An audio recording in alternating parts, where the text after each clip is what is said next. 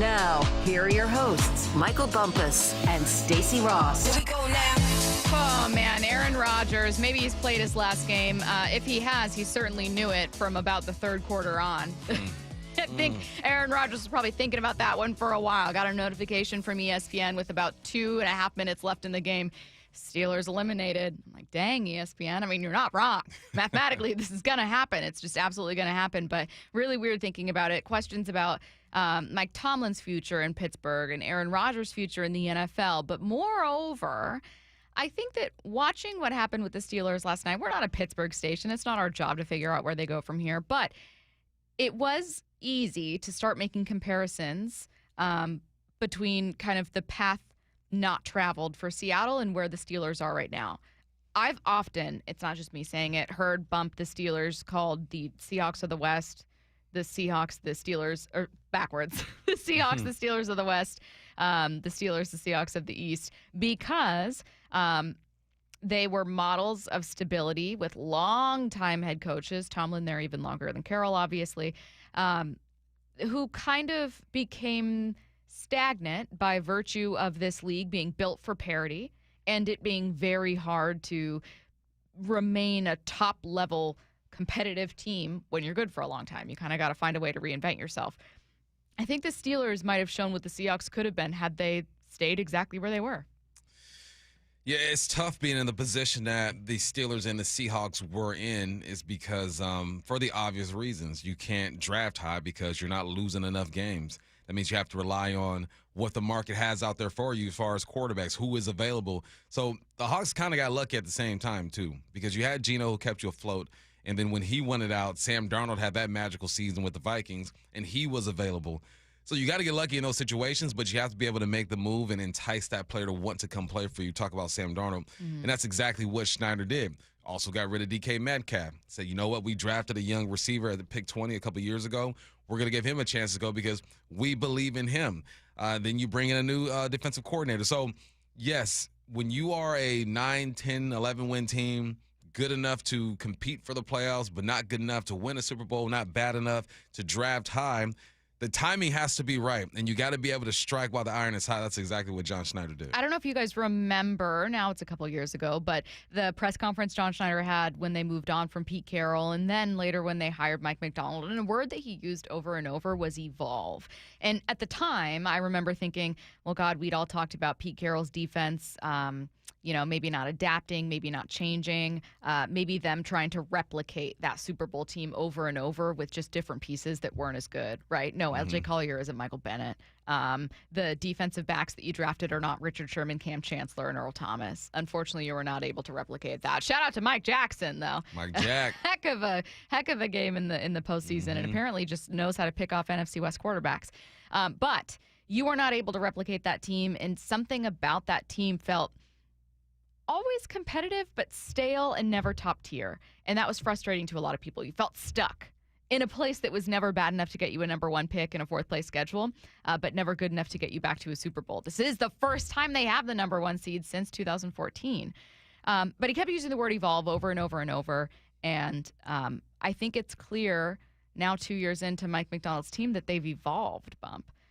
This is not just a redux of Pete Carroll's defense with new faces. This is a completely new team with a new approach.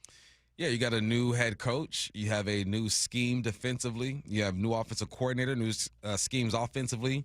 Got some new pieces. This was a slow and steady build, right? Because even when Pete Carroll was here, you're still building. You look at the Rick Woolen draft. You get K9, you got Charles Cross. Like a lot of these moves were made while Pete Carroll was here. Some made, obviously, when Mike Macdonald has been here as well. And you start putting the pieces together, and the final piece is always a quarterback, right? The final piece is the guy who's going to be under center every single down and hopefully lead you to the promised land. And that's where you got to get lucky when you are a team that's going to win 10, 11 games. During the draft, there are things you can do to help, right? You can move up like you did to get Nick and Mawari. You can just hit on your 18 pick, hit on your 20 pick. You got to get those right. That's where you really start to build is with your draft picks. But then you get lucky with the quarterback. Then you go and find your head coach, and hopefully your philosophy is aligned, and he changes the culture over here. There's a combination of things that need to happen. Yes. And it seemed like John year after year after year, even if in the moment it felt like it wasn't a hit because, hindsight, you look at the draft picks. In those moments, he was still hitting without us really realizing that he was hitting. Yeah, but that's what I'm saying. At the time, some things felt like mistakes.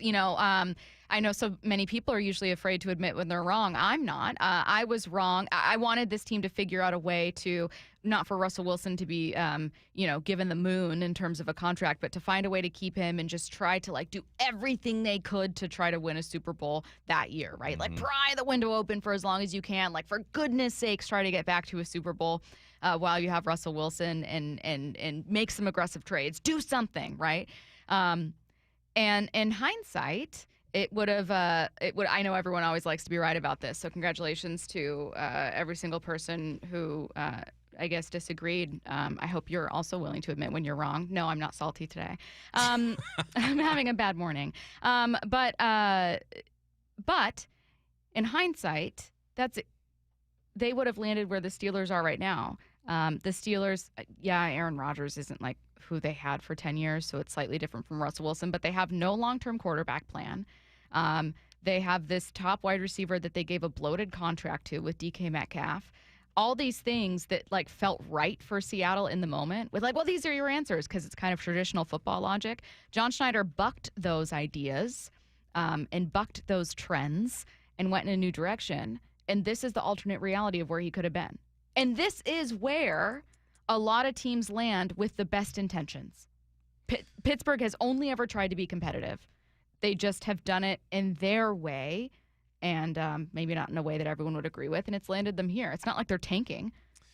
No. They've only ever tried, clearly, trading for Ramsey, trading for DK, doing all these things, signing Rodgers. This was an attempt to win a Super Bowl this year. And with that, they're 10-7 right now with the 21st pick in the NFL draft. And then you look at, I just typed in free agent quarterbacks in 2026. These are the top names that are out there. So if you don't trade for a guy, these are the guys you have to choose from. Daniel Jones, who we feel is going to be back in Indiana. Aaron Rodgers, who you just let go.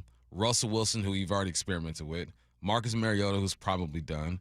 Zach Wilson, a guy that hasn't really lived up to expectations if there were any. Tyrod Taylor, who's old as you know what. Joe Flacco, who's probably going to have back issues soon. Kenny Pickett, who you've already drafted in the first round. Jimmy Garoppolo, Michigan. It's there's nothing there. There's nothing there right now. So how do you improve if you are a team like the Steelers? You got to go on some Ram stuff and just throw some first picks out there and go get the quarterback that you want, a veteran that you think can take this team to the next level. It's such a difficult place to be in, so it makes me admire what John Schneider has been able to do even more because you don't have that many options. You don't. Again, you have to get lucky. Sam was available at the right time, but Sam could have went anywhere he wanted to. Pittsburgh was looking at him. A whole bunch of other teams were looking at him, but there was something about John Schneider and Mike McDonald. And Kubiak. Which made him feel comfortable here. So good job, man, because you're looking at the Pittsburgh Steelers and Mike Tomlin and Aaron Rodgers and it feels like you're just going nowhere. It feels like you are just stuck in the middle of the ocean with no land in sight, just floating, hoping that a boat comes by and rescues you. So they got some work to do with the Steelers. And, John, you keep doing your thing here. Rich Eisen last week crediting Schneider. It was a brilliant move. I mean, John Schneider is just killing it on the chessboard. He just is in every way, shape, and form. And obviously, when you let go of a legendary guy like Pete Carroll, you're wondering who's coming in next and what's it going to be. And obviously, Pete has a defensive side of the football part of his, upbringing and DNA, and you'd normally go some way opposite. And they didn't. They stuck on that defensive side of the ball and went with a culture guy as well. And we'll figure out the offensive side, which is an interesting choice. If I'm an owner in the NFL, I'm going to go get an offensive person to connect with my quarterback. That way I don't have to retool my offense every single time my quarterback does well and somebody poaches my offensive coordinator. It's easy to move on from a bad thing. It's tougher to move on from a good but not great thing. And that's kind of what Pittsburgh's looking at right now. Mike Tomlin, one of the most successful NFL coaches, he's going to be in the NFL Hall of Fame as a coach. He is not making it work for Pittsburgh right now. And that feels disrespectful to say. For goodness sakes, it's Mike Tomlin. But that's kind of how I felt about Pete Carroll, where it's like winningest head coach Seattle's ever seen, not making it work for Seattle right now. And there's a certain point where you go, this is a tough decision because he's not an obviously bad head coach, and this is not an obviously bad team. But you got to move on.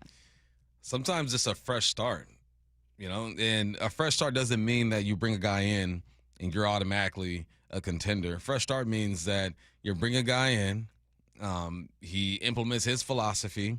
You're probably going to take some lumps along the way, but you start to change the identity of your program. Tomlin's been there for 19, 20 years, man. It's crazy that he's been there that long. The Jets have had more head coaches in the last 5 or 6 seasons than the Pittsburgh Steelers have had in their whole existence as an organization. What a mess the Jets are. That's how loyal the Steelers are, and that's how jacked up the Jets are. But a fresh start doesn't mean everything is all fixed. A fresh start means that you're just looking from a different perspective, and I think that's what kind of happened with Mike Macdonald too, is that you brought him in for a fresh start, and you're looking at things differently. You're looking at players differently. You're looking at different type of players in general to fit your scheme, and you start to build something. So hopefully, whatever happens, if Tomlin walks away, I think it should be his decision. I think that the Rooney family should and will give Tomlin the option to walk away or to stay. I think he's earned that. But if I'm Tomlin too, man, maybe I'm just worn out. Like, this is it.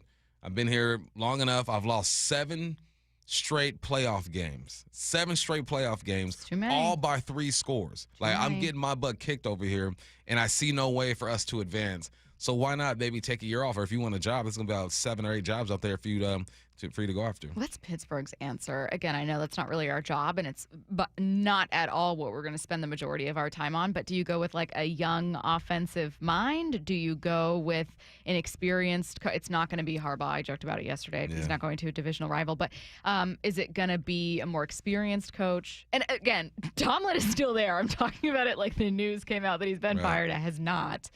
And he may not be. But how do they even move forward in our final minute? I think if you move forward with Tomlin, you sell the dang farm and start from scratch. Yeah, you commit to Tomlin, but not the whole plan. And win 4 or 5 games. And I know that's not in Tomlin's DNA, but if you really want to start all over, you get rid of everyone who's expensive. You get picks, you move up, you clear cap, and you start from there. Isn't it impressive that Seattle didn't have to do that? Yeah. Extremely. Because we actually just talked about this last week, how Mike Macdonald, quote, inherited a 9 or 10 win team, but in no way did that team feel like a Super Bowl team. Yeah. And it's not the same team. Like, maybe the win-loss record was competitive, but it was not a deeply competitive team that he inherited. And they didn't take a step back. No. They won 10 games in his first year, 14 games in his second year. Didn't have to tank. No, because you had hit on draft picks 2 to 3 years before that in a row. You got starters out of every draft pick, out of every draft, excuse me. That's how you do it. So now I'm looking at the scouting department, if I'm the Steelers, and saying, all right, y'all got to hit this year. Your Seattle Seahawks are the number 1 seed, and we've got 2 chances for you to win 2 tickets to the divisional round at Lumen Field. Now we know that's going to be Saturday evening at 5 p.m. against the 49ers. Here's how you do it. You can open the Seattle Sports app and hit the Win tab, or you can head to the Seattle Sports YouTube page to find out how to enter. Don't have the app? No problem. You can download it from the App Store. It's free, or you can text the word app, APP, to 866-979-3776, and we'll send you a download link. These contests run through Wednesday, January 14th. Let's get to headline rewrites. Extra, extra, rewrite! Headline rewrites. Must make headlines. The real story behind the headlines in today's news. Powered by Bay Alarm Security Services. With Bump and Stacy. Headline number 1, the start time for Saturday's divisional round game is set. The Seahawks will kick off against the 49ers at 5 p.m. on Fox. What's the real headline? 0 apologies to all of the symphony goers. Matt, yesterday you said that you were hoping that this would not be an evening game because you needed to go to the symphony. Well, I was hoping it would be a Sunday game. It wasn't. I was hoping it would be the early game on Saturday, and it wasn't. All of Seattle, sorry. All of Seattle is conspiring against me seeing Blade Runner in concert. We're really sorry. Just seeing Blade Runner in concert? Yeah. So it's like they play the soundtrack. Now, right? he kills vampires. I've never seen Blade Runner. I've heard about it. I'm surprised that you know Marvel's Blade well enough to make that joke. I really am. I don't know what that means, Matt. Blade Runner. I'm looking up Blade Runner as we speak because I never heard of it either. But We got a plan to get Matt there, though. He's going to make it. Yeah. He's going to make it. We Matt got you, It's Matt. one of the best movies ever made. No, How have I you know not seen it? it's Clearly. Wesley Snipes. Clearly, he kills vampires. kills vampires. With techno music in the back. No, I'm not. Is it a techno concert, like a techno symphony? It's synth music. Okay. but Do I'm really they excited for it. kill vampires? No. What if the symphony's kind of cool? Why wouldn't it be? What if can me and Bump and Curtis come? Absolutely not. You'll all be watching your stupid little Seahawks game while the Stupid real little Seahawks. cultural people of Seattle Listen are to enjoying something techno. fun. Listen to a Blade Runner symphony. What's Exactly. next? Headline rewrites. Headline number 2, Washington quarterback Damon Williams is signed with Clutch Sports and super agent Rich Paul. What's the real headline? Why? What happened? This is my new favorite type of headline rewrite. This is the new when we would make fun of Aaron Rodgers and his family being estranged over and over. It's the why? What happened? What happened with Damon Williams? Did I miss a story? Hey, agent dropped him because he tried to do him dirty. Oh. But me and Curtis were talking about this in the sports pit. LeBron and his homies, Rich Paul and them, are going to clean up in college sports because these young men look at LeBron as like a god. He is their Michael Jordan. He is their Kobe Bryant. Rich Paul came from nothing. It's they're going to be able to relate to a lot of these college athletes. So I think this is just the beginning.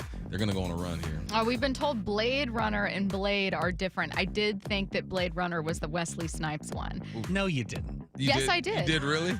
I thought that's what you said. No, I thought we were joking here. Of course it's not the Then same. you backed me up. Then you said he It's not kills the vampires. same. I thought we were all on the same Blade Runner's page. with Harrison Ford. That Okay. one's just Blade. Now, I don't know what Blade Runner is. No. No. Clearly. That has Blade been is made the abundantly clear. Blade is the vampire hunter. Blade Runner, I'm looking at the cover of it. It looks like Star Wars, but it's a different version of Star Wars. Why are you doing this? I'm not doing anything. Is it just to be mean to me? Bump- Is that the goal I for didn't today? realize Bump was being sarcastic. I appreciate Bump for thinking I was being sarcastic. I thought we were on the same No, page. I thought you. You know what I noticed thought about we were. this will make Matt mad is that I noticed on the Blade Runner movie poster, the font that Blade Runner is in, that's the same font ESPN is in. It is. That's the exact same Ooh. font. Do you think they is. stole it? What I came think first? I think ESPN was before Blade Runner. Yeah, I think you're right. Wow, so Blade Runner 1982. biting off of the real Wow. culture, Matt. Wow. Sports. Exactly, Matt. You don't want to admit it because you hate sports. You pretend to hate sports. I just don't care. Okay, what's next? Headline The whole rewrites. text line. Stacy, I really could not tell. You kidding? Someone said, why is Stacy like this? I'm sorry. I tried to be cultured for a minute. That's right. Headline number 3, Jeff Passan says the Giants are getting aggressive in their pursuit of infield help, naming Brendan Donovan and Chicago's Nico Horner as names they want. What's the real headline? I wonder if another team is being aggressive in their pursuit of Brendan Donovan. I wish. Yeah. Anderson. It's pretty quiet. I think they were, and then they're like, what do you want? What do you want for? Say what now, Big Bird? I don't know if I'm ready to do that. I don't know if I'm ready. Now, I'm fine with them not giving up. Like, let's say that St. Louis is like, we would like current major league pitching. I'm fine with them saying no. But if it's just prospects, and I'm not talking Cade Anderson, Cole Emerson, if it's just prospects, top 10 guys that you're like, we're uncomfortable with it, but you need this guy. Yeah. What's the plan here? I feel like did Gino sign anywhere, Curtis? He is still out not. there? He's Free still agent chilling. Still, yeah. I feel like we're gonna re-sign Gino, and then have some young guys play early, and go from there.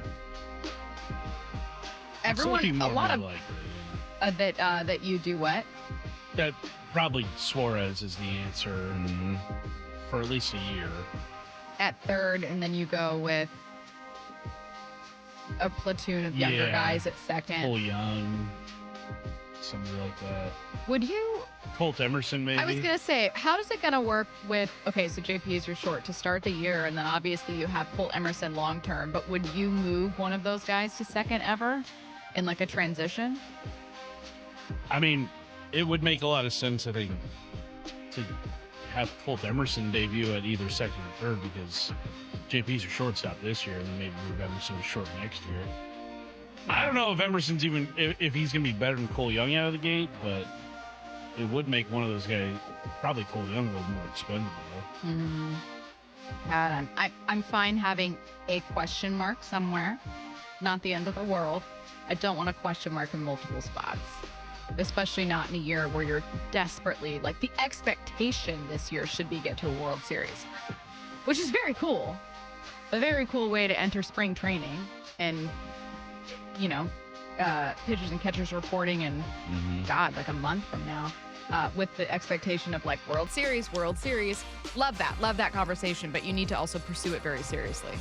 Yeah, you got to be aggressive, like these other teams are being aggressive, but we don't know the ins and outs. We don't know what they're asking for. We're assuming it's major league talent, guys that we don't want to let go. So you're in a tough spot. So it sounds like you're going to need some of these young guys to slowly come along and give this team a push. I feel like I'm really letting the listeners down right now based on someone said it is possible to be both a sports and culture degenerate. You know what? You guys just don't appreciate my culture. Okay. Of Bravo. Real Housewives culture? I watch a lot of shows that no one appreciates, but I don't make fun of anyone else for watching wrestling. I love it when people go like, that's scripted. I'm like, John Cena really isn't an evil person now. Did you know he went that? back to being a good guy, Yeah. Oh, he did. He did a reverse heel turn. Yeah. I didn't like that as a heel turn anyways. It's not Well, believable. yeah, it felt very forced. It is very forced. It was his final year, though. Yeah, he was like, I've always wanted to do this. Might as well. Yeah, I'm sorry for letting you guys down. I'm not proud of that moment. I'm not proud of how I started the show.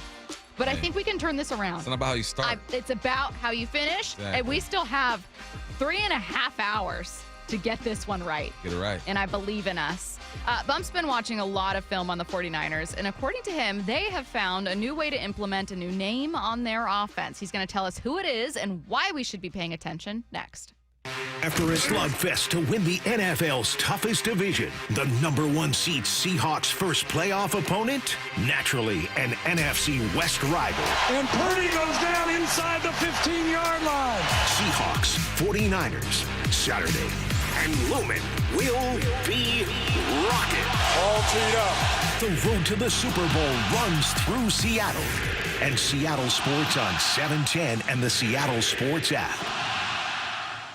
The new year is finally here, and you could kick the new year off right by getting in shape and making Top Fitness your first stop. Hey, Brock Ewart here with my friends at Top Fitness, where their stores are celebrating the new year with some great deals. You could take your New Year's resolution seriously with the very best fitness gear there is set up in your home by our professional installers. They sell the best quality products available. Brands like Precor, True, Octane, Inspire, and Hyrox. Come in now and check out the best deal of deals on treadmills. They're Precor 885 treadmills that are lease returns normally sell for over $13,000, now only $36.99, including a full 3-year warranty. This is the same commercial treadmill sold to health clubs worldwide. And every new treadmill, elliptical, and home gym, well, they're all on sale. They got the largest selection of home fitness equipment in Washington, and their staff will show you why. It's no secret why everybody from pro athletes to personal trainers love their stores. Locations in Tukwila, Linwood, and Bellevue, or visit topfitness.com for more info. That's Top Fitness, your best place for home fitness equipment. Free consultations, no fee guarantees, 5-star reviews. JP Pendergast with Pendergast Law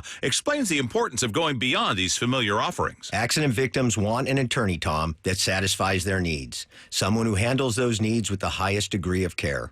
Pendergast Law offers the no-fee guarantees and free consultations, but these only scratch the surface. Okay, explain more. We make sure that every member of our team is genuinely passionate about helping others.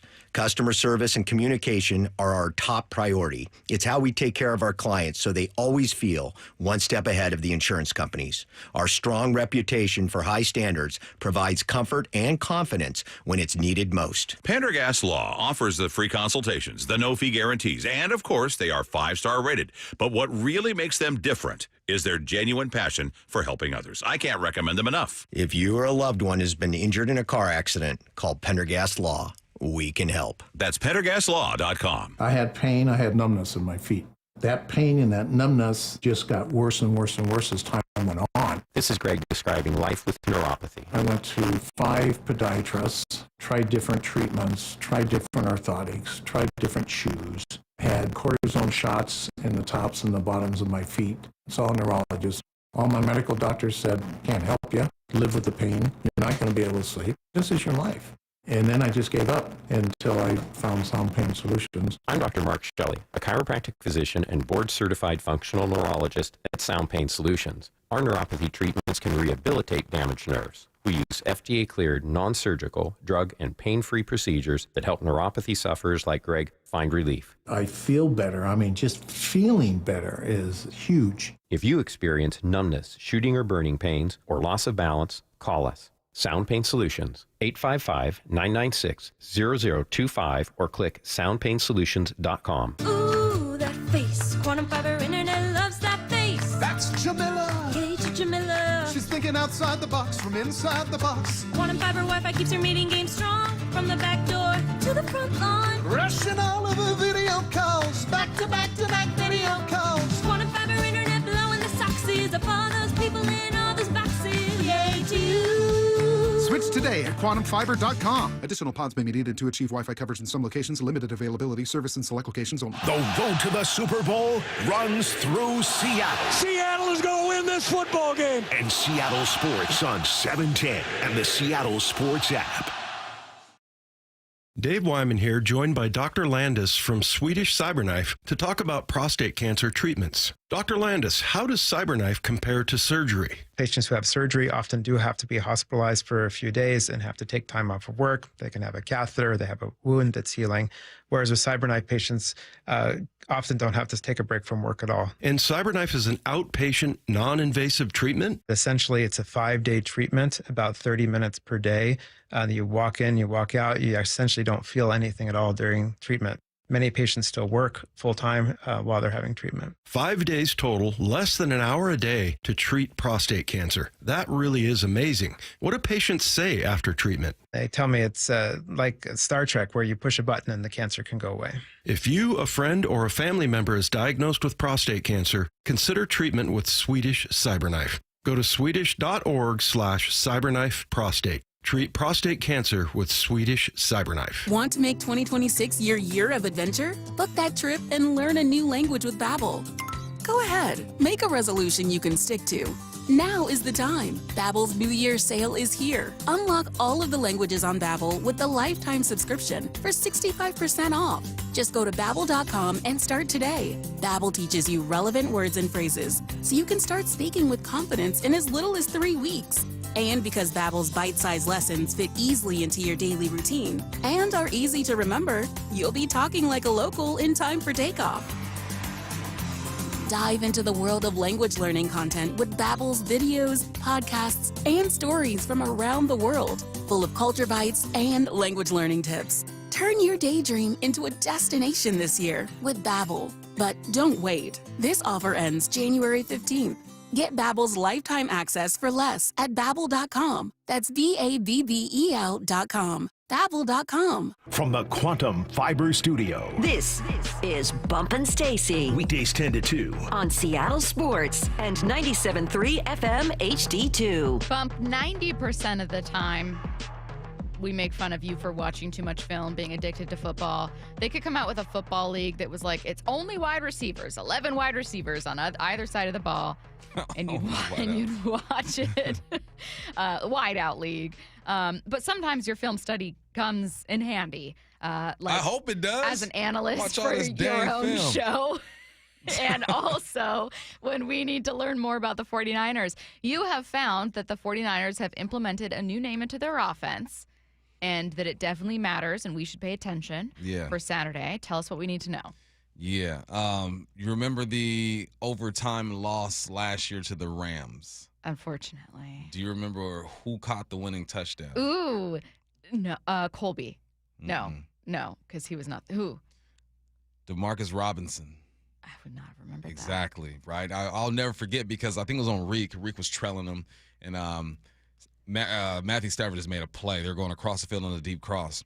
So I'm watching film, getting ready for the game this weekend, and I'm like, all right, well, Kittle obviously gets banged up. He's out. Oh, Juwan Jennings, they probably leaned on him a bit more, and I'm like, nah. Then I see this number 5. They put him in the slot. They're motioning him out. They're isolating him on the backside of stuff. And I'm watching his routes. I'm like, dang, those routes are crispy, too. Who is that? And it is DeMarcus Robinson. DeMarcus Robinson. Now, his usage has not been up this year. He's only playing about 37% of the snaps. He did play in 88% of the snaps against us. And he's a vet. He's been in the game for a little bit. And I was like, man, how old is this guy? He's got to be a younger guy. Nah, my man's like 31 years old. 31, yeah. Born in 94. I almost said 80s baby. Nah, we way past that. We're way down. On the year, the regular season, he only had 22 catches for 276 yards and 1 touchdown. But the last 2 games, they've been using him a lot. He's a better route runner than Jennings. The hands are equivalent, if not better than Jennings. And I wonder why did it take so long for them to use this young man? Because he's had himself a decent career. He was with Kansas City to start his career from 17 to 2021. His best year was 466 yards and 4 touchdowns. Year in Baltimore, he had 458 and 2 touchdowns. When he was with the Rams, his best year, he had 505 yards and 7 touchdowns. He's capable, and I saw him. I got flashbacks of the Rams game. But what they're doing is they're starting him in the slot. They'll motion him outside. They'll put him on the out. They'll put him on the backside of a trips formation. Brock Purdy is looking his way. Isolate him with a comeback. They will put him in the slot and spread the defense out with route combinations, sit him across the middle. They were looking for Demarcus Robinson the whole game against the Philadelphia Eagles. I feel like I want to be screaming this from the rooftops. And he did not disappoint. He ended that game with 6 receptions on 7 targets for 111 yards and 1 touchdown, a long of 61 yards. Before that this year, his best game of the season was against his old team, the Rams. He had 39 yards. Excuse me. It was against Tampa Bay. Had 44 yards. They just been sprinkling him in because we know that the Niners run a lot of 12 and 13 personnel. They're going to have their fullback back there. They'll run some 22, 21 type personnel. I think that because of what's been happening, because of Pearsall going out, because of Jennings being up and down, he's had some rib issues. Now Kittle's out. They're leaning on Demarcus Robinson. And I know Mike McDonald sees this. I know he's watching the film. He's going to have a plan for him. But for all the people out there, the fans, watch for number 5. Demarcus Robinson. That's one name that I saw that has popped out on film so far. Okay, so what do you do about Demarcus Robinson? I mean, you play your game. Okay. He's not a guy that you completely he's not an extra meeting guy, as Dave Wyman would say, but he's a guy that is going to be an emphasis. And it just shows or proves our theory that Shanahan just plugs people in and they just do it. Yeah. Whether it's quarterback, whether it's receiver. A few years ago it was running back. He had 3 or 4 running backs back there doing it. Everyone, if you know this system, you're going to have a chance to have success. And with George Kittle going out, I think they're going to lean on guys like Demarcus Robinson a bit more. But then I'm watching film. And I love the twists and turns of this film study, but then I'm watching film. And I'm like, Trent Williams is back. Yeah. Trent Williams, the best tackle in the game. I didn't even realize, man, he was like a Pro Bowler for like 7 straight years, skipped a year. 12-time Pro Bowler. And 3 more, and been all Pro Bowl. First team 5 or 6 times, second team 3 or 4 times. Too many, it's gaudy. It's ridiculous. Yeah. But I'm watching the film on him, and I said, all right, let's see what Trent looks like. Trent don't look good. Trent looks hurt. He looks flat-footed, and he can't drive the way that he used to. They're not motioning him. They're not moving him around. You're 37 years old. You're coming off a hamstring injury. 2 weeks, that body's going to be hurting. He's a warrior, though. He went out there, and he did his best. He allowed a season-high 6 pressures against the Philadelphia Eagles. And the rush moves weren't even anything crazy.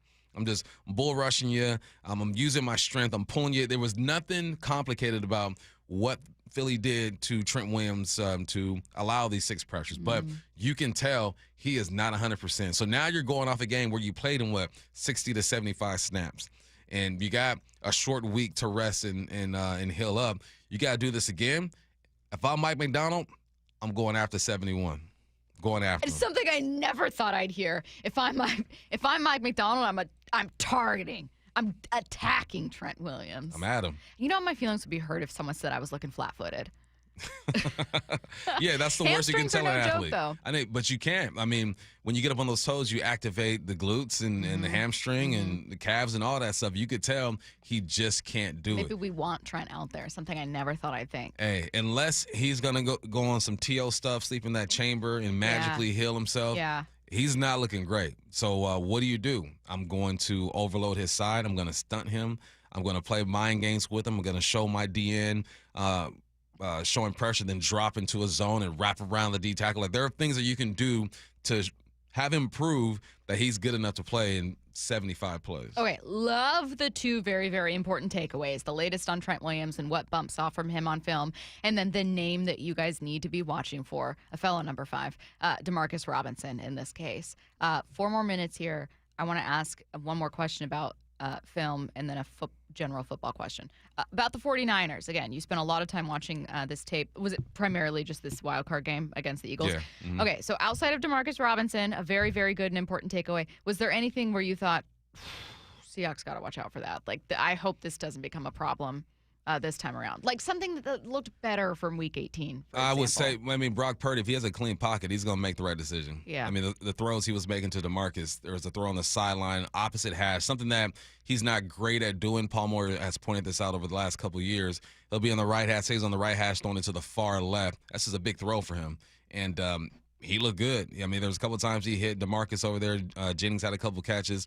When he has a clean pocket, Brock Purdy is a top 10 quarterback in the game. Now, if you mix things up and make it muddy and go after 71 and force him to use his what's left of his athleticism, then you could have some success. Okay, in about 5 minutes, I'm going to get to what Daniel Jeremiah had to say about this game. So we are not done with a preview. We're not done talking Seahawks and 49ers, not today and certainly not this week. Huddle tomorrow, by the way. I have a general football question. You mentioned, the 49ers like to use 13 personnel. We've been talking about Sean McVay doing that. Obviously, Clint Kubiak doing that here. Are you seeing an evolution there around the league in terms of leaning more on 13 personnel, and why?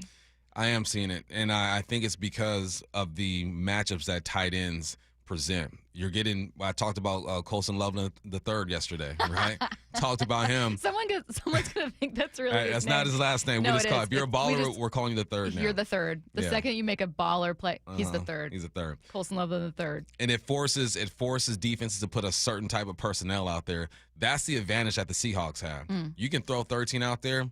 It's going to be Nick and Mawari. It's going to be 4 of the DBs, 2 linebackers. Right, it's just we're built different over here. But it's because of the matchups and the personnel. So coordinators are starting to realize that they can influence a bit and use those tight ends in a way that might have been lost for a while. I love evolving trends and the kind of back and forth chess match between offense and defense in the NFL. Not just, we had a fascinating conversation with Cooper Kupp with it in the preseason, but in general, I mean, I remember all the think pieces about the use of 11 personnel in 2017 and 18 and how defenses were going to have to respond to, it was framed as innovation, but really it was also being really speedy, right? Leaning onto your wide receivers.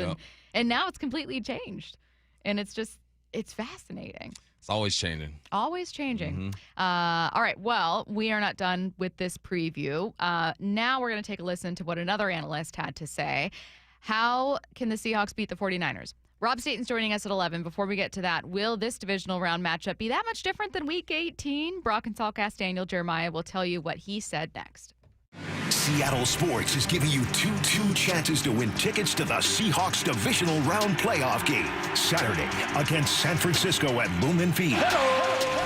Tap the Win tab in the Seattle Sports app or visit the Seattle Sports YouTube page for your chance to win a pair of tickets to the game. Holy catfish! That's 2 separate chances to be part of Seahawks history. Listen to the 12th man. Details and rules at seattlesports.com/win.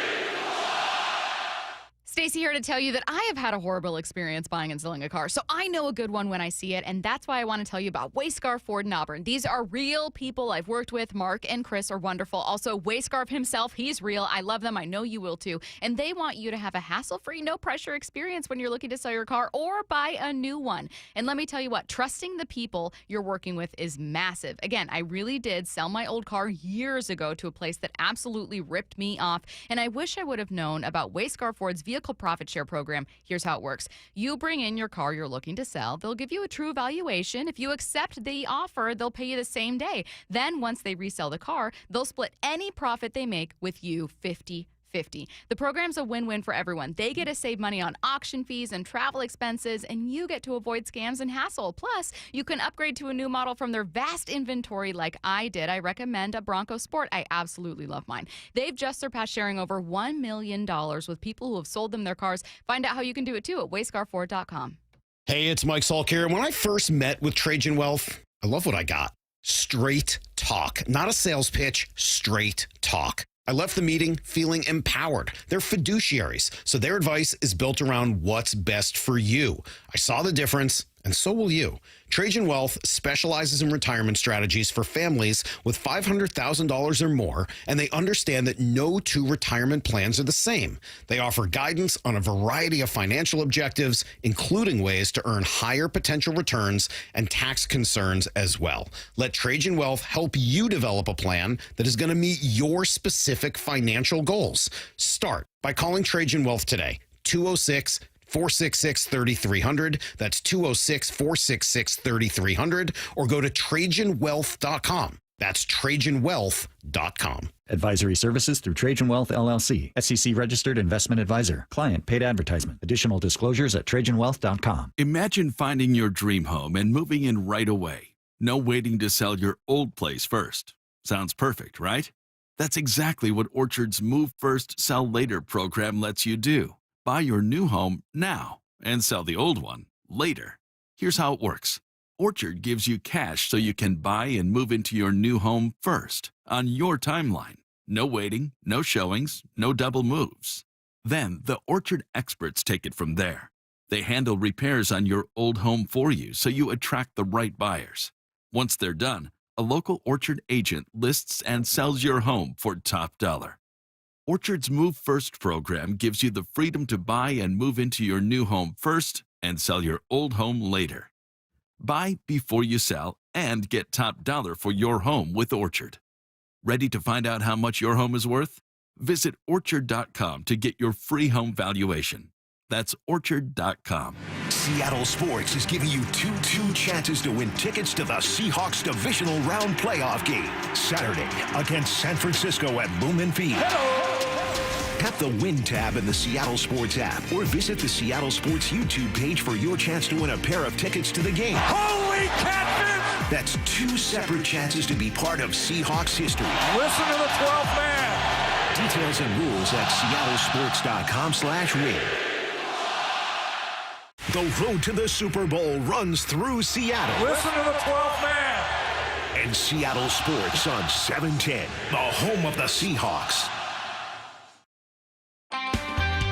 If you've been in a wreck or a fender bender, you have the right to take your vehicle to any repair facility, not just where your insurance company tells you to go. Accurate Auto Body has been family owned and operated since 1994, and they work for you, not your insurance company. With over 25 years of auto repair work, they'll exceed your expectations. we meet by accident, fixing every last bit. Accurate Auto Body. At Accurate Auto Body, all their work is performed by certified technicians, only using OEM parts to guarantee the safety of you and your family. For the best in auto body collision repair and customer service, give them a call at 425-883-2450 or AccurateAutoBodyWA.com. Your insurance company may not love them, but you will, because we meet by accident, fixing every last bit. Accurate Auto Body. Meet Morgan Jones. Morgan is about to step into a world unknown to most, thanks to Progressive's Renters Insurance, a place of fresh linens and turn-down service. You see, Morgan temporarily vacated her apartment and has gone to a hotel because a pipe burst in her apartment. A pipe that made her sense of reality and apartment ceiling all come crashing down. Luckily, Morgan checked into Progressive's Protection Zone. Get a quote at Progressive.com. Progressive Casualty Insurance Company affiliates and third-party insurers. Tired of hearing scary radio ads about the IRS? Tax Relief Advocates is different. TRA is here to tell you that if you owe money to the IRS, whether it's $5,000 or $500,000, we have a solution. TRA can eliminate or reduce what you owe to the IRS with zero risk to you. We have over 1,000 five-star reviews on Google and an A+ with a BBB. End your tax nightmare today by visiting TRA.com or call 800-583-6681. That's 800-583-6681. From the Quantum Fiber Studio. This is Bumpin' Stacy. Weekdays 10 to 2. On Seattle Sports and 97.3 FM HD2. Daniel Jeremiah was on with Brock and Salk this morning, and they asked him whether he thinks that this divisional round, I was going to say three-peat, a third game between these two teams, is going to be a repeat of Week 18 when San Francisco managed just a single field goal against a very, very good, very suffocating Seahawks defense. This is what Daniel Jeremiah had to say. I don't know that it will be. I give that was a Kyle Shanahan masterclass, how they were able to go in there with that roster where it was and beat Philadelphia. I did not think they had a chance to pull that off. But you go back through, you watch the tape, and I went and pulled some numbers this morning because I wanted to see if it matched what my eyes told me. And it was. I mean, there was 139 yards after the catch in that game from San Francisco. They averaged 15.3 yards per catch. So it's a combination of getting explosive plays. They're not going to be able to methodically, move the ball. I don't see that happening in this game against Seattle either. And Seattle's not going to miss those tackles. So it plays really well into how they play, and we saw it unfold the first time. And the other thing is I don't think they'll be able to stop the run if you stay committed to it. I didn't set this up in the best way, so I understand if that was confusing to anyone. This is good news.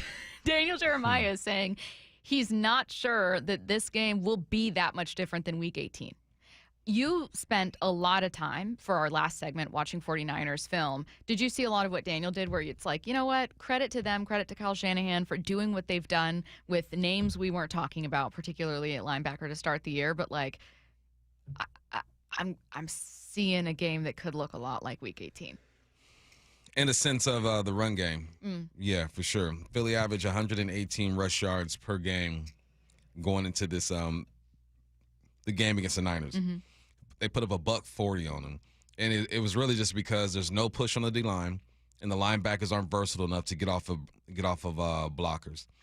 I could see a world where the Hawks rush for a bunch of yards, for sure. I'm also... I was talking to my buddy last night. He's a 49ers fan. He goes, do the Niners have a chance? What do you think? I go, of course they have a chance.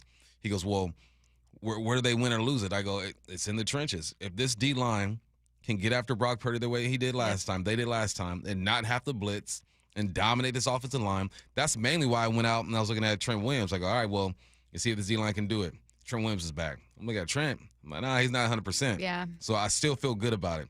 I think that yeah, they can put it up. But if you're not getting pressure on Purdy, then you're going to allow guys to run wild on the back end. Well, and can you get pressure on Sam? It sounds like the answer might still be no. They just don't rush the quarterback because they got no guys. They have no edge rushers. They're all gone. So I think they maybe had one sack in that game against Jalen Hurts. It wasn't a situation where they were really speeding him up and heating him up. And that's, if you're going to look at Seattle and you're getting ready to play them in a playoff game, I think the number one thing on the list is you've got to hit Sam. You've got to make Sam uncomfortable. You got to force Sam into some turnovers and some bad decisions.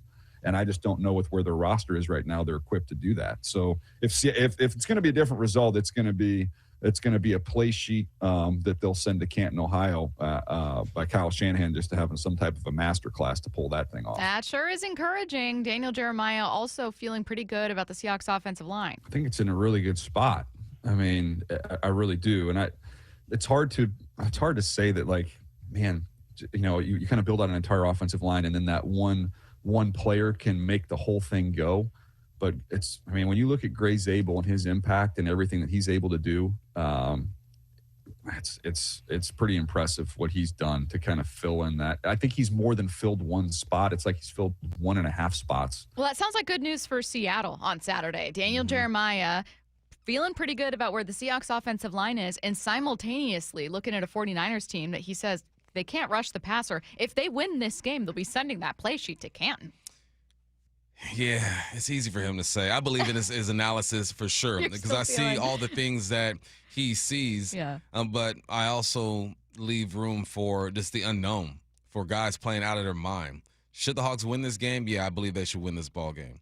Should this defensive line be dominant once again? Yep, I believe that because Trent is not who we thought he was, at least not now because he's injured. Can the Hawks run the football against these guys? Yes, because the offensive line is playing great. They don't have any push on that D-line, and they're playing with their 5th and 6th string backers. Yeah, you should be able to do all of these things.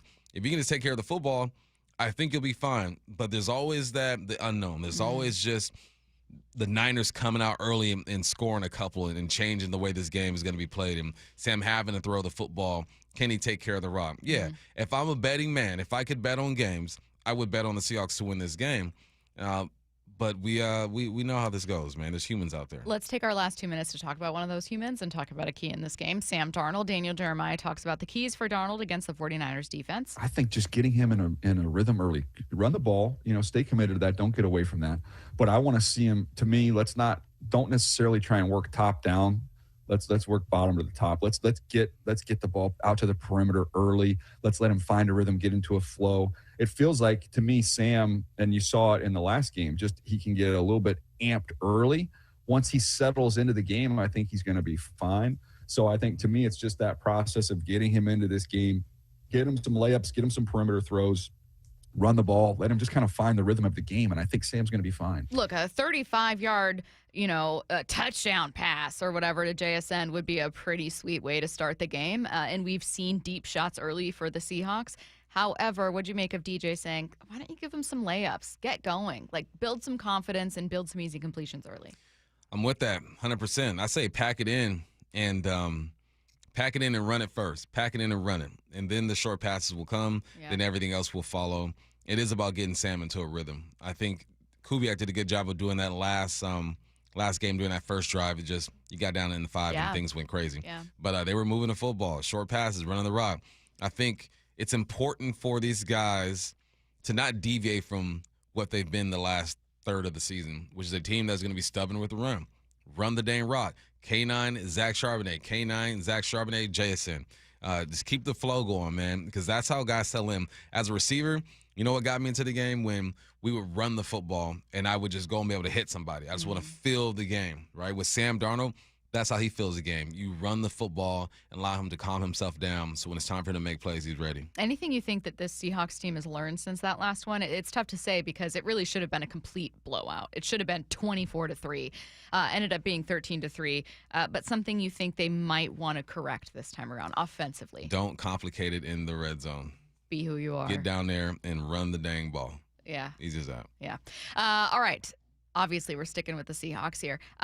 We're taking a look at some news out of Wild Card Weekend, and now fully complete Wild Card Weekend coming up at 11:30 in the timeline. Seahawks radio analyst Bryan Walters is going to join us at noon. Before we get to any of that, how did the Seahawks beat the 49ers? Should they be Super Bowl favorites if they advance? Bump asked Rob Staton. Here's answers next. After a slugfest to win the NFL's toughest division, the number 1 seed Seahawks' first playoff opponent, naturally an NFC West rival. And Purdy goes down inside the 15-yard line. Seahawks, 49ers, Saturday. And Lumen will be rocking. All teed up. The road to the Super Bowl runs through Seattle. And Seattle Sports on 710 and the Seattle Sports app. Well, the wet, chilly weather has certainly arrived. It's Mike Salk here, and if your attic and crawl space are well insulated, your home should be fine. Should feel cozy and warm without your furnace having to work overtime. But you'd be surprised to learn how many homes in Western Washington lack insulation in these spaces. It's why you call Crawl Pros. If you're feeling cold drafts or seeing that heating bill spike, now's a great time to learn if you got anything going on behind that crawl space or attic by calling Crawl Pros. They'll come out to your house just like they did to mine, do the corner-to-corner inspection. In my case, they found the problem, showed me the pictures, and then they got it all fixed. Now, if they do discover your home is under or improperly insulated, they'll show you all the utility rebates that are available to help you get the work done correctly. Like if you're a PSE customer and your home was built before 1990, you could get a rebate to cover up to 95% of the cost of the insulation job. If you're worried anything is going on in your crawl space or attic, including critters, water intrusion, mold, plumbing issues, anything, call Crawl Pros and schedule your free corner-to-corner inspection at crawlpros.com. How about a simple New Year's resolution, one that even I was able to achieve? Reverse the clock on hair loss with Advanced Hair's simple one-day FUE treatment. You'll feel more confident and more youthful when you witness your own natural hair growing into those places that have been balding or thinning for years. I'm surprised and relieved every time I look in the mirror. You need to know what that feels like. From Advanced Hair's breakthrough technology to their highly experienced team, there is no one I would trust more more than advanced hair restoration. I experienced their exceptional standard of care firsthand. Your comfort and your results are the top priority of the entire advanced hair team. Celebrate this new year with a fuller head of hair and get a free consultation, $250 off, and 250 free hair grafts. Call 425-449-8185. That's 425-449-8185. Discover what meeting your resolutions could look like with the before and after pictures at advancedhair.com. What is that sound? Ugh, that sounds like a plumbing sound. Luckily, there's a company that fixes all the plumbing sounds across Puget Sound. That's All Sound Plumbing. Puget Sound's plumbing experts. Have a sound? Visit allsoundplumbing.com. It's the clearance savings spectacular at Olympic Hot Tub. We're slashing prices on hot tubs, saunas, and swim spas. Even bigger savings on floor models. Plus, no interest through 2031. OlympicHotTub.com. Better you, better life. Good Dog Auto Glass.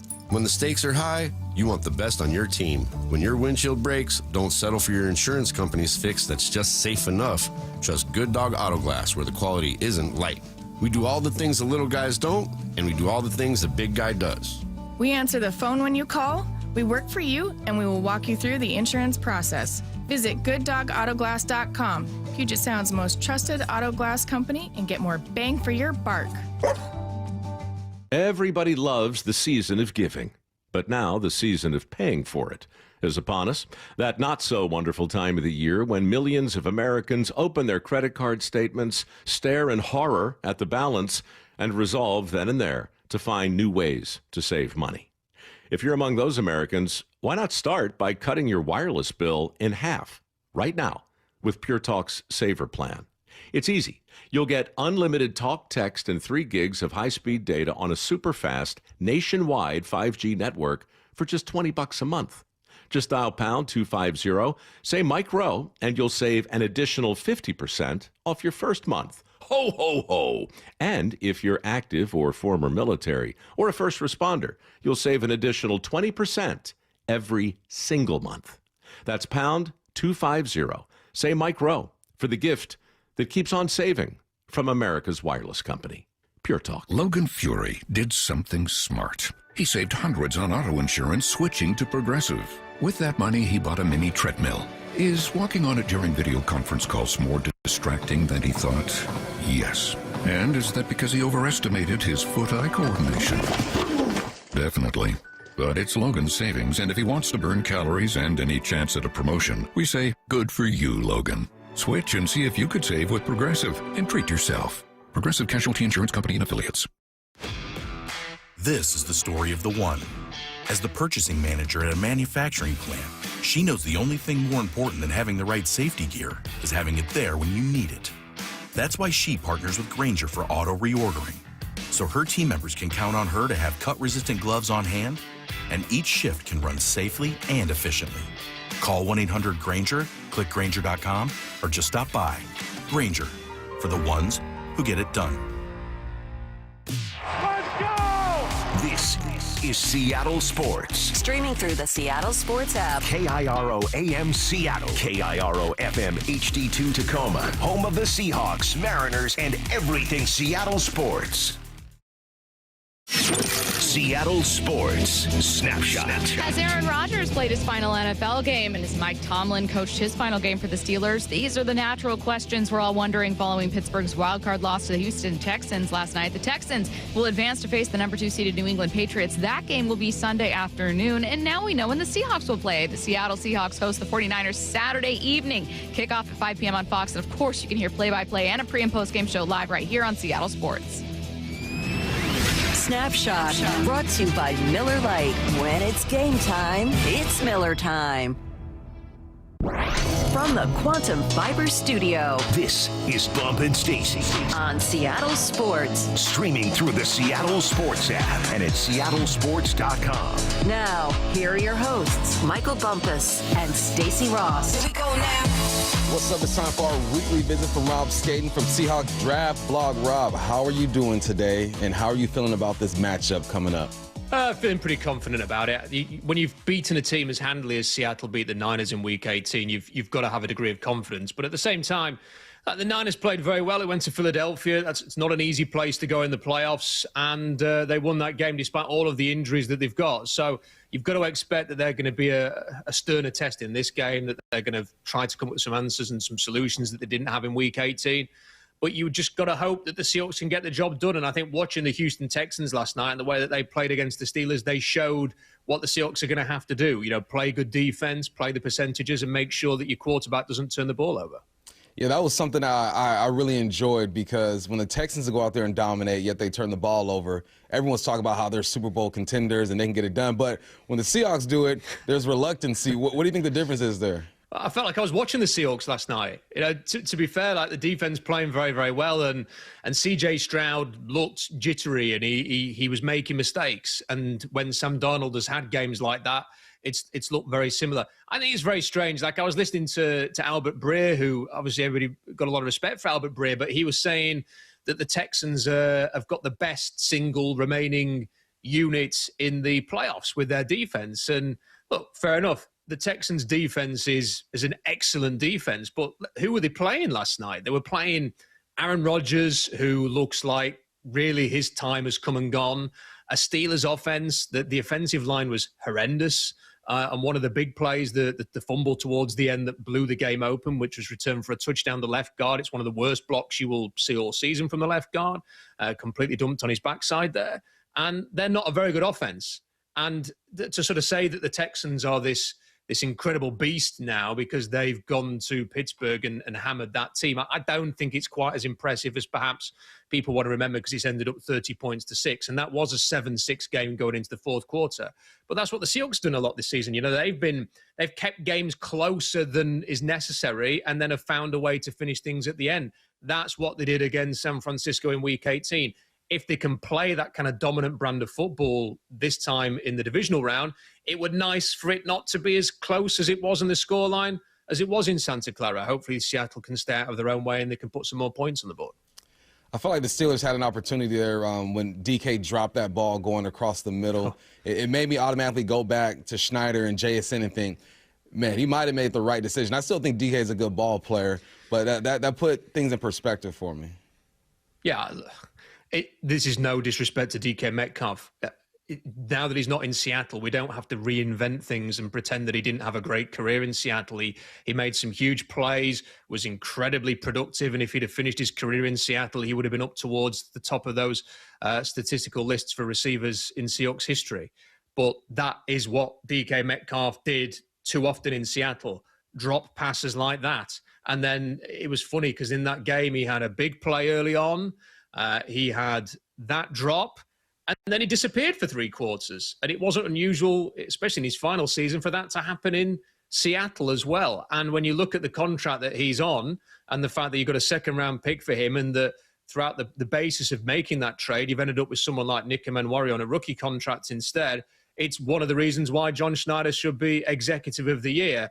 The Steelers look like a desperate team in the offseason, trying to find a quarterback, go with Aaron Rodgers, trying to find a big play receiver, DK Metcalf. Don't want to deal with George Pickens anymore.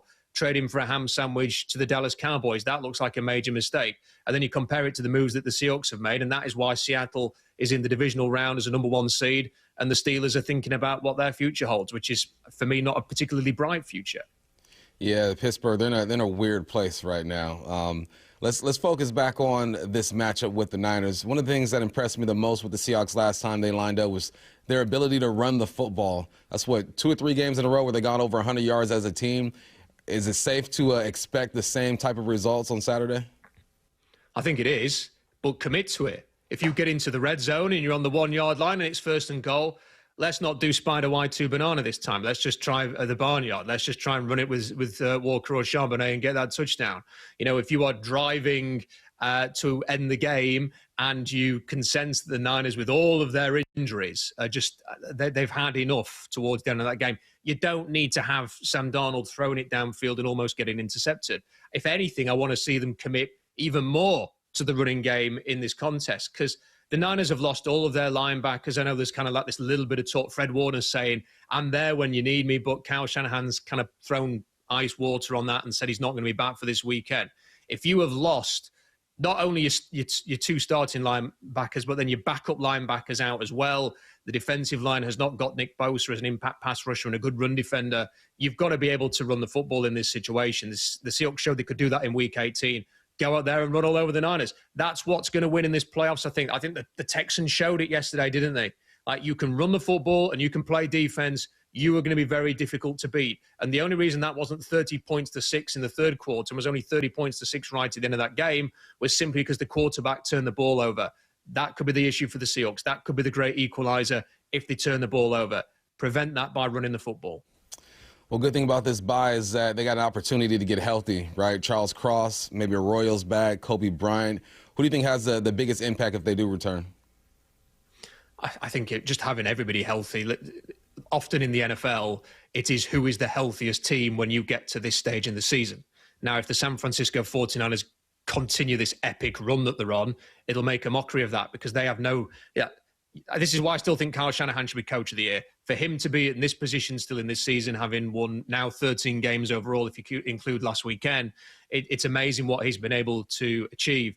But the Seahawks are as, touch wood, they are as healthy as any team in the playoffs right now. They're getting key players back rather than fretting about losing anybody. And hopefully that's going to continue while ever the Seahawks are in the playoffs, that they're not going to lose their main players. And if you can go out there and you're fully loaded and you're rested after the bye week, and then you've got players coming back who you've maybe been that extra little bit cautious about not rushing them back in Week 18 to give them that extra bit of time, and they're going to be especially fresh in Charles Cross and in Kobe Bryant, then everything's set up for the Seahawks to be successful here. I know that we're going to sort of wring our hands. I'm definitely going to do that. I'm sure a lot of other people are, because it's the Niners, it's the NFC West, it's Kyle Shanahan. Brock Purdy's a good player. They've just gone and beaten the Eagles. But if we're really honest, the Seahawks are healthier. They have been better. They are a tough, hard-nosed football team with an exceptional defense who, unlike the Texans, they didn't shut down Aaron Rodgers and the Steelers. They shut down Kyle Shanahan and Brock Purdy in this explosive passing offense and running offense with Christian McCaffrey just a couple of weeks ago. Might not be able to do it at exactly that level again in the playoffs because no two games are the same, but they should have enough success to enable the Seahawks to win this contest.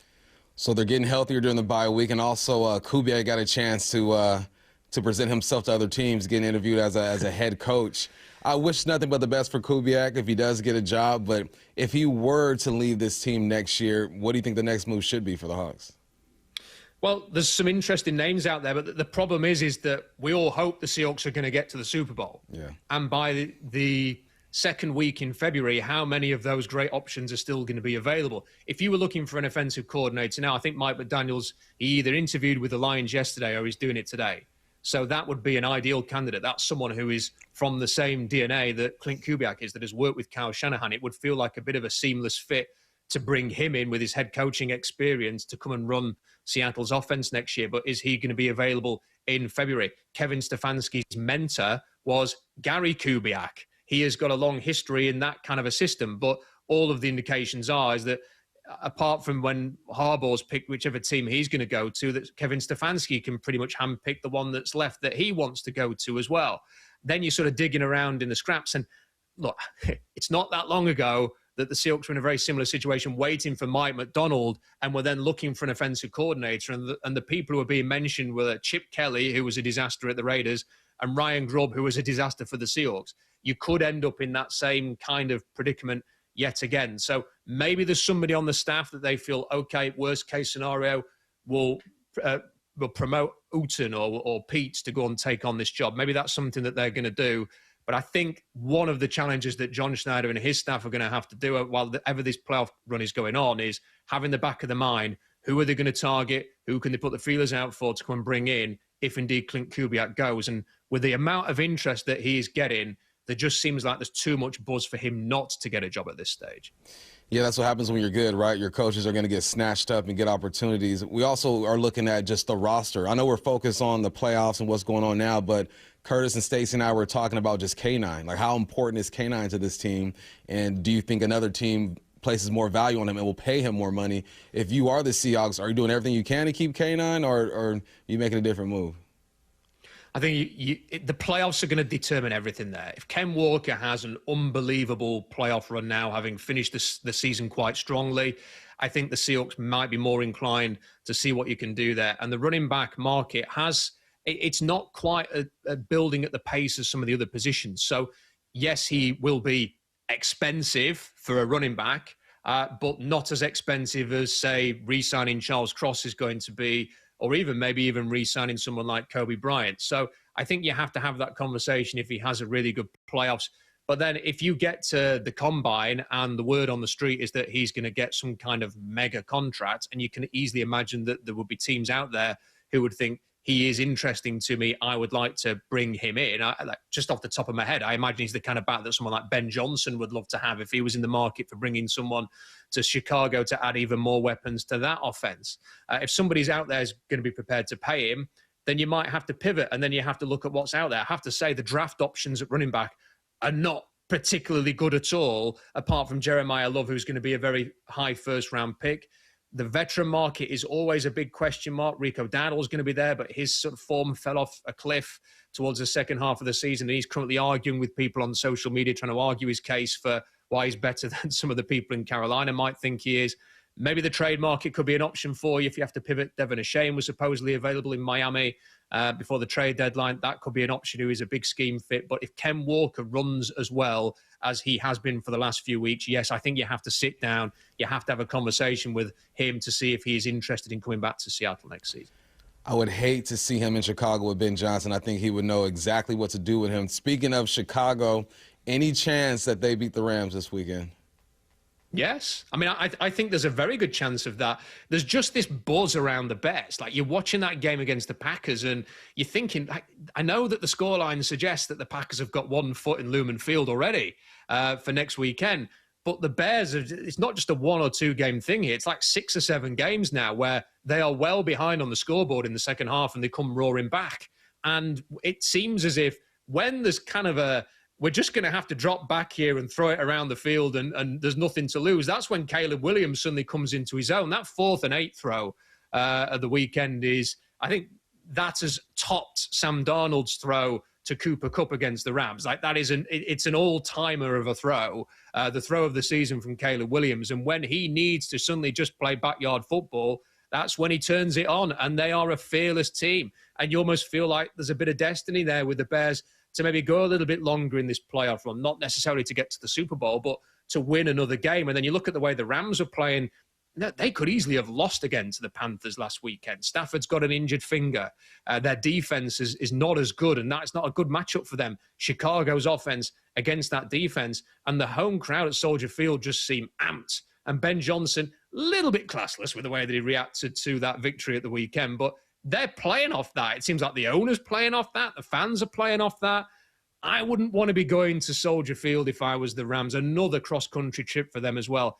I fancy the Bears to win that game. I think if the Seahawks can hold serve and get past the Niners, I think it could easily be Seahawks-Bears in the NFC Championship. Rob, I love that handshake after the game. I'm all about that drama and that rivalry between LaFleur and Ben Johnson. Word on the street is they just don't like each other. It's not even about the rivalry. They just don't like each other. So I appreciate that. But any way Josh Allen can take down the Denver Broncos, it seems like he's got to do it all by himself over there. He is. Denver's defense is really good. It's alongside Seattle's and Houston's, isn't it? But I'm skeptical about that Denver offense. And I watched a decent chunk of the Jacksonville win in Denver. And if you get a team that can put points on the board, I think that's where Bo Nix and Sean Payton have a few issues there when they've kind of got to chase those games. It's okay when you're chasing a game against the Giants earlier in the season who are prepared to throw a game away in the fourth quarter. Not as easy when you're playing a good team. So I think the key thing for the Bills is, can they keep the scoreboard ticking along? Can they put that pressure on Bo Nix? Can they make him have to go and deliver a 350-yard passing performance to keep up?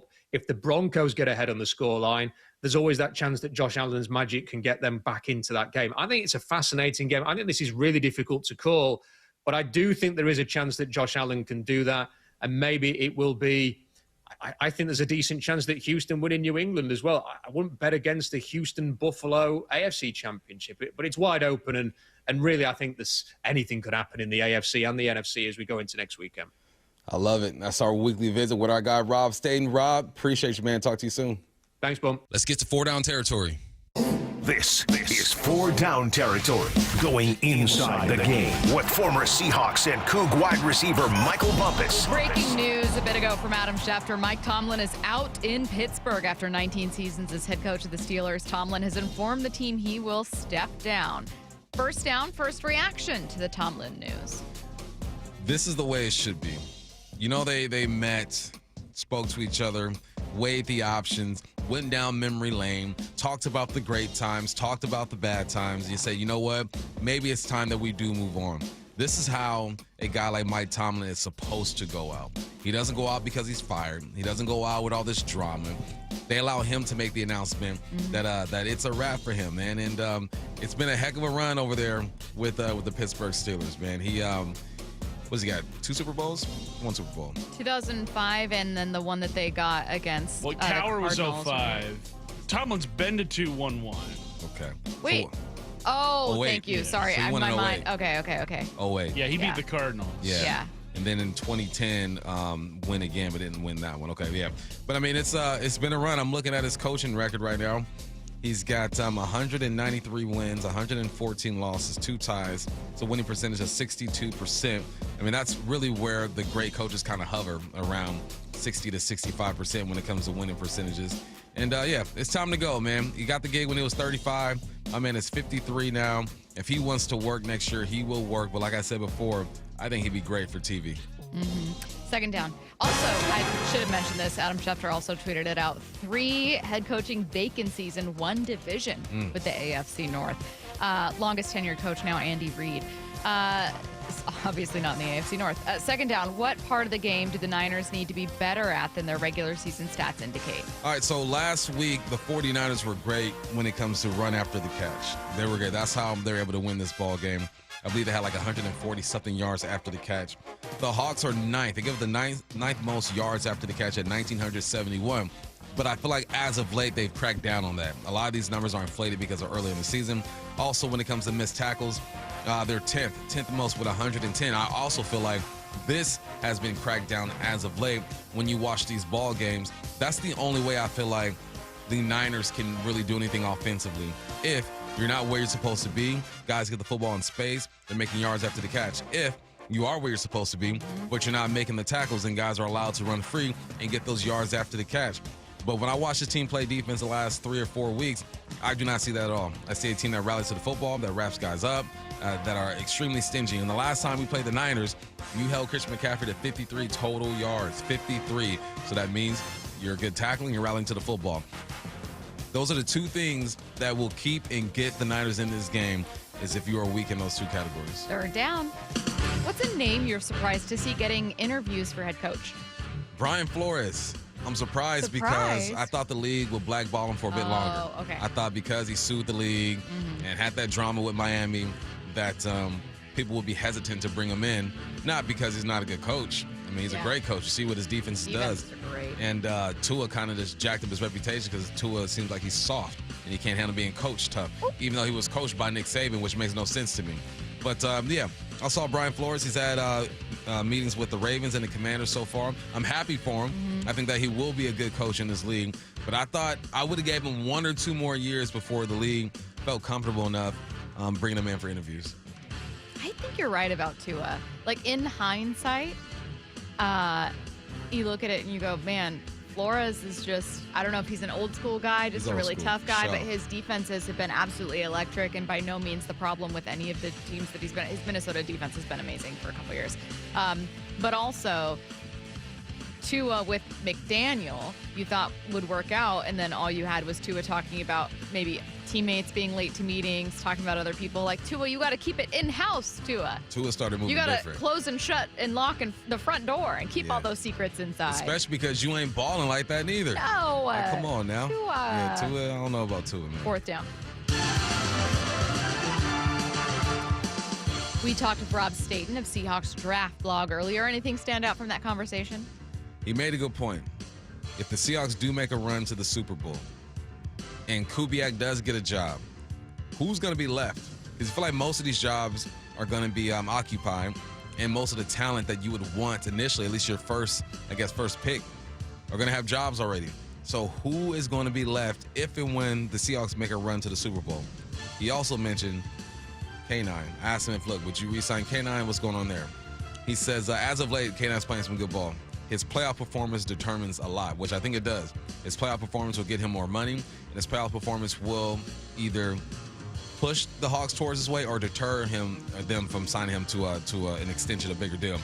So, yeah, I think the way K9 and Zach Charbonnet have been playing is a reason why I'm even more confident this team can make a run at the Super Bowl, just because they're getting downhill, they're running behind the guards, they're staying inside the tackles, they're bouncing it when they need to bounce it. Yeah. But going to have to make a decision with K9. Hey, speaking of McDaniel, if you were the Pittsburgh Steelers, again, that breaking news from Adam Schefter, Mike Tomlin out in Pittsburgh after 19 seasons. He's informed the team that he will step down. This feels very much like a mutual decision, though, with the respect of Tomlin's tenure dictating how that's reported and just who Tomlin is as a future Hall of Famer. But writing was on the wall. They were talking about it on the broadcast. Everyone kind of knew it was coming. Aaron Rodgers was asked about it. We'll play that sound in a few minutes. But where does Pittsburgh go as far as a direction? Do you go young offensive mind? Do you stay with someone to oversee all the very expensive pieces you have on your defense? I think you have still the highest paid defense in the league. Yep. I don't know what you do. You're only as good as your options. Yeah. And right now, there are some names floating around. Obviously, Kubiak is one of them. I don't see Kubiak going there. Yeah. There's Jesse Minter. He's with the Chargers last year. There is Mike Kafka. He was connected to the Seahawks when they were looking for a head coach. Obviously, you have Stefanski over there as well. Would Stefanski go to a division rival? I don't know. If you had to make a prediction right now on landing spots for Harbaugh and Stefanski and Tomlin, if Tomlin even re-enters coaching, what do you think happens with those three names? By far the biggest names in the coaching cycle that aren't coordinators we're all talking about. I would say Stefanski goes to Miami. Okay. Because they got weapons over there. He's an offensive guy. Okay. I think Kafka will be a good move for the Steelers. He's an offensive guy. Tight end, I believe he played. Harbaugh to New York then? Harbaugh to New York. Okay. And then Tomlin to the booth? Tomlin to ATL. 19 years is, I like Tomlin to ATL. ATL, Atlanta is a team where in an alternate universe. If Kubiak doesn't go. If Kubiak doesn't go, in an alternate universe, Atlanta had a much better season. That sounds stupid, but what I mean is they have a lot more weapons and are more ready to compete sooner than, I don't know, another lowly team is. Yeah. Like they're much closer than the Raiders would be, for instance. Yeah, they're close, and that division isn't too scary. Yeah. You possibly have your quarterback over there, Michael Penix. Who knows how they feel about him? But yeah, someone said stay away from Marcus Freeman, please. He already said he's staying. Yeah, he's staying. So he'd be cool though. Your Seattle Seahawks are the #1 seed, and we've got 2 chances for you to win 2 tickets to the divisional round at Lumen Field. Just open the Seattle Sports app and hit the Win tab, or head to Seattle Sports, the YouTube page, to find out how to enter. If you don't have the app, no problem. Just text the word app, APP, to 866-979-3776, and we'll send you a download link. These contests run through Wednesday, January 14th. Breaking news a little bit ago, Mike Tomlin stepping down as head coach of the Steelers after 19 years. Hear what Aaron Rodgers had to say about the possibility of moving on from Tomlin next. The one and only Mark Schlereth with Wyman and Bob. How are you, my friend? New Year's resolutions, right? Like, I'm going to get in shape this year. My only goal is to become an underpants model. That's all I've ever really wanted. And if you guys know of anybody in the underpants business, let me know. Dave loves that you call them underpants. He loves it. Oh, yeah. Absolutely shredded. Get every can't miss conversation on Seattle Sports and the Seattle Sports app. Hey, Brock Ewart here for my friends at People Come First, or PCF Construction Group. Are you tired of grilling in the cold and rain every winter? Well, with a patio cover, heater, and fireplace from PCF, you can enjoy your outdoor deck or patio all year long, staying warm and dry, even in the cold winter. Take advantage of off-season savings through February 15th, and you can get up to 10% off your entire project, plus 12 months with no payments and no interest. You see, most people don't consider building a deck in the winter, but if you want yours ready by next spring and summer, contact PCF right now to start planning. Spend the winter dreaming and designing your project so you're ready to build by spring. Planning and permits, they take a little time, so get started now. Get project ideas, browse the photos, and find all the offer details at pcfgroup.com. That's my friends online at pcfgroup.com. Making your outdoor space where people come first. Sometimes even heroes need rescuing. I'm a retired firefighter, 27 years. Kurt had severe pain in his knees and his shoulder, which was keeping him from enjoying his well-deserved retirement. Loved to ski, loved to fish, and couldn't even walk 18 holes. That's why Kurt decided to see Dr. Mark Wagner, MD at Seattle Sports and Regenerative Medicine for stem cell therapy. He was just awesome. He goes, yeah, give me a shot. And he took care of me. He stemmed my knee and my shoulder. And how are you feeling now? I was pain-free in 12 weeks. I play golf now pain-free, and it's awesome. So you'd recommend this treatment to others in your situation? Absolutely. Yeah, Dr. Wagner's, he's had a couple people call me, and I recommended that they do it. Before you choose surgery, consider stem cell therapy with Dr. Mark Wagner, MD at Seattle Sports and Regenerative Medicine. Schedule your consultation at drmarkwagnermd.com.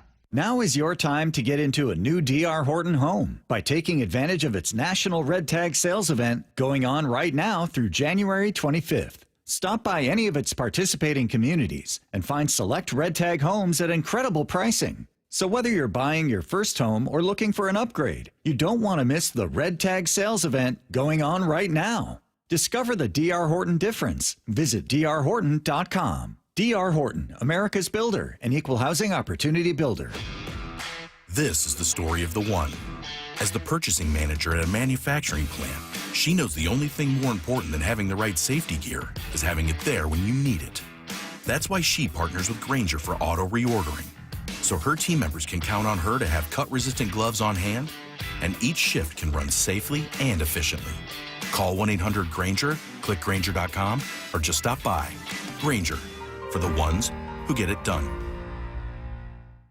I'm Ed Evans, CEO of Consumer Cellular. No, we're not one of the big guys. Truth is, we don't want to be. If you're over 50, Big Wireless probably has you paying for more data than you might need. You could be throwing away thousands over a lifetime. Our entry-level data plans start at just $20 a month. And for a limited time, switch and get your second month free. Call 1-888-FREEDOM, visit consumercellular.com or a store near you and get your second month free today.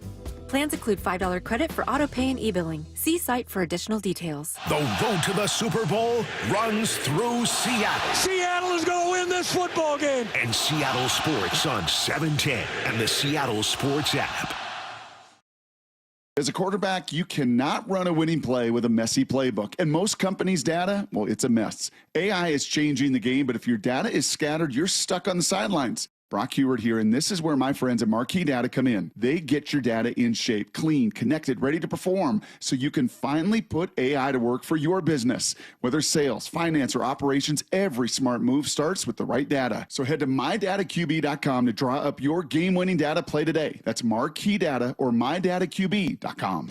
Our friends at Mazda of Everett always offer you their best deals. Mazda of Everett is the West Coast's largest Mazda dealer for a reason. They sell more new Mazdas than any other dealer on the West Coast. So come check out the Mazda More to Move You sales event now. Shop over 300 new Mazda CX-5s with 0.9 financing for 60 months available on approved credit. Located on Highway 99 in Everett or shop MazdaofEverett.com. Based on Mazda USA's retail sales reports 2025. Imagine finding your dream home and moving in right away. No waiting to sell your old place first.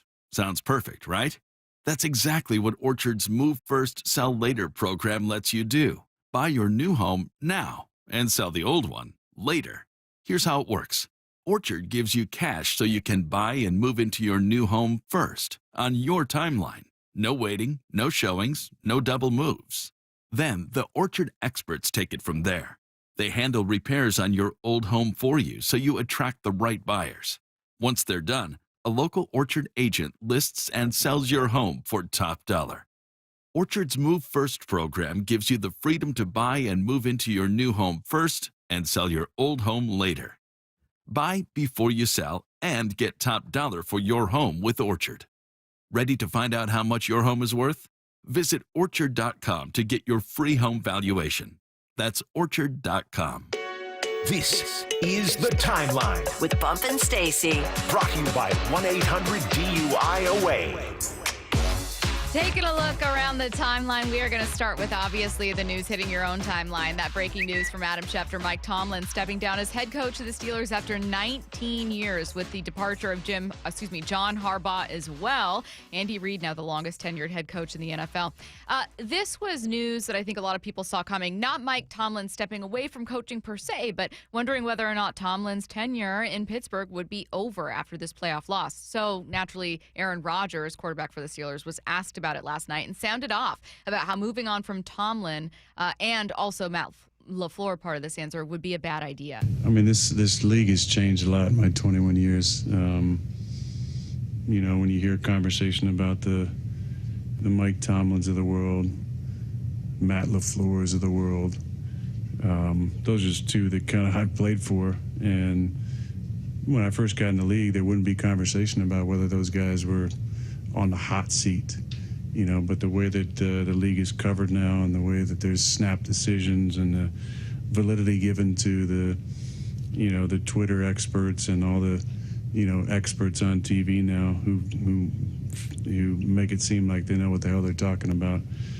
To me, that's an absolute joke. And for either of those two guys to be on the hot seat is really apropos of where we're at as a society and a league, because obviously Matt's done a lot of great things in Green Bay, and we had a lot of success.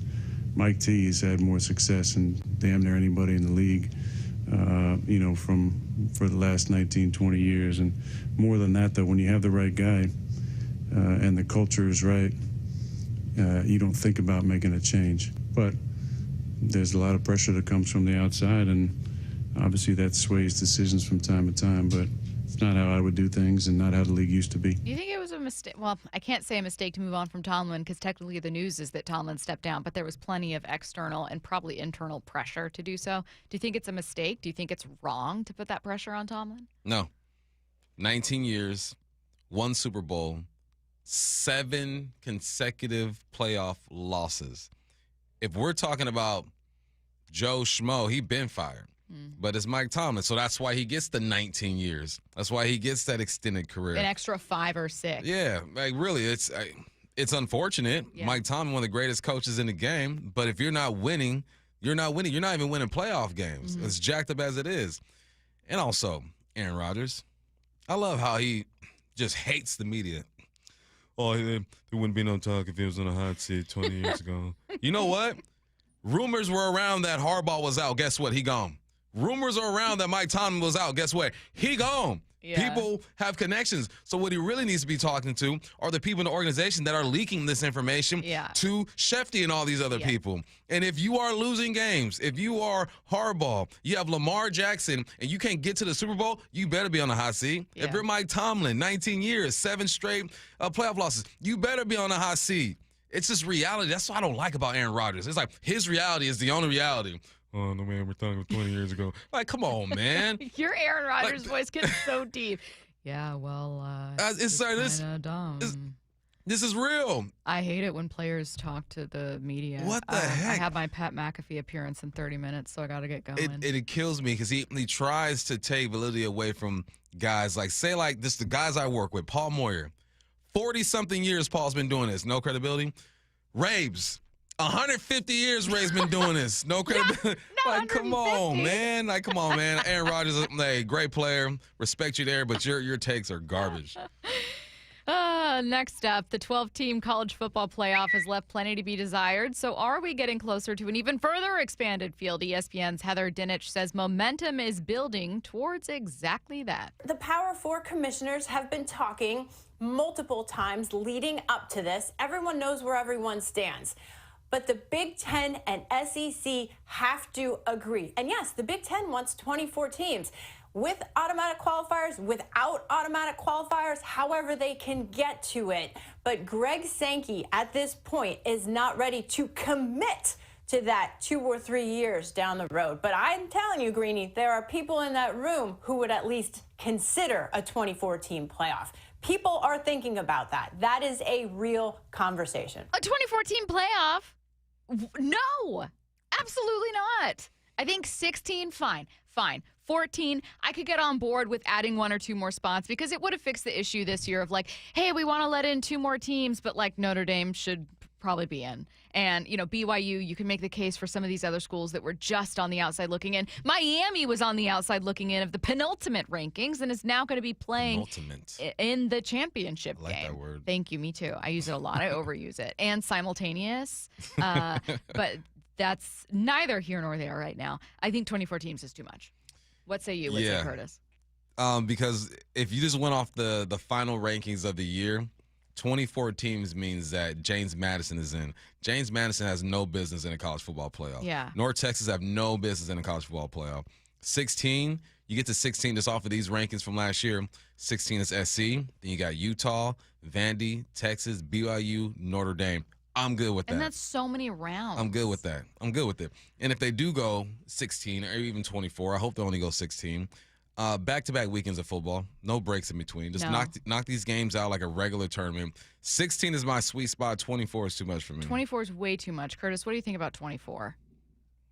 Oh, Curtis might be editing right now. He might be busy. Sorry, Curtis. I was going to ask what you think about 24 teams in the college football playoff. I think 16 is the sweet spot. Because like Bump said, then you're letting in teams that are barely 8-4, 9-3.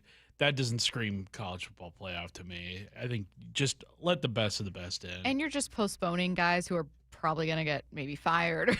It just becomes messy. Yeah. I think 12 is actually pretty perfect, minus the 2 spots that you automatically give to JMU and Tulane. Not to those 2 schools, obviously, but you know what I'm saying. Yeah.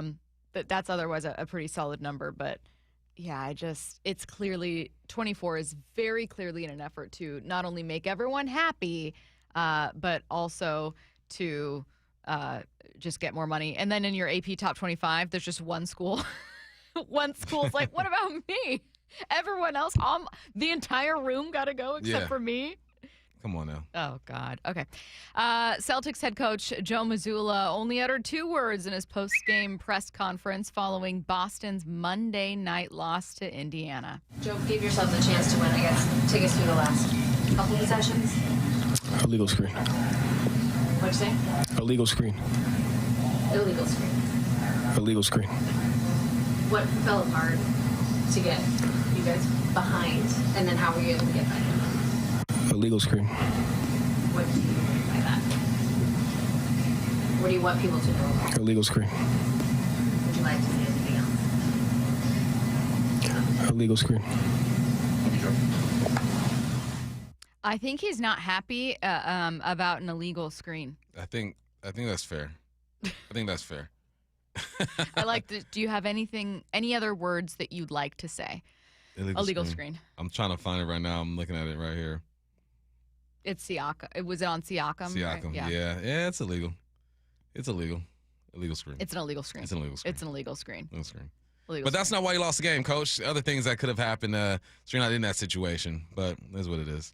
All right, still to come, taking a look around the NFL at 12:30. Adam Schefter was asked about what Mike Tomlin will do next now that he's stepped down from coaching. Again, coming your way in I was going to say 30 minutes, but that's coming your way at 12:30. Seahawks radio analyst Bryan Walters is going to join us at noon. Looking back at something that stood out from Rob Staton. That's next. Seattle Sports is giving you two chances to win tickets to the Seahawks divisional round playoff game Saturday against San Francisco at Lumen Field. Tap the Win tab in the Seattle Sports app or visit the Seattle Sports YouTube page for your chance to win a pair of tickets to the game. Holy catfish! That's 2 separate chances to be part of Seahawks history. Listen to the 12th man. Details and rules at seattlesports.com/win. This is for all you guys on Viagra. ED pills are no longer needed. The brutal side effects like 4-hour headaches, blurred vision, and that flush feeling can all be put behind you with our treatment. Here at West Coast Men's Health, we have a better approach to ED. Acoustic wave therapy creates blood flow circulation by safely removing the plaque in your arteries and restoring function naturally. Guys, let me be clear. Pills will never fix your problem. Our equipment is the latest technology, and our medical staff is the best in the industry. So give West Coast Men's Health a call today.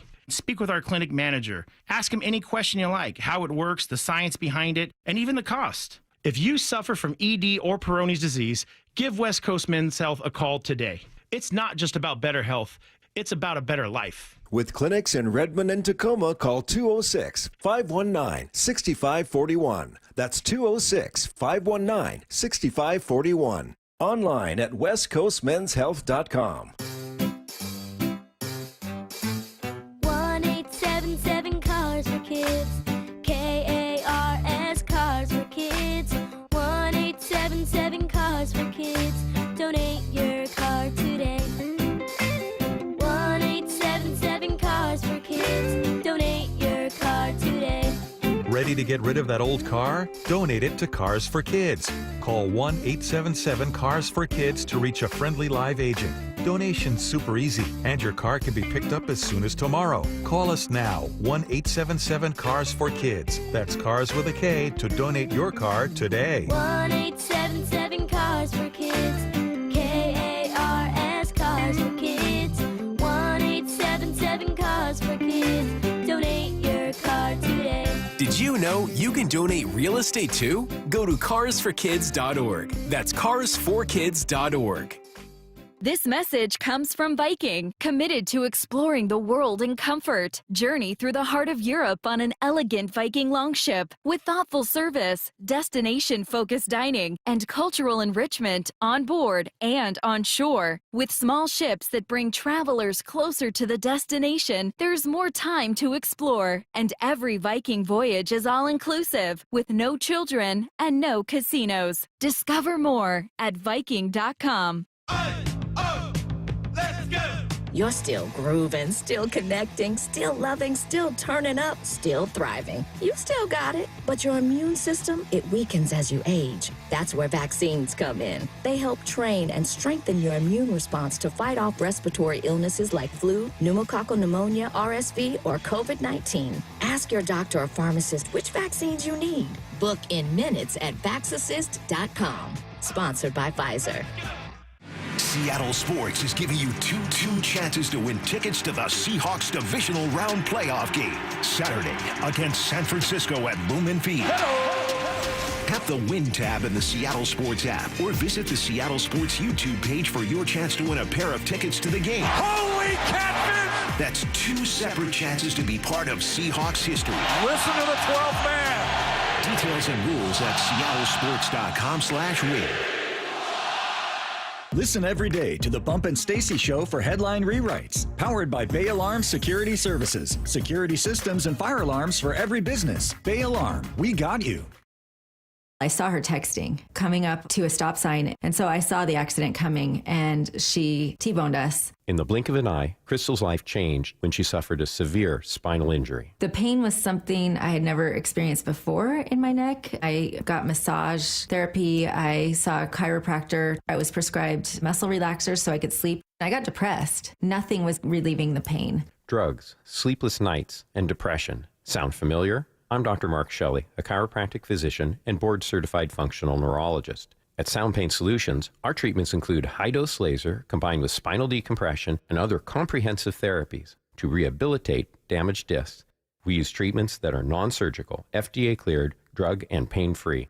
I was able to get off my pain medicines, and I was able to sleep through the night, and that was what I was desperate for. To learn if you're a candidate for our treatment, call us. Sound Pain Solutions. 855-996-0025 or click soundpainsolutions.com. Yay to Bruce, the streaming king. With quantum fiber internet, he's gonna binge. He wants more, he's got to have more. More bedtime true crime. More podcasts in the shower. Quantum fiber Wi-Fi has the power. More fast internet speed. He's got the geeks to go big, bring him the game. Right now. And his royal we. More sports non-stop, his quantum fiber's on top. Yay to you. Switch today at quantumfiber.com. Limited availability, service and speed in select locations only. We live here in Washington. I travel all over the state for work. Affordable short-term rentals help us stay together and make Hazel feel at home. Now Olympia is considering a huge tax increase on short-term rentals, pricing us and other families out, since more than half of short-term rentals here are used by Washingtonians. Costs on everything are going up. Please tell legislators not to make our trips more expensive too. Paid for by Airbnb helps our state thrive. Host PAC. from the Quantum Fiber Studio. You're listening to Bumpin' Stacy. Weekdays 10 to 2. On Seattle Sports and 97.3 FM HD2. One of the Seahawks' biggest contract decisions could also dictate whether they get to a Super Bowl. Earlier in the show, Bump, you spoke with Seahawks draft log's Rob Staton, and Rob pointed out not only do the Seahawks have a contract decision to make with Ken Walker, but that decision could be made based on his performance in the postseason. What did you make of that?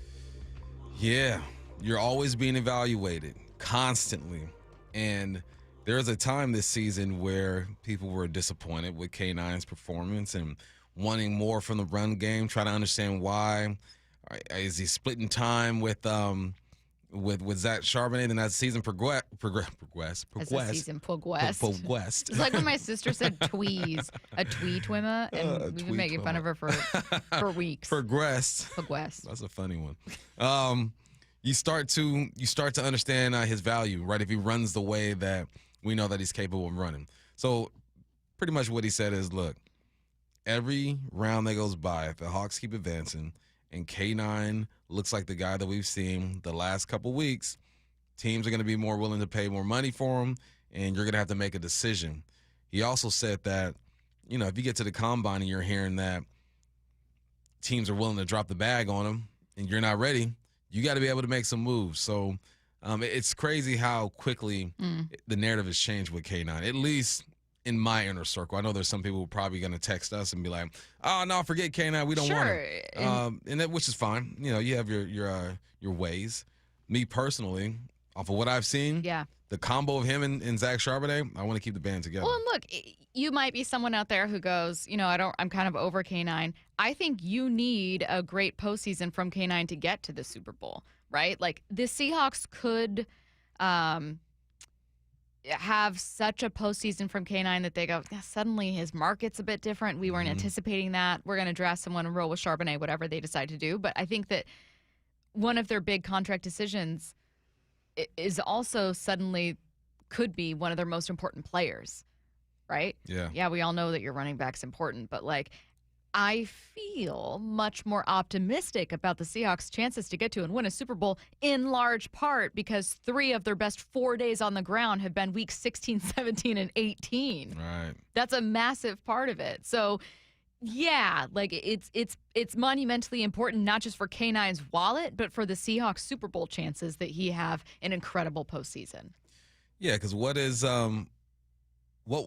were told the identity of this team would be a run-first type of team. Not from day one. From the day one of the offseason. And we want to run the ball. That's what they've become, right? They've been a run-first type of team. They run the ball with top 5 most in the league. The execution has been suspect at times, but now I think they're settling in. And if they feel like they have the guy, right, to continue this trend, why not stick with him? His base salary is 1.8 this year. His cap hit is 2.6. I don't know what running backs are going for these days, and not a lot because we know the wear and tear they have on their body. I would assume someone will give him $4 to $5 million a year, maybe more than that if he goes nuts during these playoffs, which I hope. This is a double-edged sword, right? He goes nuts. We feel like we got a chance to get to the Super Bowl. He goes nuts. You feel like there's a chance that someone else in this league is going to offer him money that you might not want to offer him. Let me play you guys what Rob said. First, he wants to see the Seahawks commit even more to the run. If anything, I want to see them commit even more to the running game in this contest because the Niners have lost all of their linebackers. I know there's kind of like this little bit of talk. Fred Warner's saying, I'm there when you need me, but Kyle Shanahan's kind of thrown ice water on that and said he's not going to be back for this weekend. If you have lost not only your 2 starting linebackers, but then your backup linebackers out as well, the defensive line has not got Nick Bosa as an impact pass rusher and a good run defender. You've got to be able to run the football in this situation. And this is that answer that Bump was talking about from Rob, that the playoffs will determine whether or not Ken Walker is back. The playoffs are going to determine everything there. If Ken Walker has an unbelievable playoff run now, having finished the season quite strongly, I think the Seahawks might be more inclined to see what you can do there. And the running back market it's not quite a building at the pace of some of the other positions. So, yes, he will be expensive for a running back, but not as expensive as, say, re-signing Charles Cross is going to be, or even re-signing someone like Kobe Bryant. Are you going to re-sign Ken Walker? I don't know. That's a conversation for the end of February, because what we need to talk about now is how important Ken Walker is to your playoff run. It is hugely important that Ken Walker suddenly make himself very expensive to keep, because that is better for Seattle. It is. It is better for Seattle. But how? That's the thing about running backs, too, is when you have a great one, you want to hold on to him as long as you can. You have a D. Henry. You have a Gibbs, Bijan, Jonathan Taylor. There's only great running backs in the league are like great quarterbacks in the league. There's only like five or six that are just workhorses. Hand them the football 25, 30 times and let them work. The other ones now, even with Gibbs, he still has Montgomery. But you're starting to see the trend of, all right, 1-2 combo. Yep. Let them play out their first contract, and then let's go find another young guy. From Patrick in Tacoma, Walker wants the Brinks truck. No more important players to sign. You know what? I think every player wants that in a dream world, but also that's a conversation for another day. I'm not even worried about the answer to that question right now. Do I want to re-sign Ken Walker for X amount of money? I don't know. I don't care. What I want is for Ken Walker to make that a very difficult decision. Yep. I feel more confident about the Seahawks getting to Super Bowl 60 if Ken Walker adds a couple $1 million to that check he's going to get, whether it's from Seattle or elsewhere. Should Seattle keep him? That is not the conversation I want to have today. Should Ken Walker be someone that they're absolutely leaning on? Can they lean on him in the postseason? Does he suddenly become the most important player over the next 3 games? That's where I'm looking, Bump. And I think the answer could be yes. Certainly you think so against the 49ers. Could be. What if Zach Charbonnet is more important? Is he? I mean, he's got more touchdowns. I mean, the run game, I should say, as a whole has suddenly become hugely important. And that's why you look at keeping the band together, you know, between those two. You got, 1,700 yards and 17 touchdowns. With their powers combined, that's a heck of a running back you got going right there. Maybe they can split checks. Split checks. I don't think anyone's Only happy check about they're that. splitting is at Daniels or something Right. like that. But it's an interesting conversation because you want what's best for the team, which is K9 having a great postseason. And what's best for the team is best for him. And you got to make decisions. And he's been fairly healthy. It's been 1 year where he was really banged up. I believe it was his second year in the league. But other than that, he's been all right. He's been reliable for the most part. I feel pretty good about the run game against the 49ers. Yeah, me too. I think that the 49ers, it did not feel like an overwhelmingly great day for Saquon. Like, it didn't feel like 100-plus yards. It just was 100-plus yards. But that number is still encouraging, 140 on the day, after allowing 180 against Seattle, and Seattle's coming in as a more consistent offense. Yeah. I'm not saying they're going to get 180. What I am saying is that I agree with Rob, you should lean into the run, and with you that you should lean into the run. And I agree with both of you that that's going to be hugely impactful for Ken Walker's offseason, but okay. Like, just go eat, K9. We'll figure out the rest later. Exactly. That's what I'm saying. Like, you know what, K9? Go make yourself the hottest running back on the market, because if that happens, even if Seattle isn't able to keep him, I think it bodes very well for their playoff chances here. Yeah. Playoff chances, Super Bowl chances. Got to switch the goal here. Who's the best team left in the AFC's divisional round? Could we see a repeat of Week 18 between the Seahawks and 49ers in the NFC? And what does it actually take for a team to get to and win a Super Bowl? Let's ask someone who's been there. Seahawks radio analyst Bryan Walters joins us next. Wyman and Bob, every afternoon at 2. Abe Lucas is here. Abe, how are you, man? I'm great, man. Happy to be here. Watching this 49er team last night, did you see anything that looked different to you from your meeting with them just a little over a week ago? They obviously have, game plans for different teams and all, depending on, the type of offense that the opposing team runs. They have a great defense. Got really good players over there, so it should be a fun bout and a good challenge for us again. So looking forward to it. Only on Seattle Sports and Seattle Sports on YouTube. When the new year hits, every business could use a little something to stay ahead. A lift, a jump start, an edge, or perhaps a boost. Like the all-new 5-year business boost from Comcast Business. It's the certainty of a price lock for 5 years on qualifying internet bundles. Plus, you'll have the most reliable Wi-Fi with our best equipment, so your whole team can stay connected at a great rate. And to sweeten the deal, ask about a $500 prepaid card when you add 2 lines of mobile. It's the boost your business deserves. So sign up for the 5-year business boost and get a 5-year price lock on ultra-reliable Wi-Fi. Plus, ask about a $500 prepaid card.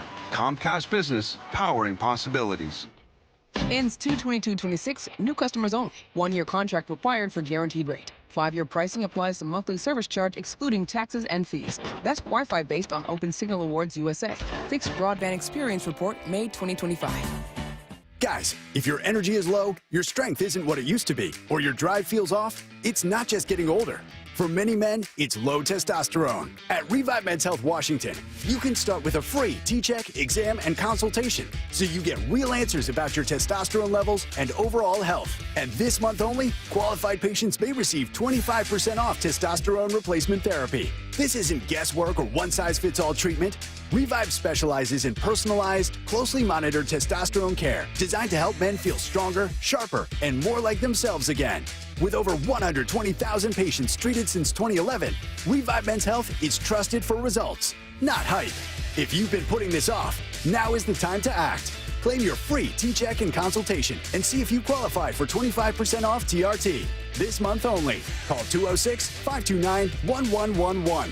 That's 206-529-1111. Or visit ReviveMen'sHealth.com. Terms apply, must medically qualify.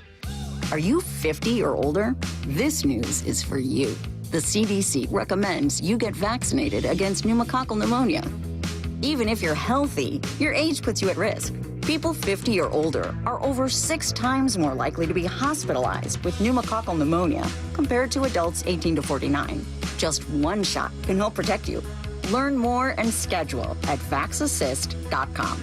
That's VAXassist.com. Sponsored by Pfizer. Wesley Financial Group is not a law firm. I'm Chuck McDowell, founder of Wesley Financial Group. Did you buy a timeshare because they told you it was a great investment? That's a lie.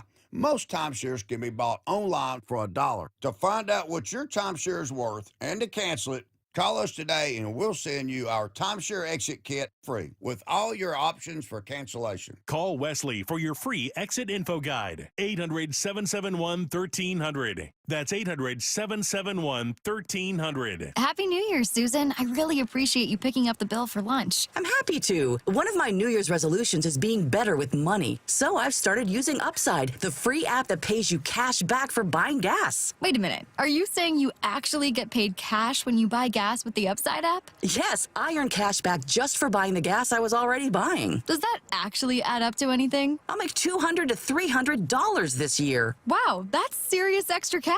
I'm downloading the Upside app now. Download the free Upside app now in the App Store or Google Play and start earning cash back on everyday gas purchases. Use promo code RIDER for a 25 cents per gallon bonus on your first tank. That's up to 50 cents per gallon on your next fill up. You can cash out anytime, right to your bank account or a gift card for Amazon and other brands. Just download the free Upside app and use promo code RIDER for a 25 cents per gallon bonus on your first tank. That's code RIDER. Code RIDER.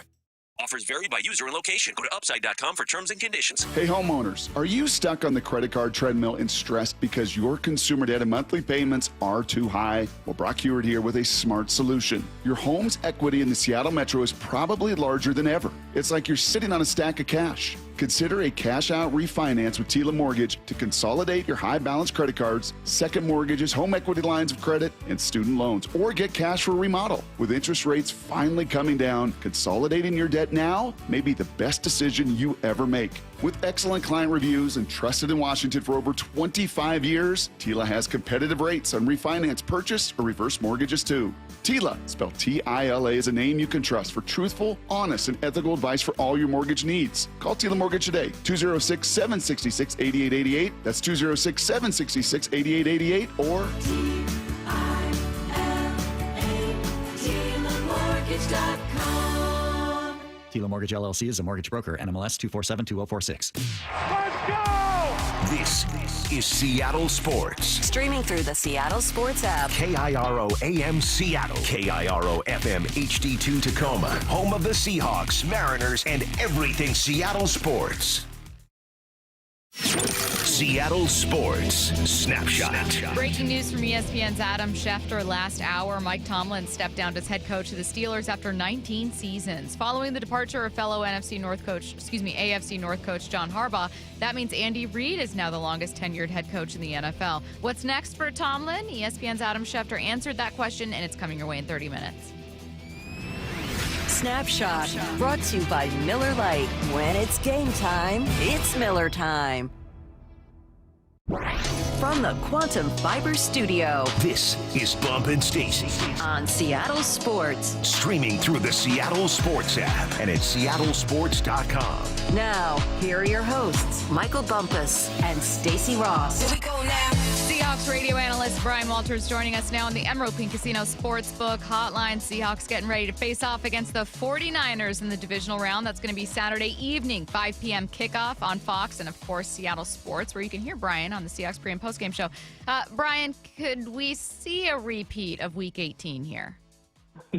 Well, we can only hope, right? That's the goal, the way that went. I mean, Week 18 was just, almost a perfect game, especially for that Seahawks defense. When you break it down really and look at the tape on it and look at some of these plays, they played phenomenal football. And is it going to be like that again? You know what? It's hard for me to imagine it's going to be that kind of domination, but the talent's there, the skills there. You've done it before. 49ers are without George Kittle. That helps a lot as far as just limiting their weapons that are already limited, in my opinion. Really now you go, McCaffrey's the only one that scares you coming in. And so can it happen? Yes. Will it be that extreme? I'm going to say it's doubtful, but I still think it's going to be a really good performance by the defense. What's up, B? Running game got going against the 49ers. It feels like they're in a groove right now. What do you like about the run game and how the Seahawks have been able to really establish it early and late in the game? Well, big plays. Big plays are the big one.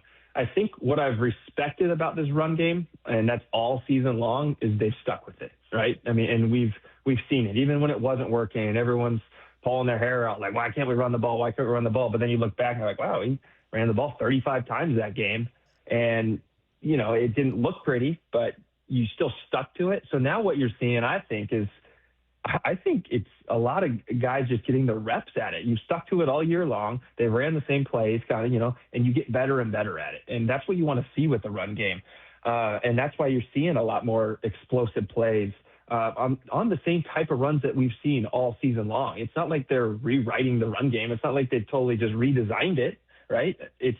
They're doing the same stuff. It's just now working. Guys are making the blocks. The running backs are, hitting the right hole, I guess, and it's going that direction. So that's kind of what I'd like to see. And everyone's really taking pride in the run game too. Looking at the receivers out there blocking for these guys when you break 8-10 yard runs, and that's what you look at. You want to look at how prideful guys are in this run game, because a lot of times for teams, especially on the perimeter, it's a playoff, right? You've got a run game. All right, I'm going to take it easy on this one. I'm not going to block anyone. I'm going to catch my breath. But for the Seahawks, I'd say it's exactly the opposite. It's almost a more intense play than running a route. What's your confidence level with Sam Darnold heading into the postseason? Extremely high. Extremely high. That's all I can really say about that. I just think he's done a phenomenal job. It's not a fluke that you've won 14 games 2 years in a row. You had 14 game winner, been on a 14-game winning team 2 years in a row. I don't think that's a fluke. You can't do that if you're faking your way as a quarterback, in my opinion. So my confidence level is extremely high. We've seen him make all the throws. We've seen him do everything that this offense is designed to do. I wouldn't be confident if they're asking Sam Darnold to drop back 40 times a game and sit in the pocket and pick apart our defense. That's not when I'd be confident in. But the way that this offense is designed and the way that Sam Darnold plays and how he's good at throwing on the run, it's extremely high. Like I hate the whole narrative that he can't win the big game. I hate it. I absolutely hate it. And it's because there's like one sample size of that. Last year there was one game. It was one game in the playoffs, and everyone's like, whoa, Sam Darnold can't do it. It's like, all right, well, chill out a second. Like, that was the first time he's ever done it. How many quarterbacks really have went out and won their first game in the playoffs that they get an opportunity to do it? It's very low. It's a very low percentage. And he's played his big game. You don't play in big games if you're a 14-win team, you're playing in big games all year long, especially when you've been in the best division 2 years straight. Those are big games throughout the course of the year, and he's proven that he can do it. The Niners, I was watching film on B, and they've really gotten Demarcus Robinson going. And I assume with the absence of George Kittle, he'll play a bigger role. Obviously, Juwan Jennings. And it feels like whoever Shanahan wants to plug in, he's able to plug in, and they'll have success. What do you like about his offense? I mean, you said it there. It'll be interesting to see how much we see of him with Ricky Pearsall, if he's going to be coming back or not. That'll be the interesting thing, because I think Ricky Pearsall brings a huge element to that offense. I mean, he is their number one receiver. A lot of people say it's Juwan Jennings and stuff, but Ricky Pearsall is that guy, and they're going to need someone like that to fill in for George Kittle. But let's go back to Week 18, and everyone. I think if you look at the dominance the defense had on the Kyle Shanahan offense, you're like, wow, that was impressive. But when you go and you look at some of these plays, they're close.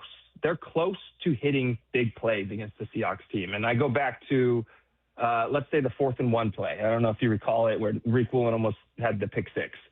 Brock Purdy threw it to the flat. Like, go to that play specifically, and you look at what Brock Purdy's trying to do. If DeMarcus Lawrence doesn't just totally wreck the entire play, they have a touchdown up the left sideline. I believe it was Julian Love bid on something, and there's a wide receiver wide open up the left sideline. But DeMarcus Lawrence threw his defender off of him, hurdled the running back, and put pressure on Brock Purdy. And so I think the 49ers and the way the offense and what Kyle Shanahan's doing going into this game is going, guys, like, we have these plays. They're designed, and they can work. Now we need you guys to win these one-on-one matchups, because they didn't do that last game. Like, the Seahawks dominated the one-on-one matchups. Like, Nick Emenwari, the way he would blow up these screens, I mean, shed blocks, that's a one-on-one matchup. Nick Emenwari, and that's a huge part of the 49ers and what they want to do, these screenplays, all that. And, hey, you're going to this guy, you're going to this guy. Go get him. Go win that matchup. And that didn't happen. So I think that's going to be a huge emphasis for the 49ers this week, is just, hey, we got to do better. We got to win. You have to win this. Our scheme is our scheme, and we're going to keep running it, and it's there. There's plays we can make, but you got to win. And that's the hard part, because that's why the Seahawks defense is so good, because they have guys that it's really difficult to win one-on-one matchups. But, again, with the scheme and all that, Shanahan had some good plays, some good designs, some things that were really close to hitting. The Seahawks just eliminated it just in time. It's one thing for someone like me who's never played in the NFL to sit back and go, well, the 49ers are good at this and bad at this, and the Seahawks are good at this and bad at this, and here's what I think is going to happen. It's another thing for players themselves and coaching staffs to actually go through each level of the playoffs, because I would imagine, Bryan, and you know this, that there's just an intensity that exists, that a slightly different environment and a pressure exists in those steps of the postseason leading up to and in a Super Bowl. What feels different? Like, what are these players going to be going through? And for lack of a better way to ask this, what does it actually take to get to a Super Bowl? I would say the difference is, the biggest difference in the playoffs versus regular season is the attention around it, in the media, the hype throughout the week. And, going out on the field pregame, and it's just the sidelines are covered, especially a Super Bowl. Once the game starts, I think that's where your preparation really kicks in from the whole week. And it just feels like a normal game. It feels like everything that you've prepared for, everything you've gotten done, everything you've studied, and almost all that attention and all that goes away. And I really felt that in the Super Bowl. Like, playing in the Super Bowl, I just remember going into it kind of being like, oh man, like, this is crazy. This is everything that, we've watched growing up, we've done. And then, but for some reason, when that kickoff happened, you're done with all that. You just kind of forgot it was a Super Bowl, and you're just playing a game. And I think that goes to the credit of coaching. I think that's what Pete Carroll was really good at, was kind of treating every single week the same. No week was bigger than another week, and it was the same prep. There was no extra emphasis. There's no extra meetings like, oh, this is a bigger game, let's do a half-hour extra meeting. Like, everything was exactly the same, that you did it all week. And I think that's important. I think that's important to make it not bigger than what it really is, because it is still the same football game that you won 14 of during the regular season. It's still that. So to me, that's it. That's what really elevates a team above the rest. Is our team's going to come in and make it way bigger than it really is, put too much pressure on themselves, and you know how it is when you get that extra pressure on yourself bump. Like you don't perform athletically as well as you should, right? There's little things, there's little mind lapses that you can have. There's things like that. So to me, it's just about going into that with the mindset that, hey, we've done this all season long. Let's just keep doing it. Yeah, it's I always prepare for the worst, right? Be like, I think the Hawks should win this ball game, but I always try to find a way that the Niners could be able to pull this thing out. If you flip it and look at it from that angle, what are some things you think the Niners can do to make this a bit difficult? I mean, yes, they can. I've kind of mentioned it already. There are plays that were there for the 49ers.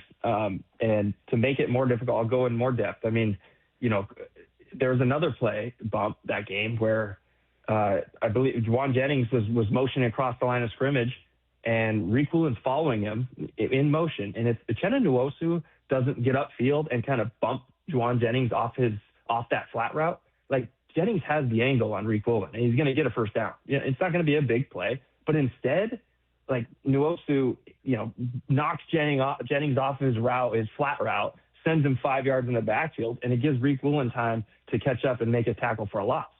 And it's little plays like that I still feel like the 49ers are going back to. I mean, like, look, this is there. We need to either slip under this or we need to have this motion timing better so the defensive end in Nwosu can't get in the way of this, right? And that's where I think that the 49ers can make it a little more difficult. Like I said, I don't expect it to be a complete domination by this defense again. I think the 49ers offense is too good and too smart that they're going to make those little adjustments.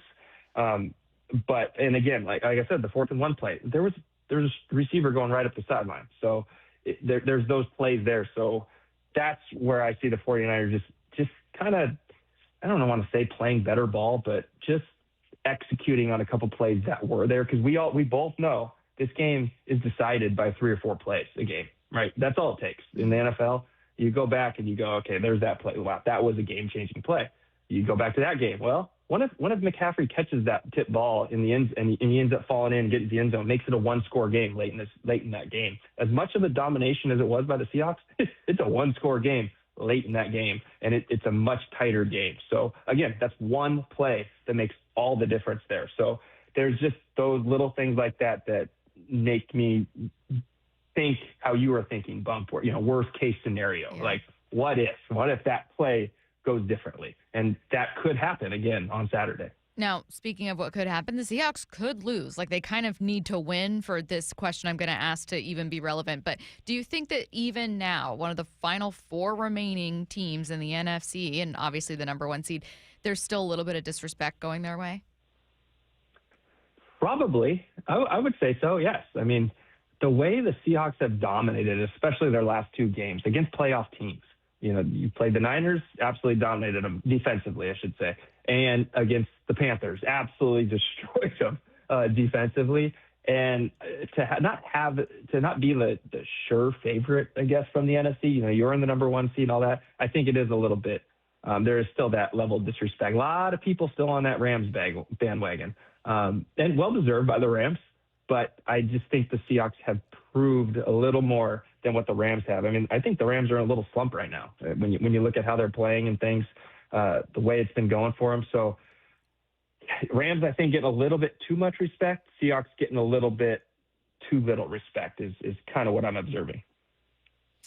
Yeah, it's and Stacy, you pointed out it's going to feel like it's 10 degrees during that game in Chicago. In Chicago, it said, so it's 10 to 15 with up to negative 10 wind chill. Ooh-wee. Not for me. It's simply not for me. I'm wearing a coat in the studio. Hey, you told me a story, was it last weekend, that the most uncomfortable you wasn't even in extreme cold weather, or was it?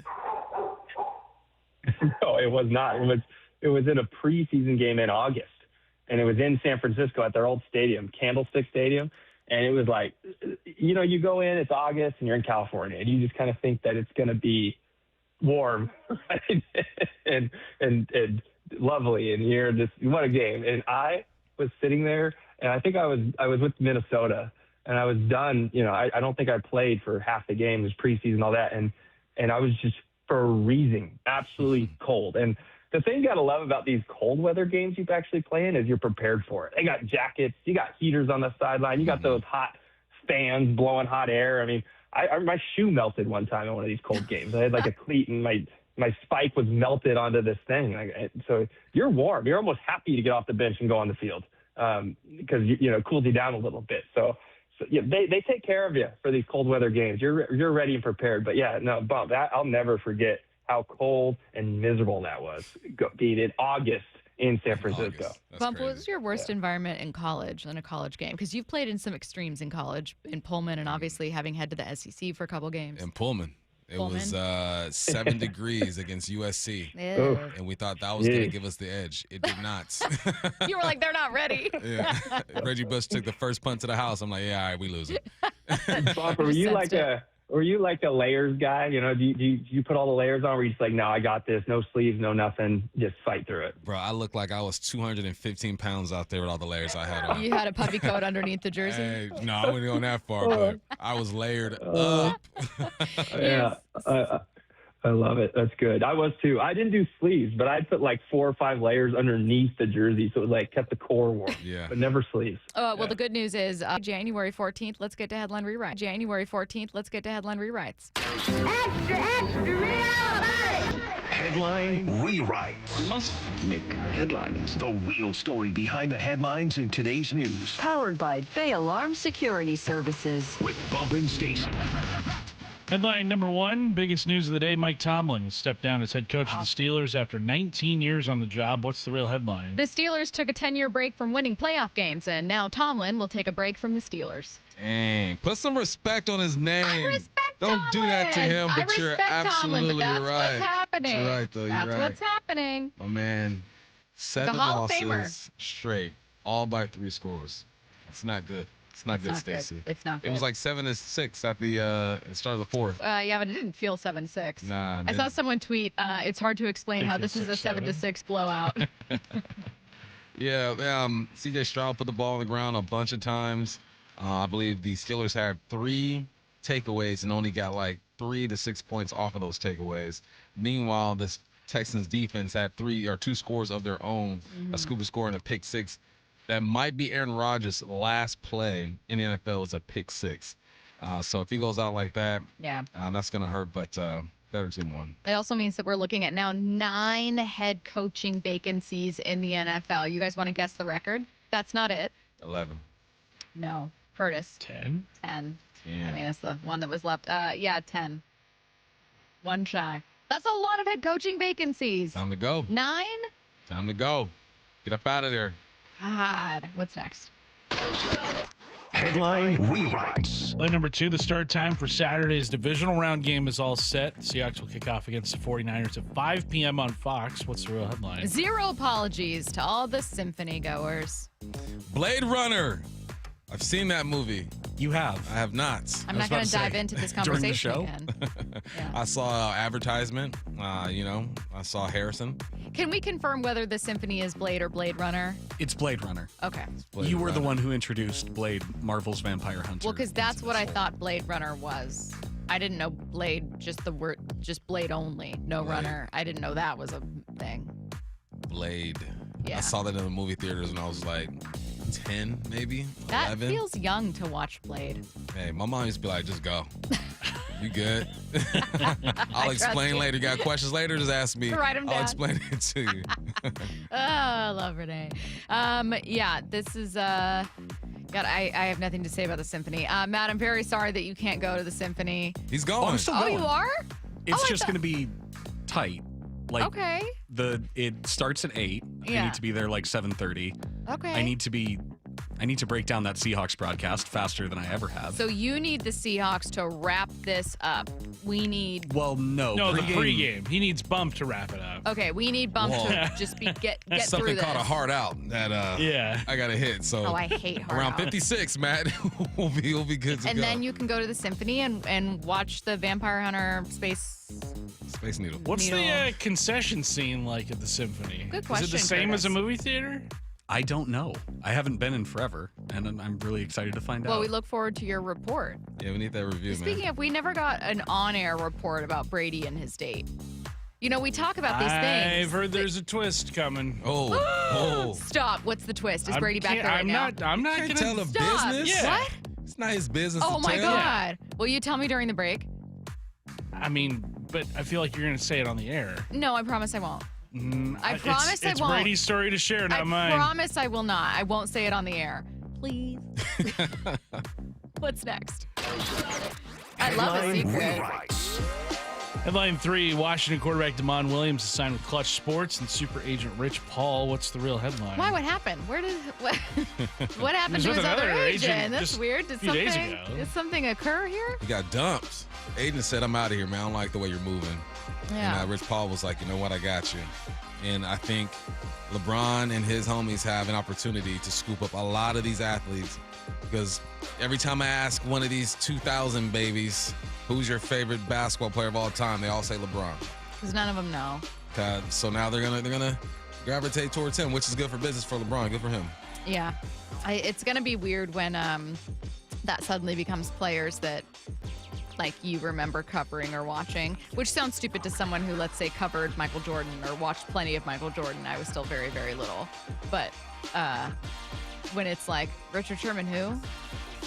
You know, you're going to be like, what? What are you talking about? Are you insane?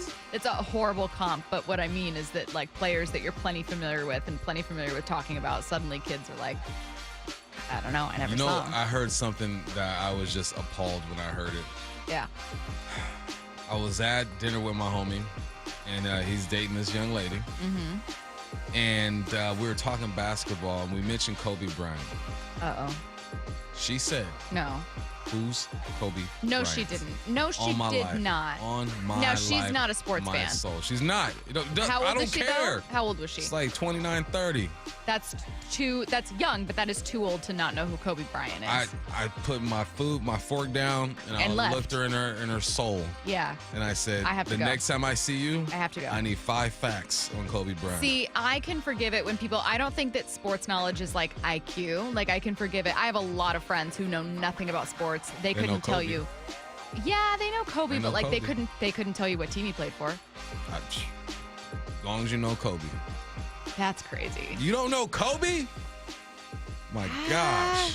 What is going on? What are we teaching our youth? Okay, well, I got to go find out the tea on this date situation. Coming up next, a look around the NFL.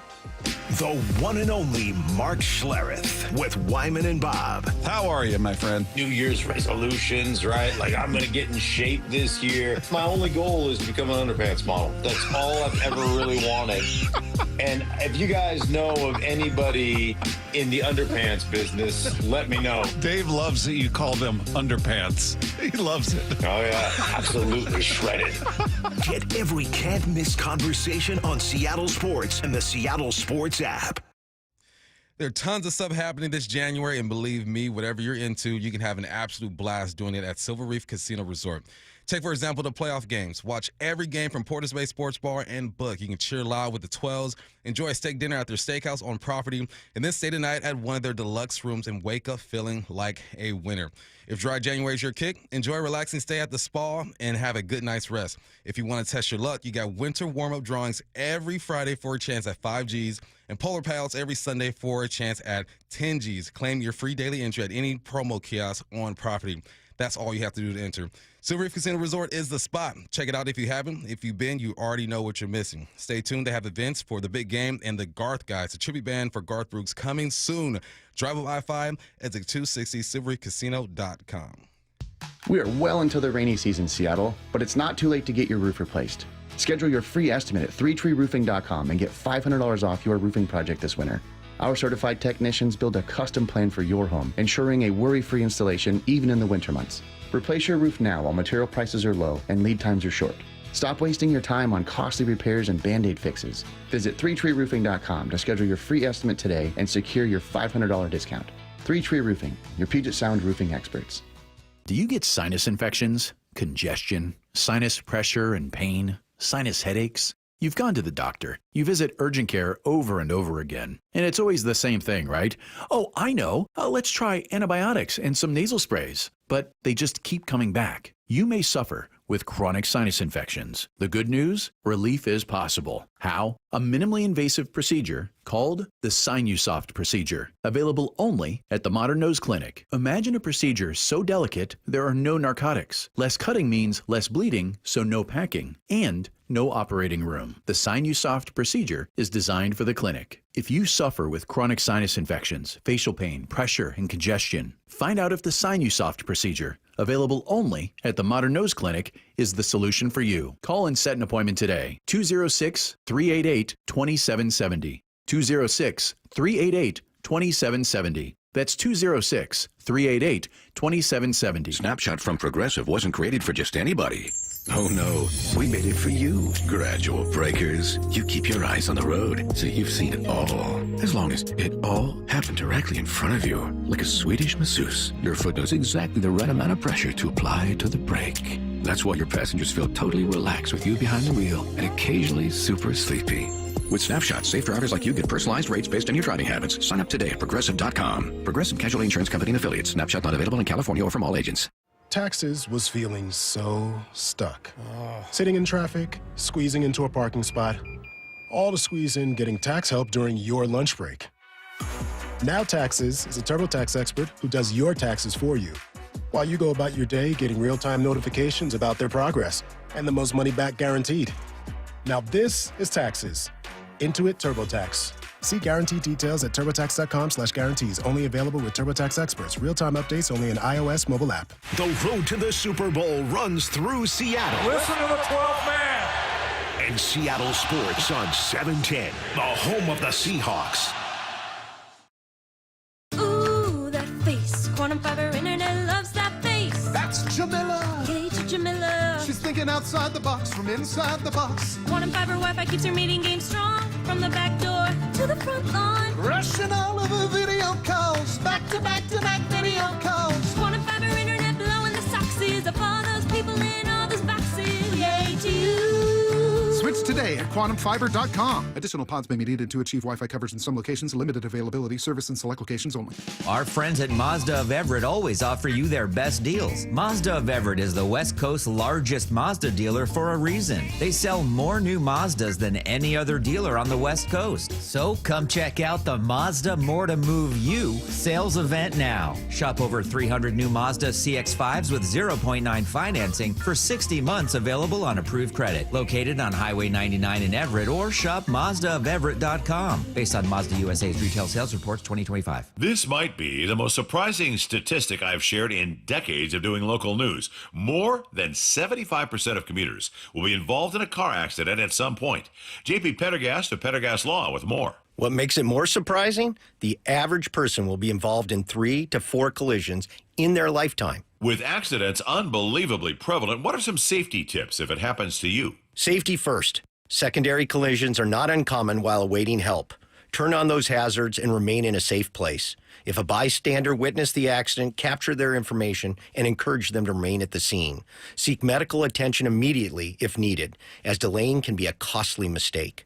Lastly, remember that statements made to police and insurance adjusters can affect your case. Collisions are more common than we'd like to think. If you find yourself in one, follow these helpful tips and then call my friends at Pendergast Law. If you or a loved one's injured in a car accident, call Pendergast Law. We can help. PendergastLaw.com. From the Quantum Fiber Studio. This is Bumpin' Stacy. Weekdays 10 to 2. On Seattle Sports and 97.3 FM HD2. What's Mike Tomlin doing now? He's stepping down as head coach of the Steelers after 19 seasons. ESPN's Adam Schefter thinks this. My sense is that he's going to go into television, that there'll be any number of opportunities that await him.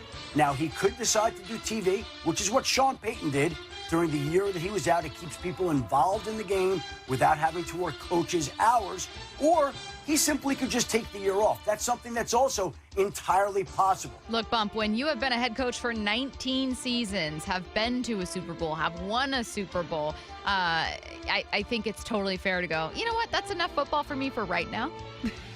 Just going to take a little step back. Yeah, take a breather. It is, but you take that step away from football and you're not involved and your mind starts going, you're thinking a scheme, you want to be like, doing TV is the best way to still stimulate your mind with football but not have to put in the hours. I would hope he does TV because I think he'd be great on TV. Ravens owner Steve Biscotti was asked about the possibility of, is it Biscotti? It's Biscotti. Biscotti, thank you. I was like, the S and C, I don't think is Steve Biscotti was asked about the possibility of hiring Mike Tomlin, and it doesn't sound like that's a possibility at all. Is he a candidate here? Holy Mike, wouldn't that be awesome?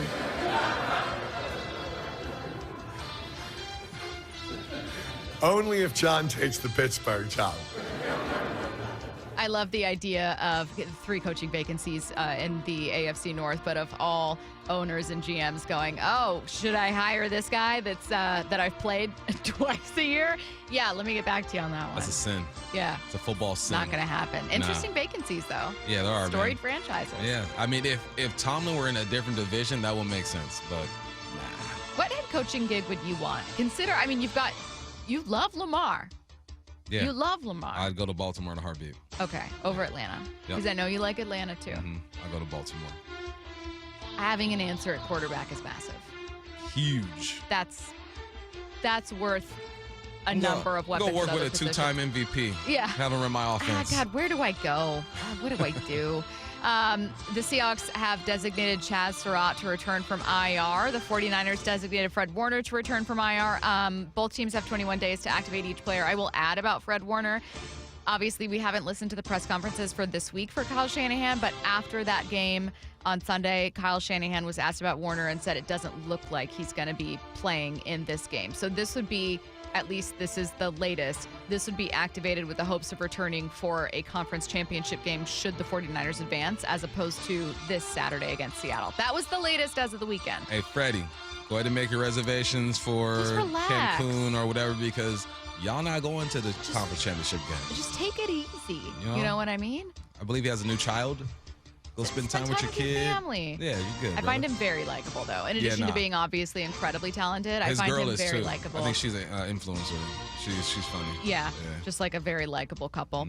Enough of that. Enough praise for the 49ers. Eagles OC Kevin Patullo is public enemy #1 in Philly, but ESPN's Jason Kelsey says the play caller isn't the person who actually needs to be blamed for the Eagles' disappointing season. What? I know that everybody is out on Kevin Patullo. I happen to know the guy. I love Kevin Patullo. I know he's a great coach. I know it wasn't the best performance this year offensively. They had the #1 highest paid offense in the league and were mediocre across the board. That's unacceptable. They had their chances to win that game yesterday, and the players didn't make the plays. What Robert Saleh did, that defense, is commendable. What they've done to get to here is absolutely a testament to that organization and how well they're built and they function across the board. Kyle Shanahan with the trickeration, finding a way to get things open and everything like that. You tip your cap to them, but Philly had their opportunities. That was a very passionate Jason Kelsey with some of that. The players had the opportunities to make those plays. He wants to just be like, catch the ball, AJ. If you're going to complain on Instagram, then show up on game day. Here's I think the that's thing. what he wants to say. He's not wrong, because if AJ makes 2 of those plays, then you're looking at this game a bit different.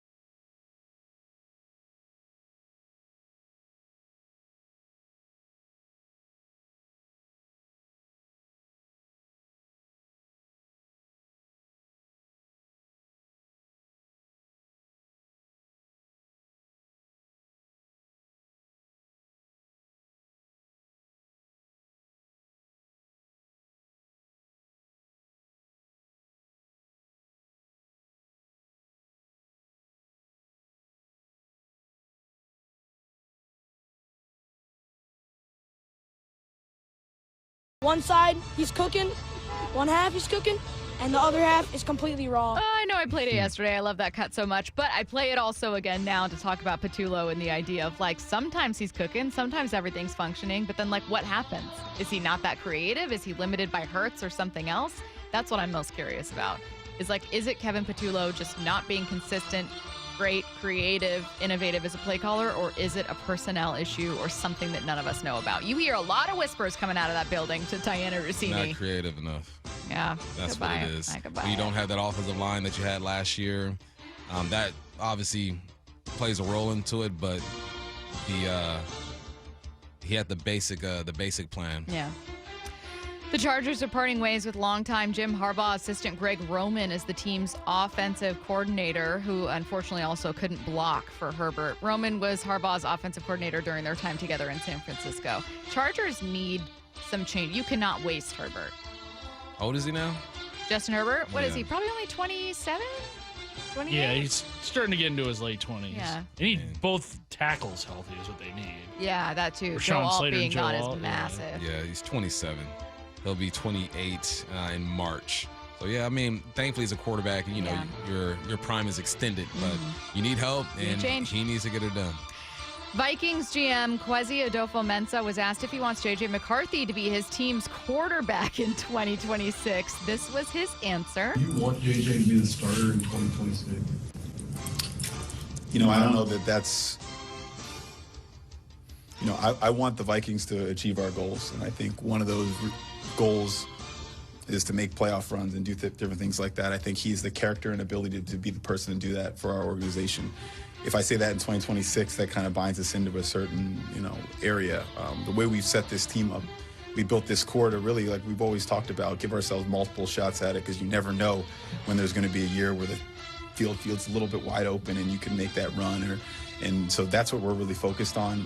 Talking about whether it's this year or next year isn't really, you know, my immediate reflection. It's my job to really bring that deep competitive room that we've talked about to the Vikings. Did Kwesi say yes or no? Why do they make this so complicated? Did he say yes or no? You can answer that question and say, I want the best quarterback on our roster to be our starter. And if that is J.J. McCarthy next year, he wins that spot, then let's ride. Yeah. It's that simple. Well, and I think it's telling that it sure doesn't sound like he knows whether or not for a lack of football knowledge, but for a lack of performance history, that he knows whether or not that's J.J. McCarthy. See, you just even made it complicated. I just dumbed it down. So I think if he's here and on our roster and he competes and wins that spot, I want him to be our guy. It's that simple. Do you think he's the guy? No.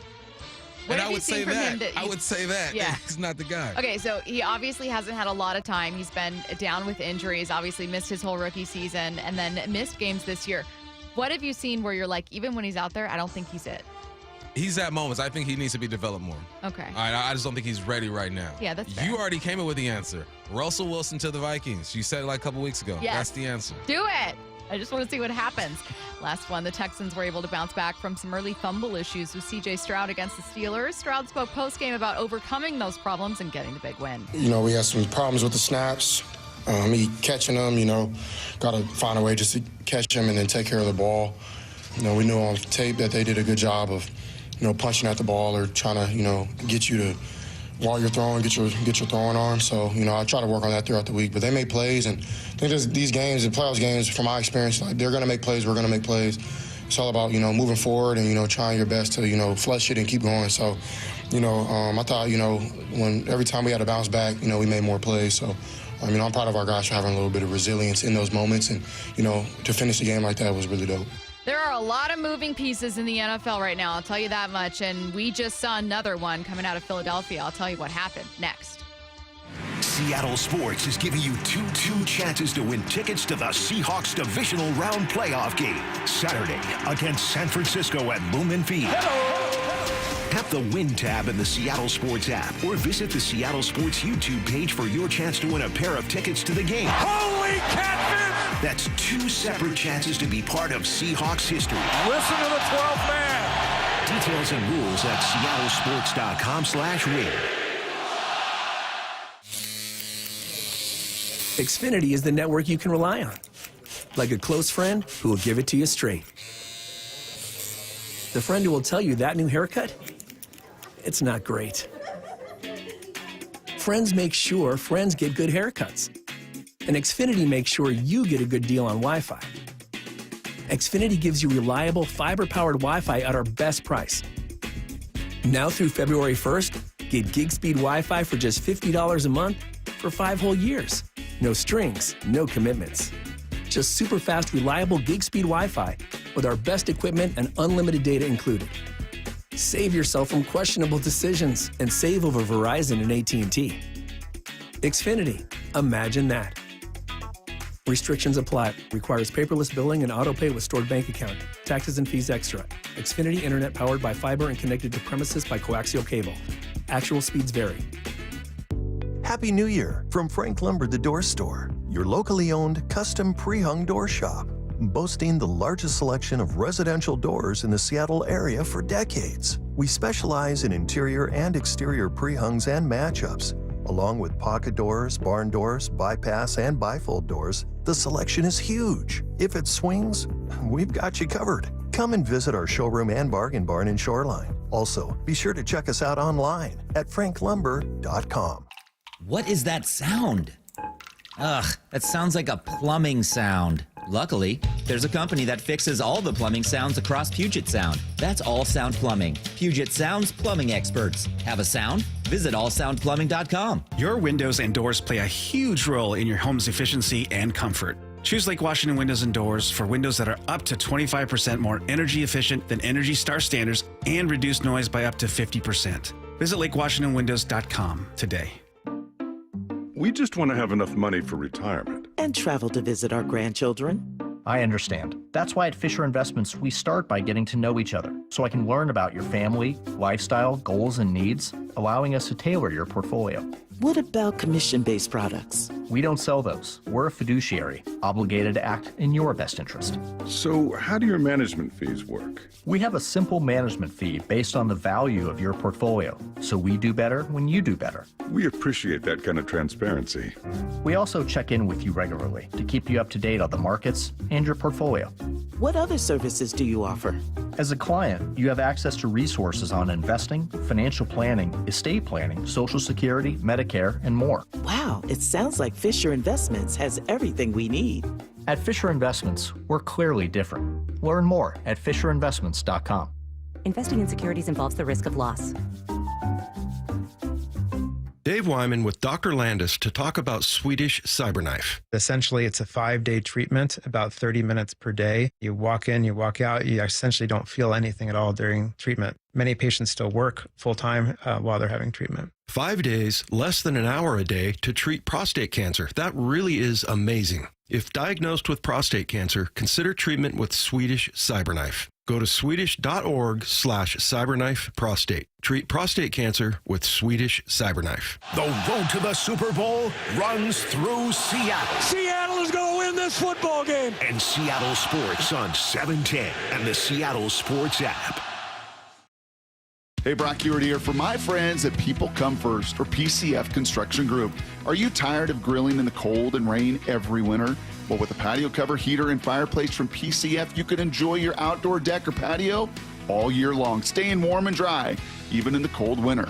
Take advantage of off-season savings through February 15th, and you can get up to 10% off your entire project, plus 12 months with no payments and no interest. You see, most people don't consider building a deck in the winter, but if you want yours ready by next spring and summer, contact PCF right now to start planning. Spend the winter dreaming and designing your project so you're ready to build by spring. Planning and permits, they take a little time, so get started now. Get project ideas, browse the photos, and find all the offer details at pcfgroup.com. That's my friends online at pcfgroup.com. Making your outdoor space with People Come First. At 65 years old, Bryan has a rather demanding hobby. My biggest passion is snow skiing, and I ski between 70 and 80 days per year. And I ski instruct at a private resort in Montana. Needless to say, that can be a bit tough on the joints. When this knee started to bother me, I thought I'm doomed. That's when Bryan decided to see Dr. Mark Wagner, MD, at Seattle Sports and Regenerative Medicine for stem cell therapy. If I did yard work or skied a few days in a row, I was fighting swelling and pain. and no sleep and all sorts of problems, and that has absolutely gone away. So are you back on the slopes? I mean, I had a 14-day stretch with clients where I skied every day and I had no problem. It was fine. It was just like, I felt like new. So I'm guessing you would recommend this to others. Oh, I already have. I've told everyone that'll listen. Whether it's a shoulder, hip, or knee, before you choose surgery, consider stem cell therapy with Dr. Mark Wagner, MD, at Seattle Sports and Regenerative Medicine. Schedule your consultation at drmarkwagnermd.com. It's really, truly a miracle. From the Quantum Fiber Studio, you're listening to Bumpin' Stacy. Weekdays 10 to 2. On Seattle Sports and 97.3 FM HD2. Coming up in less than 15 minutes, we hear from Ernest Jones live from Seahawks headquarters. Before we get to that, though, a lot of moving pieces in the NFL right now, including 9 head coaching vacancies and 1 new coordinator position open. Breaking out of Philadelphia from ESPN's Adam Schefter, Kevin Patullo is out as Eagles OC. Fitting. We were just talking in NFL headlines about whether or not it was his fault that the Eagles offense was so up and down this year. And you settled on, look, he's not creative enough. He's not doing enough. Ultimately, it does fall on you. If you're going to assign slices of a blame pie to issues with an offense, you're looking at your play caller as being part of those issues. I didn't have questions for you about Kevin Patullo or what the Eagles do because we're a Seattle station. Instead, I want to talk about a couple other things. One, it's relevant for Seattle because Clint Kubiak, obviously, I don't think he takes a lateral move to an OC gig, but 9 head coaching vacancies. Tomlin moves on this morning. Does your gut tell you Kubiak takes one of these 9 jobs or stays in Seattle right now? Why wouldn't he? Why wouldn't he? His last name is Kubiak. His dad's name is Gary. Gary's had an influence on this league. He's been making sure his son, Clint, is ready to go for years now. You get an opportunity with the Saints. You're balling over here with the Seahawks. And that's the thing, too, with these coordinators. They got to strike while the iron's hot. I think that whatever happens this year, I feel like if you bring back the right pieces, this offense should be good next year. But that's still a risk that you take. And say the offense isn't as good, and now you miss out on an opportunity. Now, Kubiak is gone. I've already started my detachment process, and I'm just convincing myself that he's out of here. He's gone. I always do that with anything where it's like if you think like this show I like is going to get canceled or like this thing I want to happen may not happen, you just start to disassociate and detach. Yeah. Emotionally prepare yourself. So you're emotionally readying yourself for Kubiak moving on. Well, then what would Seattle do? I don't know who Kubiak's right-hand man is on this offense. I would assume that if he were to go to wherever he's going, he's probably going to take that guy with him. So now I'm looking at Mike McDaniels and saying, look, as a coordinator, my man be cooking. As a leader of men, that's a different story. We already got a leader of men here in Mike McDonald. He's got that locked down. And he comes from essentially the same tree, right? The Shanahan, McVay, Kubiak type of tree. So, no, that would be my main goal. But if and when you get to that point where you're trying to choose an offensive coordinator, will Mike Daniels even be there because of just this process? Because we're assuming that the Hawks are going to win this game and hopefully have a chance to win a Super Bowl. Who's going to be left over? So it's tough, man, because you're winning ball games. You're getting your coordinators opportunities to do their thing. But with that, you know what? Kubiak's like a pretty girl at the bar right now. Everybody wanted to buy her a shot. Everybody wants her attention. And she's going to choose up. Right. Is she choosing us or she's choosing them? Maybe another team will do what 21-year-old Michael Bumpus did, which is they buy Kubiak a shot, they buy the pretty girl a shot, and then they aren't sure what to do next, so they just walk away. No, these are pros. They're not going to repeat some of those mistakes. Okay, so that's the Seattle part of it, Seattle-specific part of it. Let's get to the NFL part because, look, all of us at the end of the day are NFL fans. We may not be watching every single Steelers game to see what happens, but, like, Tomlin stepping down is massive news. Harbaugh being out of Baltimore is massive news. So which of these 9 teams with head coaching vacancies could be the quickest turnaround in 2026? Baltimore and Atlanta. Baltimore and Atlanta. You got a quarterback over there in Baltimore. Defensively, they struggled, but they were banged up a lot this year. The division is in shambles right now. Tomlin's gone. Obviously, Harbaugh's gone. I'm surprised that Zach Taylor is still hanging around with all the stuff I be hearing about him. The lone guy left. He's just AFC chilling. North. He's chilling at the lunch table all by himself saying, who's going to join me? I would go with Baltimore, man. If you have opportunity there, you got a 2-time MVP. That's the hardest thing to find in this league is a quarterback, a franchise quarterback. There's only so many in this league, it would have to be Baltimore. Yeah, I think you're right. I think Baltimore and Atlanta are who I look at. In terms of not being able to turn it around, I don't know what someone does with the Browns. I don't know what someone does with the Cardinals. Those are the two where I look at them. You could argue Miami as well. I don't know what their draft situation's like, but like those are the teams where I go, good luck. Miami got the 11th pick as of now. Good luck. I don't know what you do there. Giants, they seem to have an answer at quarterback, a very good young running Giants back. And the 5th pick. Yeah, but I think you're right in terms of the best landing spot being, just no big deal where a 2-time MVP is. Yeah. That sounds pretty solid. And I got some dogs on defense too. Yeah. I mean, Baltimore's issue, what is Baltimore if Lamar doesn't miss 8 games? Yeah. When Lamar was playing, there was a point where he had like 11 touchdowns, 1 interception. Like he was playing some good ball, but then I feel like he came back a bit too early. It was his back and then his hamstring. Yeah.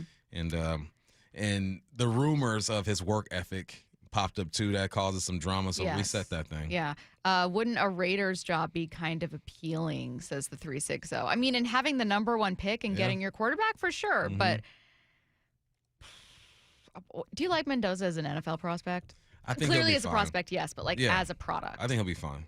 Because you know how sometimes it's like you look at someone and it's like, oh, that's an Andrew Luck, and then you look at someone else and go, maybe an Alex Smith. You never really know. You really don't. Yeah. What was the last time I felt like a quarterback was a done deal?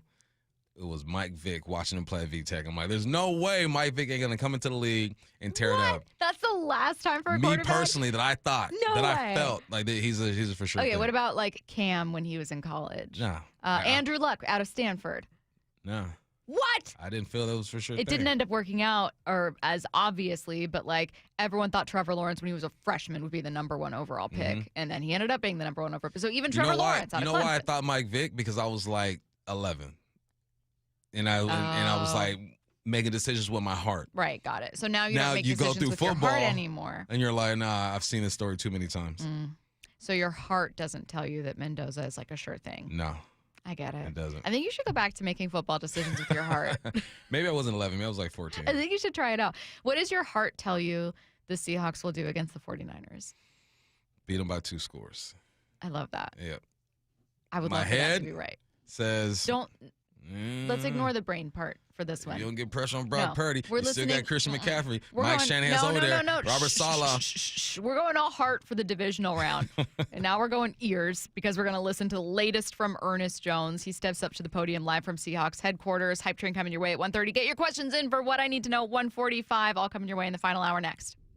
Wyman and Bob, every afternoon at 2. Abe Lucas is here. Abe, how are you, man? I'm great, man. Happy to be here. Watching this 49er team last night, did you see anything that looked different to you from your meeting with them just a little over a week ago? They obviously have, game plans for different teams and all depending on, the type of offense that the opposing team runs. They have a great defense. They got really good players over there, so it should be a fun bout and a good challenge for us again. So looking forward to it. Only on Seattle Sports and Seattle Sports on YouTube. Eric Johnson here. I spent the past 30 years working to help make our community better informed, better protected when it comes to consumer issues, and better equipped to take on whatever life throws at us. That's why I love the free Washington Accident book series from Davis Law Group. These books keep us better informed about the law, better able to protect ourselves on and off the road, and better off when all is said and done after an accident. Chris Davis didn't have to write these books. He did it because he saw a need. People who were in accidents or other legal situations didn't know what to do, what pictures to take, documents to request. Only a tiny fraction of the people who get these free books will ever become clients of Davis Law Group, but that's not the point. Chris wrote them because it was the right thing to do. The free Washington Accident book series is a must-have for drivers who want to be prepared for whatever the road might throw at them. Get yours at WashingtonAccidentBooks.com. At Les Schwab, we've been changing the tire game for more than 70 years. We design our own exclusive tires to give you more tires made for the roads you drive, less compromise. All backed by America's best tire warranty included in every tire we sell. It's more unbeatable tire warranty, less charging you extra, like the other guys. It's all about you getting more from less. Stop by or book an appointment at leschwab.com. It's the Clearance Savings Spectacular at Olympic Hot Tub. We're slashing prices on hot tubs, saunas, and swim spas. Even bigger savings on floor models. Plus, no interest through 2031. OlympicHotTub.com. Better you, better life. Do you owe $10,000 or more to the IRS like Will? When I was 50, my whole life fell apart.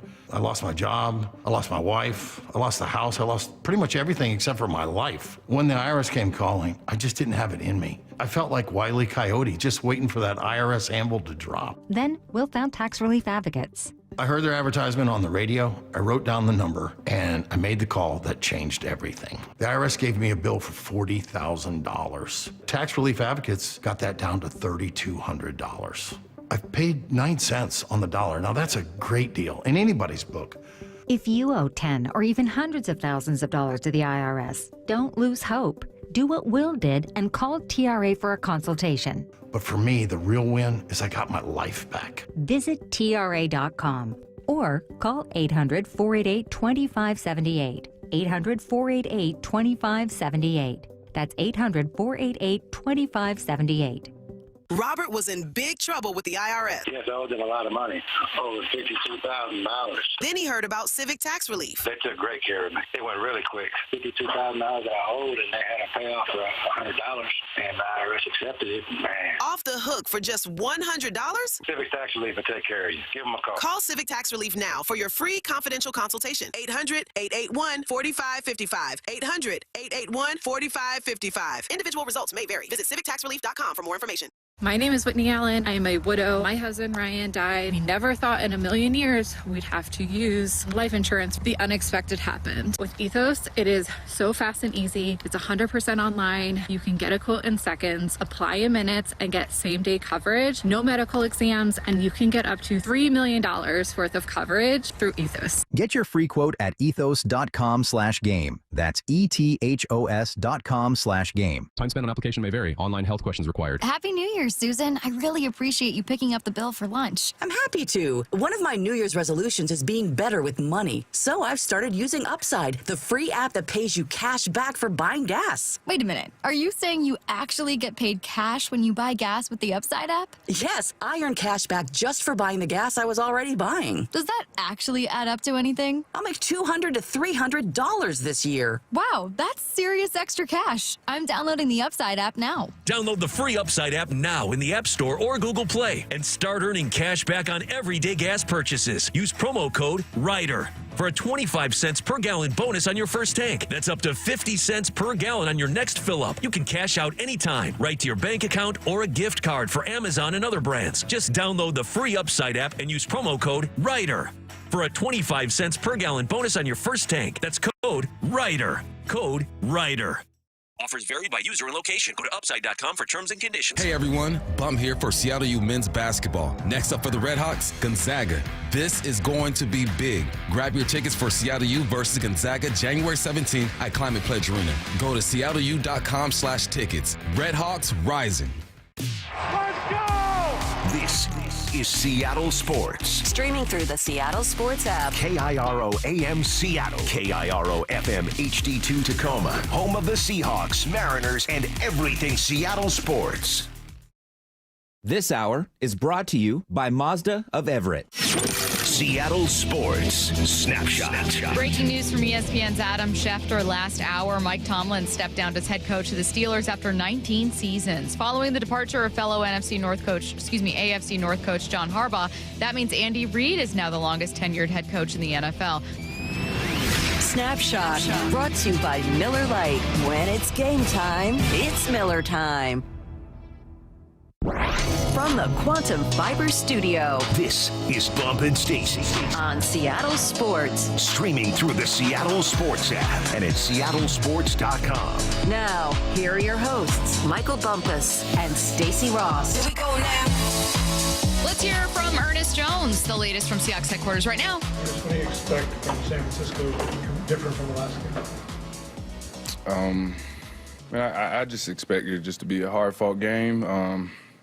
I'm sure they have a couple things schemed up for us, but, it's always been about our execution and how we play, so I think the same thing applies this time around.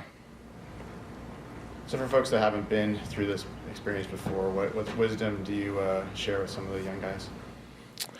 You can't you can't start worrying about, we are close. We're close to something that a lot of people don't get a chance to do. But if you start thinking about that game or, that opportunity, you miss out on, the good moments you'll have as you're going through this process. But ultimately, it takes, one game at a time. We got to handle San Fran first and then whoever they send next to us so we can get to the ultimate goal.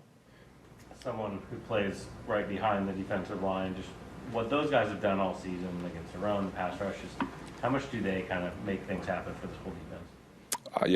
I think they drive it starts with them, the rushes that they are able to get, individually, but also together. Everything starts with them, how they set the tone for our defense. And they've been doing a hell of a job, it's playoff time now, so we need that even more and got to go out and just make the plays. Ernest, you've played against a division opponent in the playoffs a couple times, once against these guys and once against the 49ers.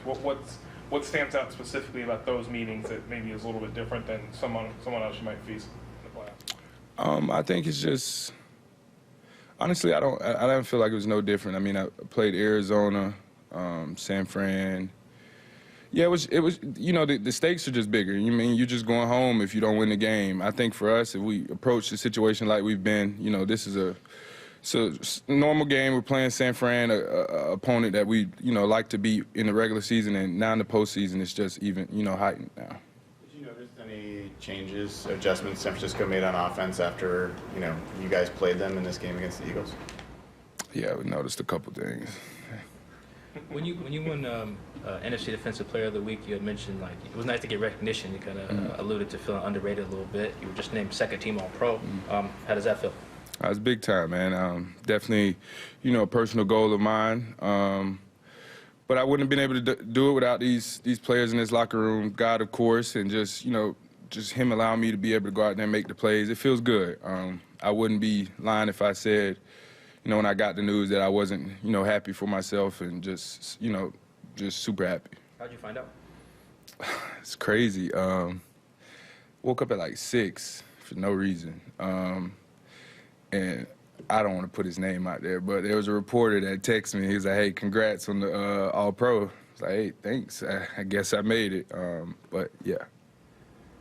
I think you're one of 3 guys, you, Spoon, Leo. Yeah, 3 you guys on defense. That means something to have the dark side. Man, that's big time, man. Definitely should have been a long list of us on there, I think. But it was great for, us to get that recognition. And for us, let's just go, bro. We got a great defense. I like our odds against anybody. Let's go get in these playoff games and see what happens. Ernest, what makes Drake kind of stand out to you? Being a little undersized and being able to do what he does and have his game kind of shine his first chance here kind of as a full-time starter? Yeah, Drake's just, ever since I got here, I've said it before, consistent. To get to this point that he is now, it didn't just start this year. It started, when he got here, the way he studies, the way he prepares is second to none. And then you just turn on the tape and you tell him to go get the ball. He's a ball player. He can play. The size doesn't matter. I think that's the biggest thing. He doesn't care. He doesn't think about it. He knows what he has, what he doesn't, and he uses his strengths to a degree that's, great. Jared Reed said you're the quarterback of the defense, obviously, but what does that mean to you just in how you have to show up and get players in the right position? Yeah, I think for me, it means a lot. One, for me, that's, what I pride myself in is being that guy in the middle that kind of keeps everything running. So I think from a play standpoint, I like to be the first to the fight, just making the plays in the middle, making sure nothing goes down there. But ultimately, it's just that leadership, just making sure, when things aren't going our way, keeping guys on the focus. If they gain 5-6 yards, making sure guys don't worry about that. They got to snap it again and get in the end zone is ultimately what they have to do. So I just keep guys just going. When you guys put on tape or see the highlights of, a run play, a completion, and they're 6, 7, 8 of you guys finishing the play, how much pride do you take in everybody being involved with that? I think that's our calling card. No matter what happens, I think that's the biggest thing, our defense. No matter what happens, we really believe, getting in the end zone is going to be tough. Getting touchdowns out of anything is going to be tough against us if we play the style of play that we're used to and that we know how to. So I think our biggest thing is no touchdowns, and that comes with, everybody has to be in the picture, no leaky yardages, and that's just a style of play that we want to, implement here and keep going. And Mike obviously has a good scheme, but what role does him explaining the why behind why you guys do things help you guys play well on defense? Yeah, the why is the biggest reason. I think that's where our defense is taking the next step. We're understanding, why we're doing certain things, why and how teams are attacking us the way that we are, and, okay, we are going to be in these coverages. They're going to know we're in these coverages. How can we play those plays that are attacking us? And he's been a big part of that. And like I said, the next step that we took was guys able to just grasp that and just be able to make those plays this time around. In your splash plays, you may have been a result of something like that, Picking San Fran was a result of that. Picking Houston. Picking Houston? Or here, it was here, but against Houston on the blitz. I don't remember that. I'm sorry.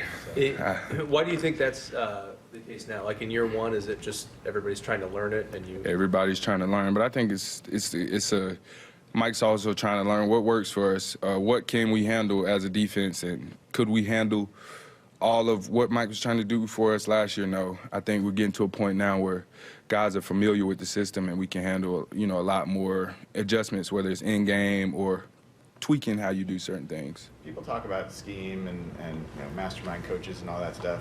They're talking about the teaching process. Do you notice differences in how well people are able to communicate and teach their schemes? Yeah, a good coach is not always having the right information, but being able to relay what he wants to a player in words that he can receive it. And I think Mike does that great. Our whole staff does that great, and I think that's why we've been able to kind of pick up on, different things.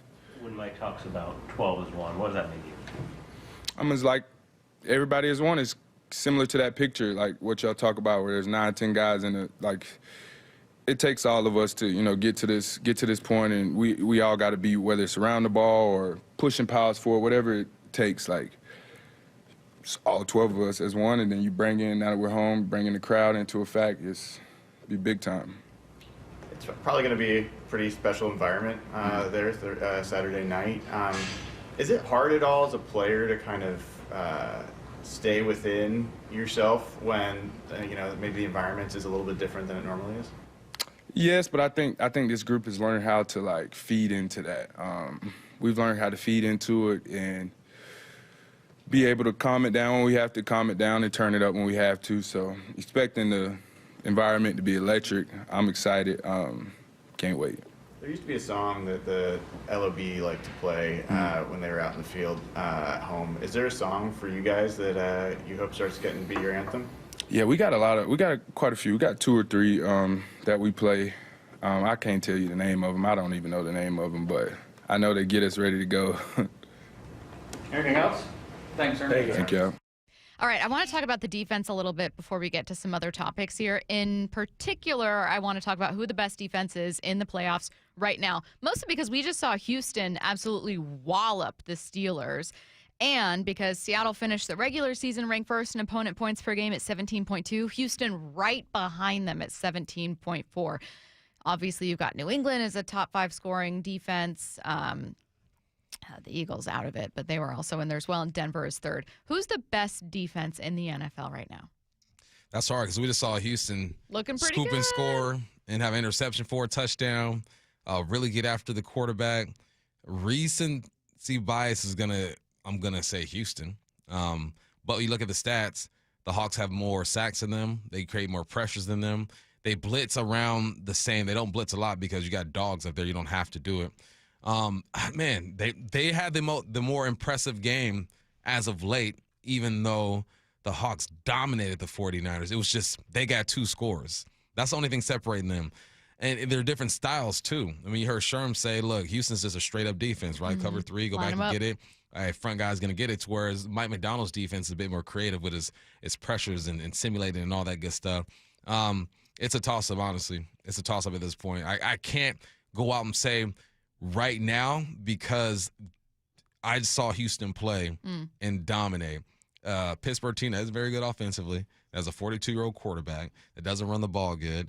So I'm flipping it. It's the Seahawks because they beat up on the Niners. We know that there's obviously a world where these two teams could meet in a Super Bowl because there are two teams that are left in the playoffs. We just know it could happen. However, what's the likelihood of it?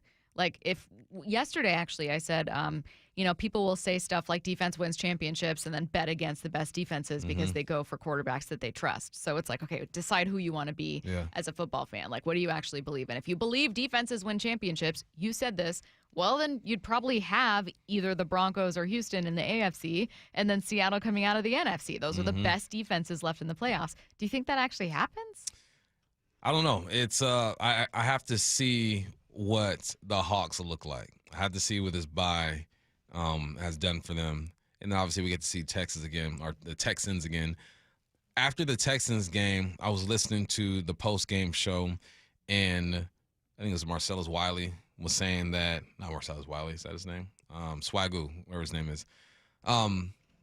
He said that I could see Houston winning a Super Bowl because of this defense. So I'm sitting there, I'm like, wait for it. No mention of Seattle. I'm like, all right, well, the audacity. And C.J. Stroud played a horrible game. And if Sam were to go out there and go 21 of 32, 250, okay, one touchdown, one interception, but put that ball on the ground. Yep. Stroud had 5 fumbles, lost 2 of them things. So 3 turnovers overall. They be like, can't do it. Yeah. Can't do it with Sam. Defense, right? Defense going to put in all this work, and we can't do it. How come Stroud is eliminated from that? I'll tell you why, because he's won a playoff game every year he's been in the NFL. 4 years in a row, he's won a playoff game. That is a separator. But if that's the conversation you're going to have about the Texans' defense, you got to sprinkle in some Seattle, too. Yeah, they really don't get enough love at all, which is silly. They're number 1 seed, but I completely agree with you. We just compared Seattle to the other defenses left in the playoffs. What about to former iterations of a defense?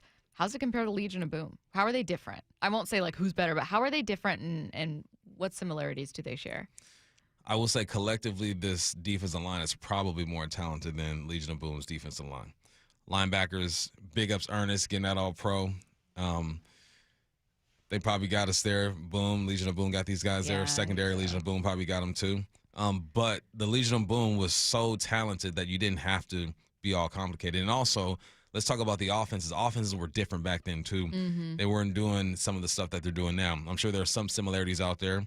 But LOB is, they're still the best defense the Seahawks franchise has ever had. You know what's crazy? So the Seahawks finished the regular season. Right now, if you look up points per game limited from opponents, Houston's going to be number 1 because of this wild card game. They ended the regular season with Seattle at number 1, Houston at number 2, separated by less than half a point, but both around 17 points per game. Seattle's Legion of Boom defense limited opponents in 2013 to 14 points per game. The field goal difference between how think of the margin of victory that this team has had this year and then add on, and there's another additional 3 points they're limiting on average. Shut down. Yeah. Unreal. That's Carolina special. right behind them at 15. Who? Carolina's defense in 2013. Oh, 2013. No, not this year. Okay. Absolutely not this year's Panthers. But the 2013 Panthers, what? I didn't remember their defense being that great. Granted, this was 13 years ago, so maybe I'm just not as clear on it, but no, that was when I remember Kuechly San was doing his Francisco being thing, right? good. Yeah, I remember New Orleans being good. I remember the entire NFC West being solid. I didn't remember Carolina being that good. Jonathan Stewart was on the rock. D'Angelo Williams was running the rock. Yeah. Who they had that receivers on the outside too that were pretty good back then. Steve Smith was still playing. Yeah, I remember the Panthers being solid. Yeah. Well, as a team, solid. They ended up going to and losing a Super Bowl 2 years later, but I didn't remember their defense being. Yeah. That All I remember shut down. is Luke Kuechly. Yeah, That's Luke it. Kuechly. I remember the debate constantly between Bobby Wagner and Luke Kuechly. Who's the best? Who's the best? It felt like Luke Kuechly was always winning that conversation.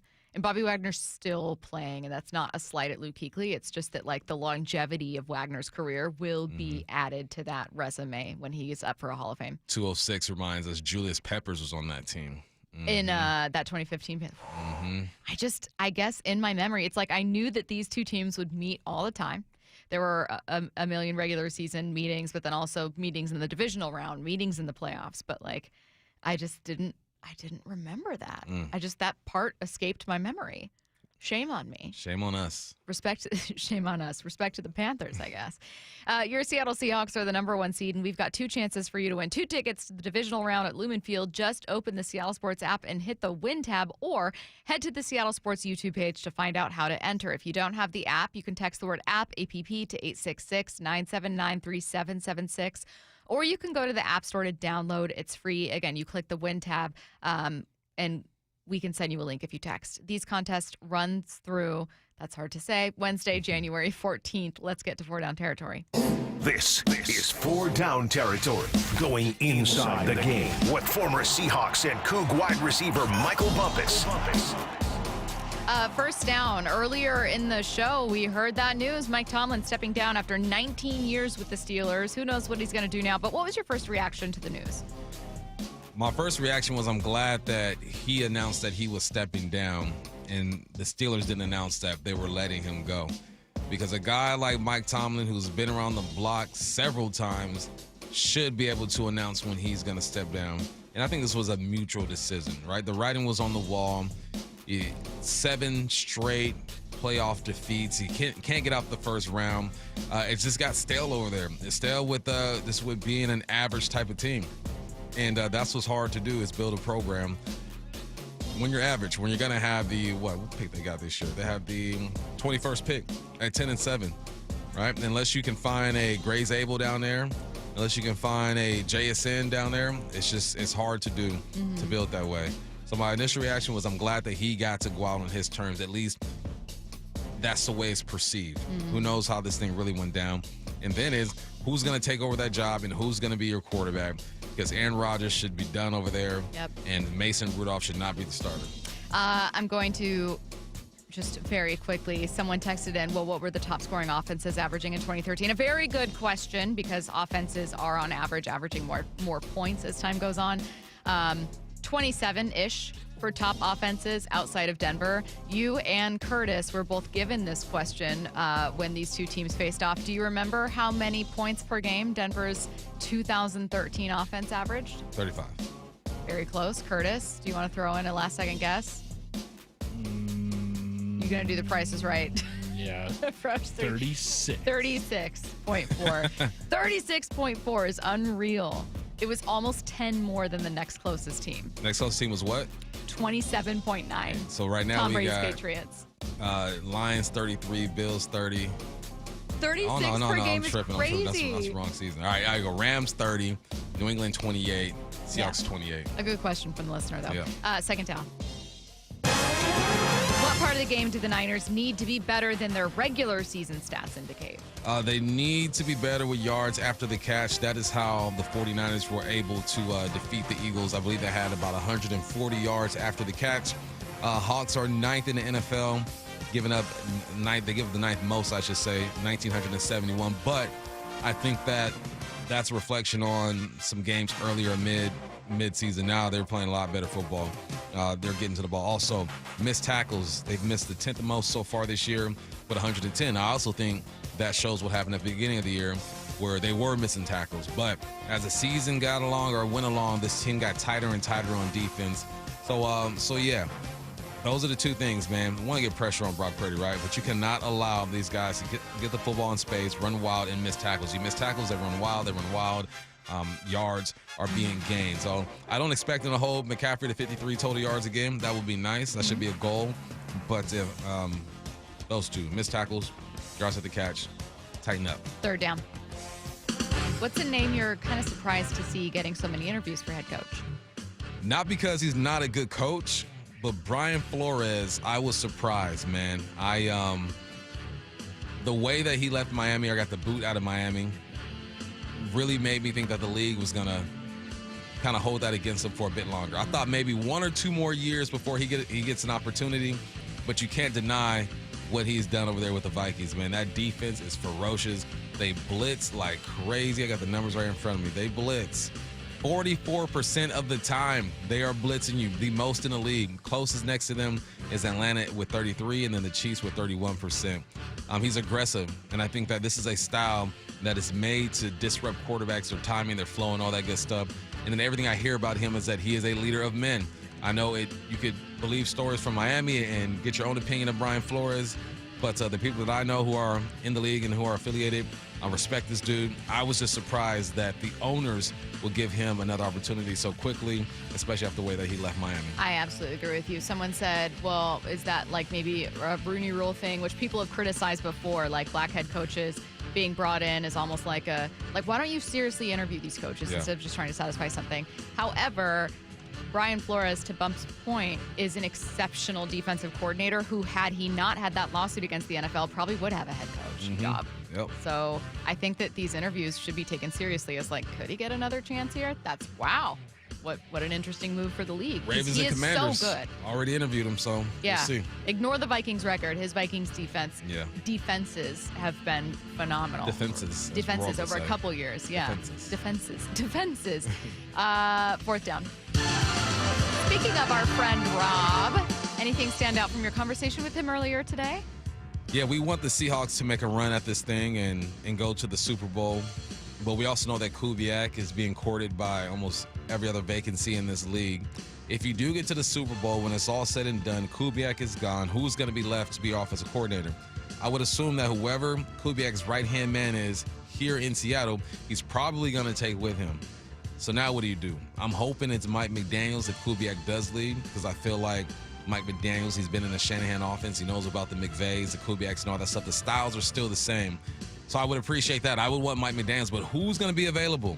Then also he talked about K9's performance. Got 1,000 yards this year. There's only about, 15 running backs that have done that this year. If he continues to ball out during this playoffs, he's also going to build up the racks and the millions, and you're going to have to pay him a bit more.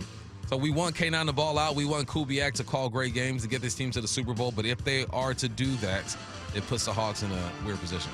Do the Seahawks get, let's see, they had 180 against the 49ers. 49ers then gave up 140 to the Eagles. Did the Seahawks get over 150? Yes, 150. Who's carrying the rock more between Charbonnet or K9? Charbonnet by 1. Does Charbonnet get another touchdown? He gets 2. Ah! He gets 2. What a fun prediction. K9 has the most explosive play, though. I could see both of those things happening. In fact, the most explosive play allowed from the Eagles by the 49ers was a run by Saquon, 29 yards. Is K9's longer than that? Yes, 38. So specific with these predictions. I hope it all happens. What I need to know coming your way at 45 after. Get your questions in. Any question, 866-979-3776. Coming up next, time for Hype Train. Seattle Sports is giving you two chances to win tickets to the Seahawks divisional round playoff game Saturday against San Francisco at Lumen Field. Tap the Win tab in the Seattle Sports app or visit the Seattle Sports YouTube page for your chance to win a pair of tickets to the game. Holy catfish! That's 2 separate chances to be part of Seahawks history. Listen to the 12th man. Details and rules at seattlesports.com/win. How about a simple New Year's resolution, one that even I was able to achieve? Reverse the clock on hair loss with Advanced Hair's simple one-day FUE treatment. You'll feel more confident and more youthful when you witness your own natural hair growing into those places that have been balding or thinning for years. I'm surprised and relieved every time I look in the mirror. You need to know what that feels like. From Advanced Hair's breakthrough technology to their highly experienced team, there is no one I would trust more than Advanced Hair Restoration. I experienced their exceptional standard of care firsthand. Your comfort and your results are the top priority of the entire Advanced Hair team. Celebrate this new year with a fuller head of hair and get a free consultation, $250 off, and 250 free hair grafts. Call 425-449-8185. That's 425-449-8185. Discover what meeting your resolutions could look like with the before and after pictures at advancedhair.com. Matt Coker here with West Coast Men's Health. In the past 5 years, we've seen thousands of men at our clinics. Most guys tell us the same story, that in their early 50s, it's not that they couldn't function, they just needed help. They started taking Viagra, and it worked great at first. But after a few years, it stopped working. The problem is that their arteries had become more restricted since they started taking it, because Viagra does not unclog arteries. Here at West Coast Men's Health, we use acoustic wave therapy to target the real problem. We break down plaque and clear up the arteries so blood can flow like it did in your 20s. This restores function. And guys, listen to this. You won't have to take a pill anymore. So if this sounds like you, give West Coast Men's Health a call today and see how we can help. With clinics in Redmond and Tacoma, call 206-519-6541. That's 206-519-6541. 206-519-6541. Online at westcoastmenshealth.com. We've all been there. Sleepless nights, mind racing, wondering if your business's security service is really protecting what matters. At Bay Alarm, we can put your security insecurities to bed. Video security, burglar alarms, fire alarms, access control, 24/7 monitoring, and more. Our advanced technology and personalized support ensure you can rest easy, knowing we're here for you, your people, and your business. Visit bayalarm.com to talk to a local security expert. Bay Alarm, we got you. Running a business means wearing multiple hats. So if you're like me, you probably started out using your personal phone, taking client calls and texts nonstop. As my business grew, I needed something smarter. That's when I switched to Quo, the #1 business phone system. Quo works right on your phone or computer. No carrying 2 phones, no clunky landline, just one easy app you can try for free. Your team can share one number and handle calls and texts together like a shared inbox. Any teammate can jump into the conversation, so customers get faster responses. And Quo's AI assistant summarizes your calls and responds to customers 24/7, so you never miss a lead or opportunity. All this starts at just $15 a month. That's basically 2 coffees. You can even keep your current business phone number. Find out why 90,000 businesses trust Quo. No missed calls, no missed customers. Try Quo for free at quo.com/sports. That's quo.com/sports to try Quo free. QUO.com/SPORTS. The road to the Super Bowl runs through Seattle. Listen to the 12th man. And Seattle Sports on 710, the home of the Seahawks. Here's what you can look forward to when you get your windows replaced. The whole house being way warmer and a lot quieter. Dave Wyman here, and when we had finally had it with our old windows with broken seals, we called Harley Exteriors. They were incredibly friendly, professional, and absolutely knew their stuff. Harley Exteriors windows are a massive upgrade. They keep heat in and noise out, plus they're truly gorgeous windows.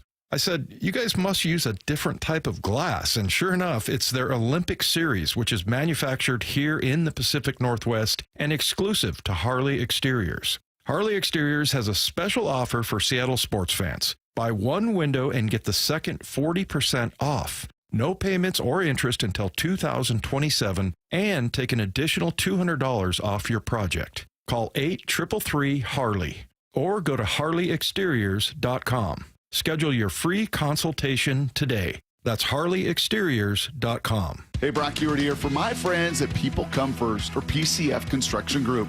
Are you tired of grilling in the cold and rain every winter? Well, with a patio cover, heater, and fireplace from PCF, you can enjoy your outdoor deck or patio all year long, staying warm and dry, even in the cold winter.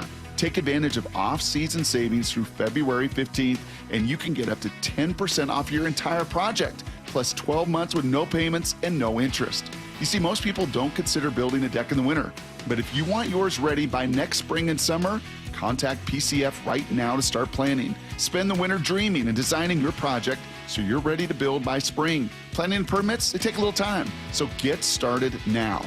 Get project ideas, browse the photos, and find all the offer details at pcfgroup.com. That's my friends online at pcfgroup.com. Making your outdoor space with People Come First.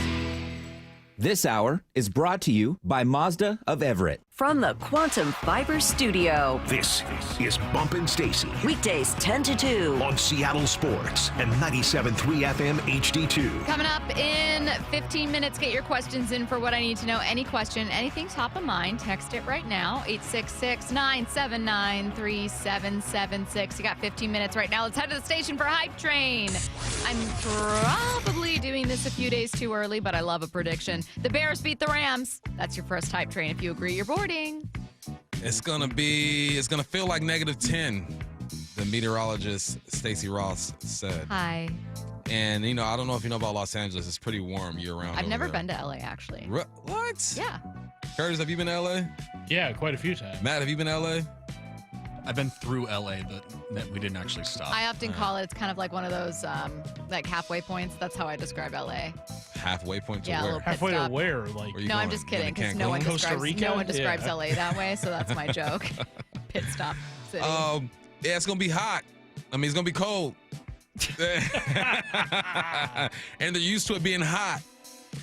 That's right. Tell 'em. That's right. As Katy Perry said, you're hot and you're cold. Take your time. You're yes and you're no. Yep. You're in and you're out. You're up and you're down. I know that's right. So we're going with the Bears. Okay. All right. We got it.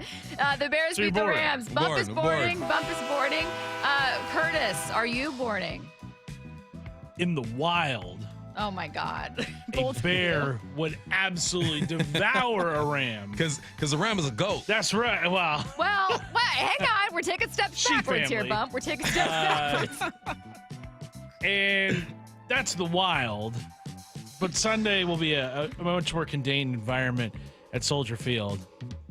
And it's not going to matter because the Bears are going to beat the Rams. Let's That's go. right. We're boarding that Let's go. train. Do bears eat rams? Would They a kind bear of eat exist in a the same- sheep? Well, I want to know, like, I think a grizzly bear would eat bears. anything. Here's my question: grizzly bears and bighorn sheep definitely exist in the same type of environment. Have they run into each other? You know, polar bears and penguins will never meet each other. I know. That's kind of sad. Opposite poles. I asked AI Yeah. if bear eat a sheep. What'd I say? Absolutely. Well, Absolutely. I'm not going to fight with the computers and the robots because I got to stay on their good side. You never know what could happen. I'm boarding this one too. Everyone aboard. Next up. Again, I'm looking way too far ahead, but I just like these. They're fun. You mentioned that the leading rusher from last week was Saquon Barkley, who had a little over 100 against the 49ers. 106. Once again, the leading rusher will come in a game against the 49ers. It's Ken Walker leading all running backs in the divisional round. Are you boarding? K9. He's running for his money at this point. You know, he's running for that bag, running for that check. And because he's doing that, he will have approximately 122 yards on the ground and lead the NFL Okay. in the divisional round of the playoffs. Bump I'm on that sporting. thing. Bump sporting. Ken Walker leads all running backs in the divisional round, and for a second consecutive week, the 49ers allow the leading rusher in the playoffs. This time, though, they don't advance. Curtis, Ken Walker leads all running backs in the divisional round. Are you boarding? It's kind of weird. His name is Ken Walker. Oh, my Because he's going to God. be a Ken runner on Saturday. Nice. We're boarding this train. Bars. Matt like that. All of you are so. Matt's losing it. It's a soundproof booth, and I can hear him. I can like see and hear him laughing through it. He's still laughing. Yes, I'm boarding. I'm boarding this one as well. Matt, would you like to board the hype train that Ken Walker leads all runners? I'll board the hype train that Ken Walker is going to be Ken Runner. Okay, fantastic, fantastic. Next up. Adam Schefter, who reported earlier today that Mike Tomlin is stepping down as head coach of the Pittsburgh Steelers, predicts that Mike Tomlin will not jump right into coaching, but instead take a year off. Maybe that means spend a year in television or in broadcasting like Sean Payton. Maybe it means stepping away from the game entirely. But he's wrong. Mike Tomlin is back coaching in 2026. That's your next hype train. I think right now Tomlin is telling wifey, babe, I'm done. I'm done, man. 19 years. I can't win a playoff game. I'm done. Then he's going to wake up on Thursday and be like, what jobs are left? What jobs are out there? I can see myself doing that. Okay. And then on Friday, he's going to be like, you know what? He's going to hit up his agent and be like, you know what? Hey, let's make a deal. And then on Saturday, he will be the head coach of a football team. What football team? It will be the Atlanta Falcons. Okay. Mike Tomlin is back coaching in 2026. Bump is boarding. He says, yeah, I think he's going to take over that coaching job for Atlanta. Curtis, Mike Tomlin, back coaching in 2026. You think so? I don't think so. And it was pointed out on social media. I don't know if this is entirely true, but it sounds like with him stepping down and the Steelers not necessarily firing him, that the Steelers retain his rights so that any team who want to hire him would have to fork over some probably draft capital in order to hire him. And I think after this upcoming year is when his contract expires. So I don't think he's back coaching for that simple reason. Teams don't want to fork over a first-round pick for him. So not boarding that train. I think he heads to TV.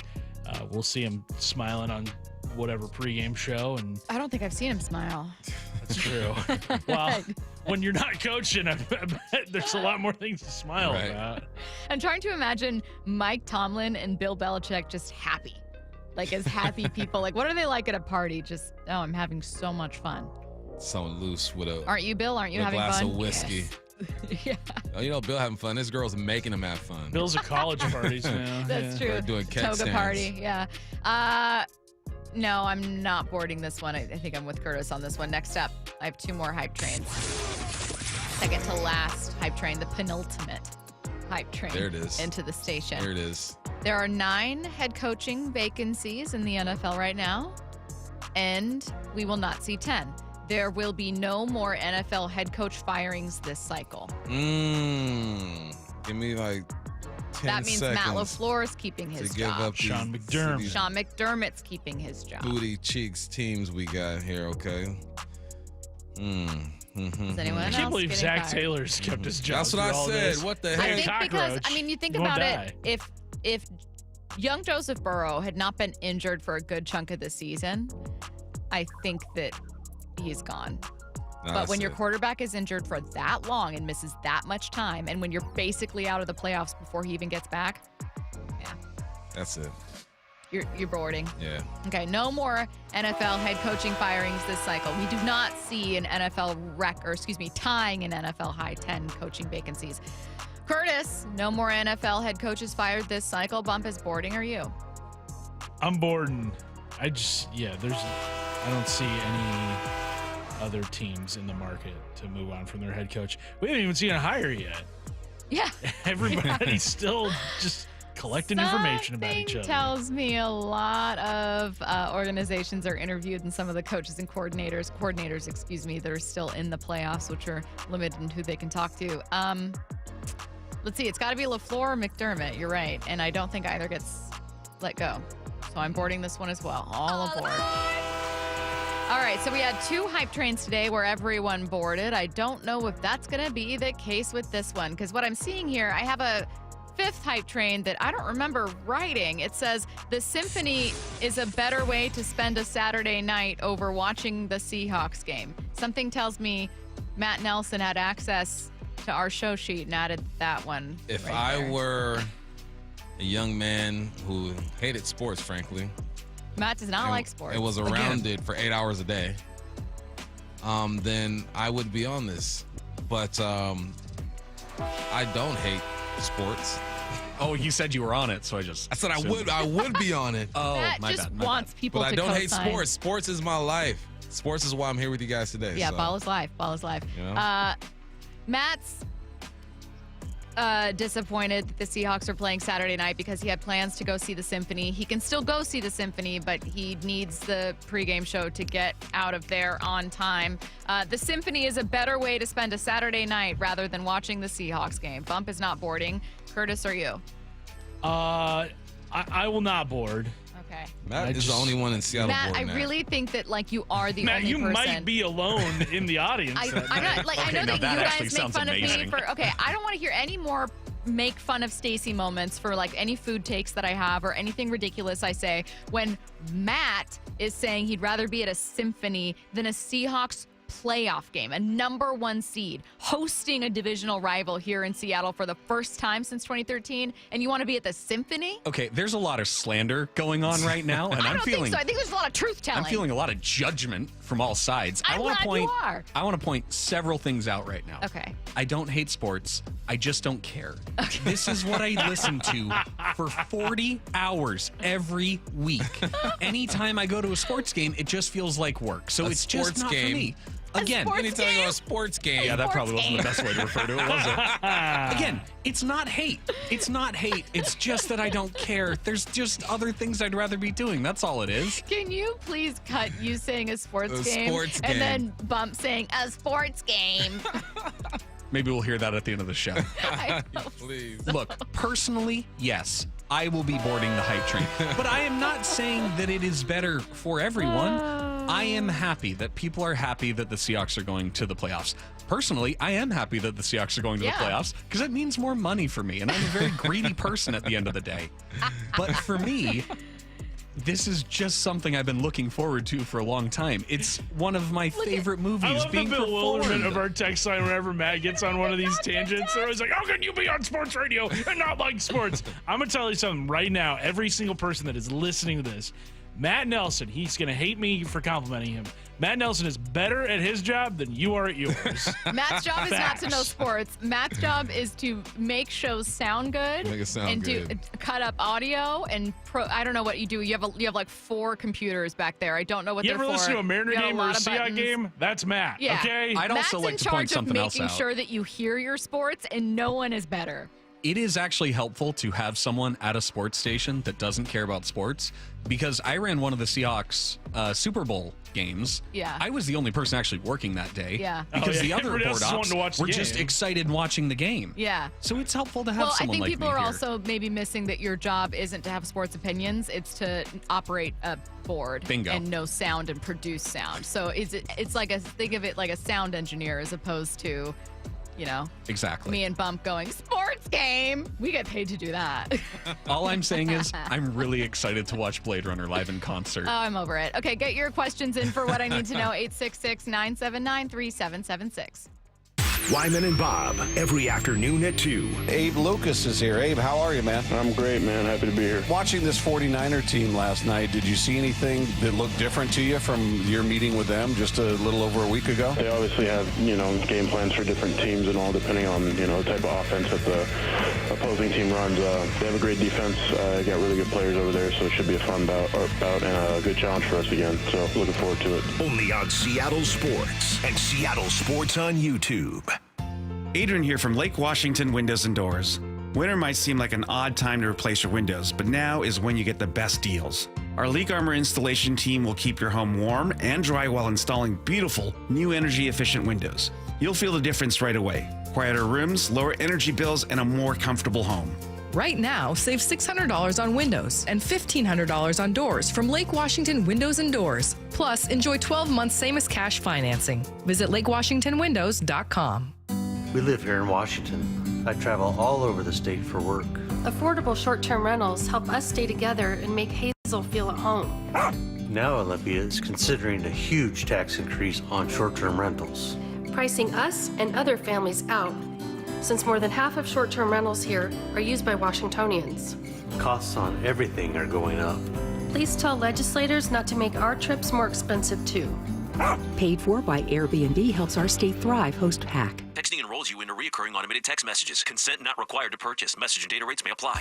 Man, I love seeing the old gang at these reunions. Did you see Bryan? He's in better shape than he was 25 years ago. How is that even possible? Yep, I ran into him a few weeks ago and had to ask. He told me he started taking Nugenix Total T2. The testosterone booster? Yeah, but it's way more than that now. It also skyrockets your nitric oxide in as little as 3 hours. I started taking it right away and I'm already seeing results. I was wondering what you were doing. You seriously crushed me in that pickup game last week. Yep, after 40, energy, strength, drive, it all starts going downhill. But with T2, I feel like my old self again. Stronger, leaner, and my energy is way up. My wife even noticed a difference. They're giving out complimentary bottles right now. Just send them a text. Text CAR to 321-321 for your complimentary bottle of new Nugenix Total T2. Text now and you'll also get a free bottle of Nugenix Thermo X, our most powerful fat incinerator. That's CAR to 321-321. These statements have not been evaluated by the FDA. Product not intended to diagnose, treat, cure, or prevent any disease. Imagine finding your dream home and moving in right away. No waiting to sell your old place first.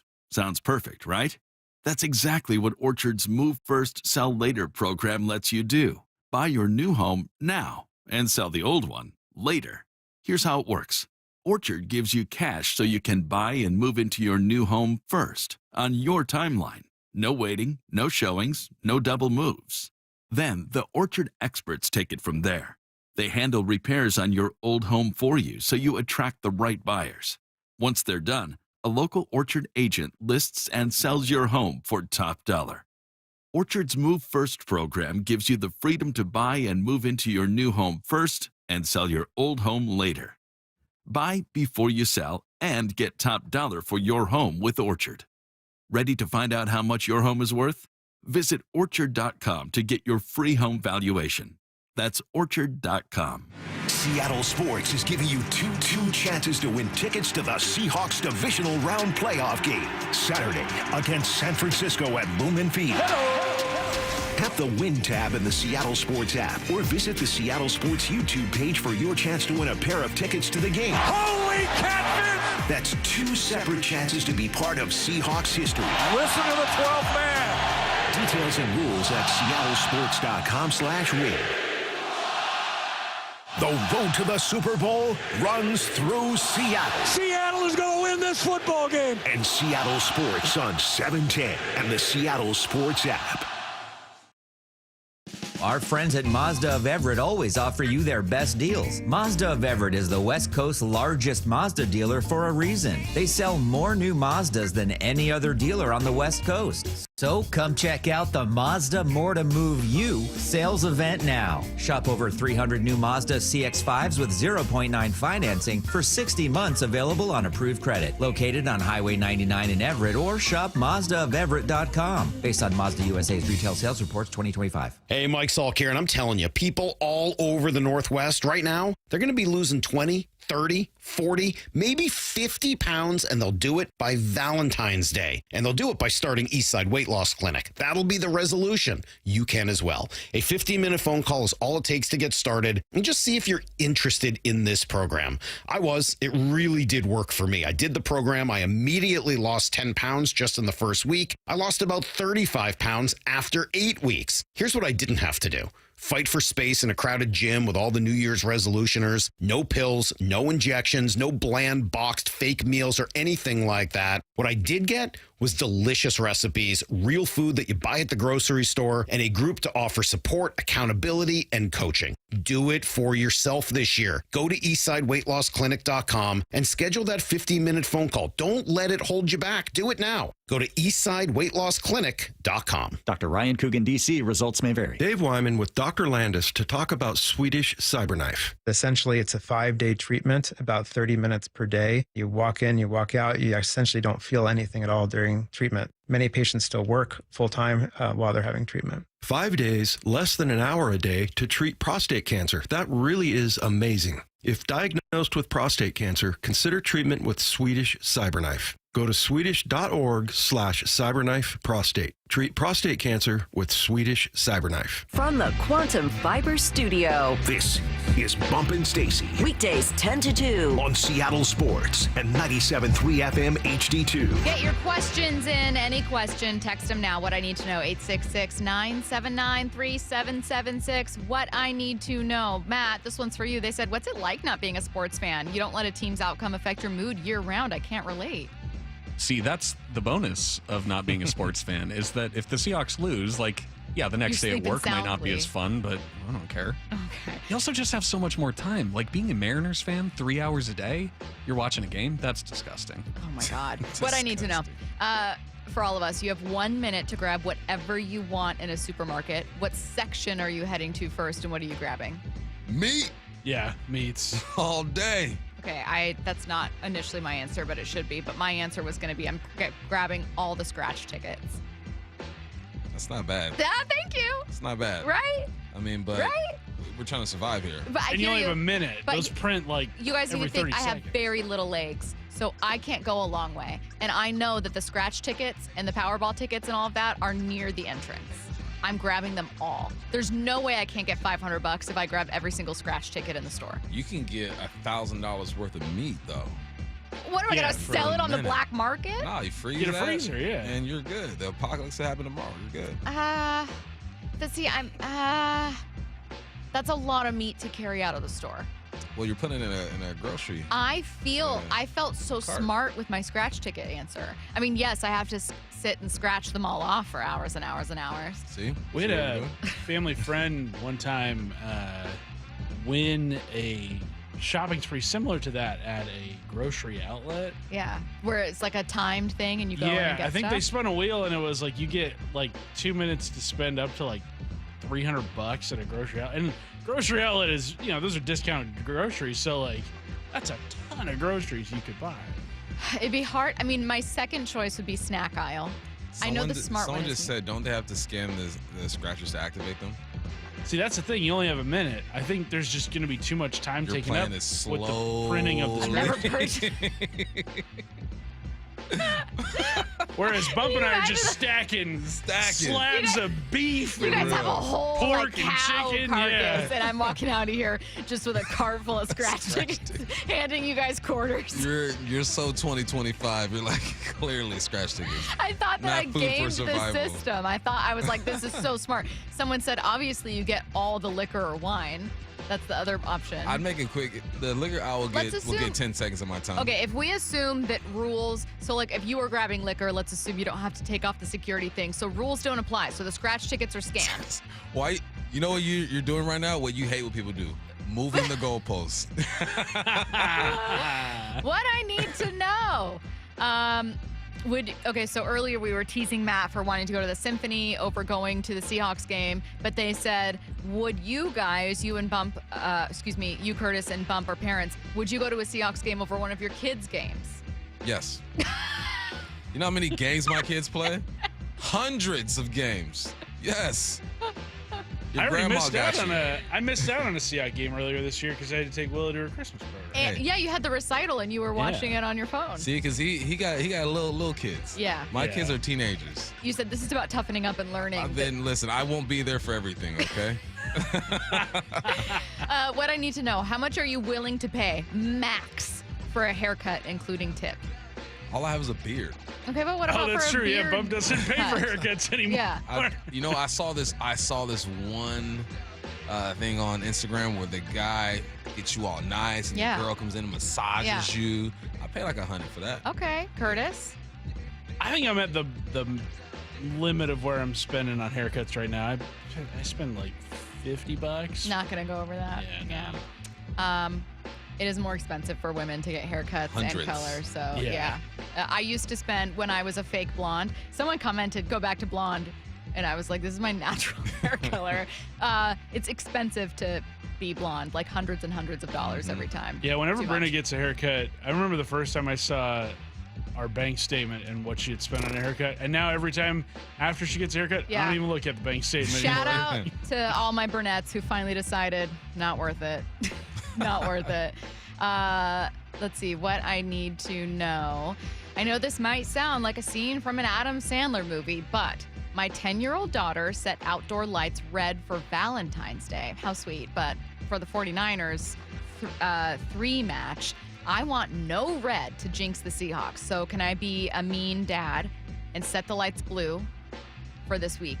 It's only January after all. Do it on Saturday. Yeah. Yeah, I think that's fair. She's got to learn tough lessons. You know what I mean? Hey, it's not Valentine's Day As soon yet. as kickoff, flip it. Yeah. Yeah, and maybe the trick is to get her excited to watch the game with you. So that you say, hey, what if you make them green and blue? If Nat brings good luck, do you think that'll do it? And then you can let her think that she let the Seahawks win. I think that's cool. I think you should. I think more parents should watch games with their kids and daughters especially. I think that would be nice. 866-979-3776. What I need to know. Where did this go? I just had one here. Bump. This one's for you.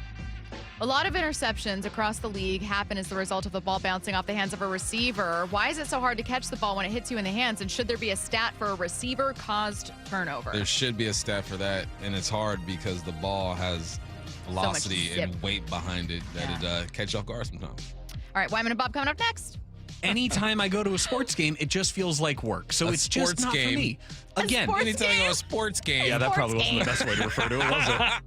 The one and only Mark Schlereth with Wyman and Bob. How are you, my friend? New Year's resolutions, right? Like, I'm going to get in shape this year. My only goal is to become an underpants model. That's all I've ever really wanted. And if you guys know of anybody in the underpants business, let me know. Dave loves that you call them underpants. He loves it. Oh, yeah. Absolutely shredded. Get every can't-miss conversation on Seattle Sports and the Seattle Sports app. You're 62 or older, lots of equity in your home, and you want to pull some cash out, but a refinance or HELOC, well, it means a bigger payment. And the cost of selling your home, it's insane. So what should you do? Hey, Brock Hewitt here for Tila Mortgage. You don't need to live at a lower standard than you deserve. You really got 3 options. Number 1, sell your home. 2, get a HELOC or refinance. Or 3, get a reverse mortgage. Tila has done the analysis and believes that a reverse mortgage is the most cost-effective way for seniors to get cash out of their homes without selling and having the option of no monthly mortgage payment. Too good to be true? No. Call today and let's compare. Tila, spelled T-I-L-A, is a name you can trust for truthful, honest, and ethical advice for all your mortgage needs. Give them a call today. 206-766-8888. That's 206-766-8888 or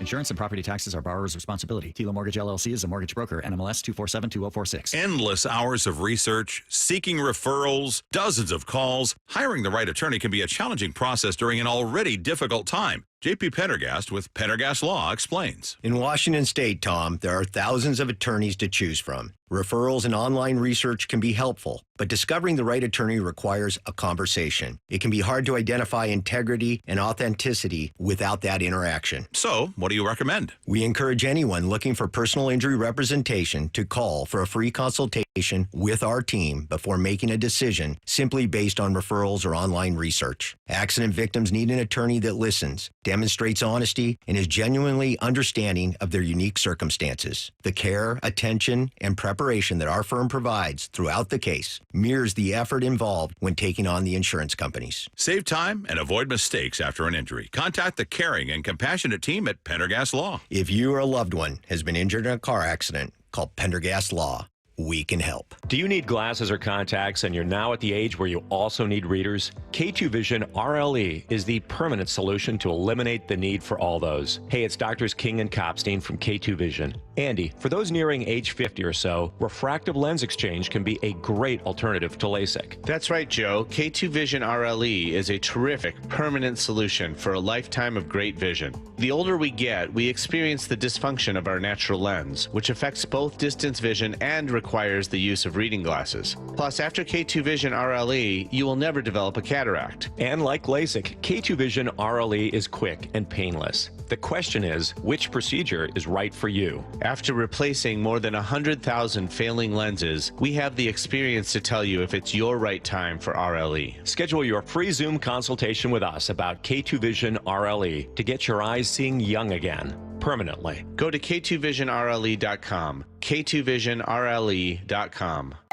Pizza's here. Oh, great. I'd love some, but I'm worried about my stomach issues. If you're worried about having diarrhea, gas, bloating, stomach pain, or loose, oily stools, it may not just be stomach issues. It could be a condition called exocrine pancreatic insufficiency, or EPI. With EPI, the pancreas doesn't release enough enzymes to break down food, but EPI is manageable. Use the symptom checker on identifyepi.com and talk to your doctor. That's identifyepi.com. Sponsored by AbbVie.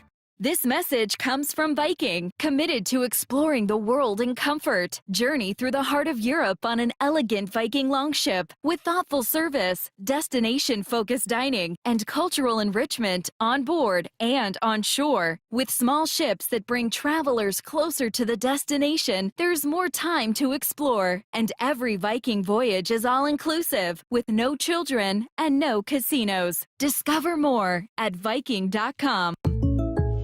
Jake from State Farm. I just beat my running PR, so I'm celebrating with the Banana Bonanza smoothie. Hey, and you can keep celebrating when you create an affordable price just for you by bundling your home and auto with the State Farm Personal Price Plan. Go bananas.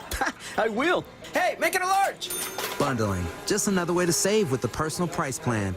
Like a good neighbor, State Farm is there. Prices are based on rating plans that vary by state. Coverage options are selected by the customer. Availability, amount of discounts and savings, and eligibility vary by state. Shopping with your parents can be embarrassing. Why would they sell jeans with holes in them? I'm going to speak to the manager. Mom! That hoodie is giving. You should get it. YOLO. Thanks to the Chase mobile app, your kid can shop independently while you keep an eye on their spending. So you can go from... We can be twinsies. ...to... How was shopping? Saw you stayed on budget. Thanks, Mom. Freedom for kids, control for parents. That's family banking from Chase. Account subject to approval. Chase mobile app is available.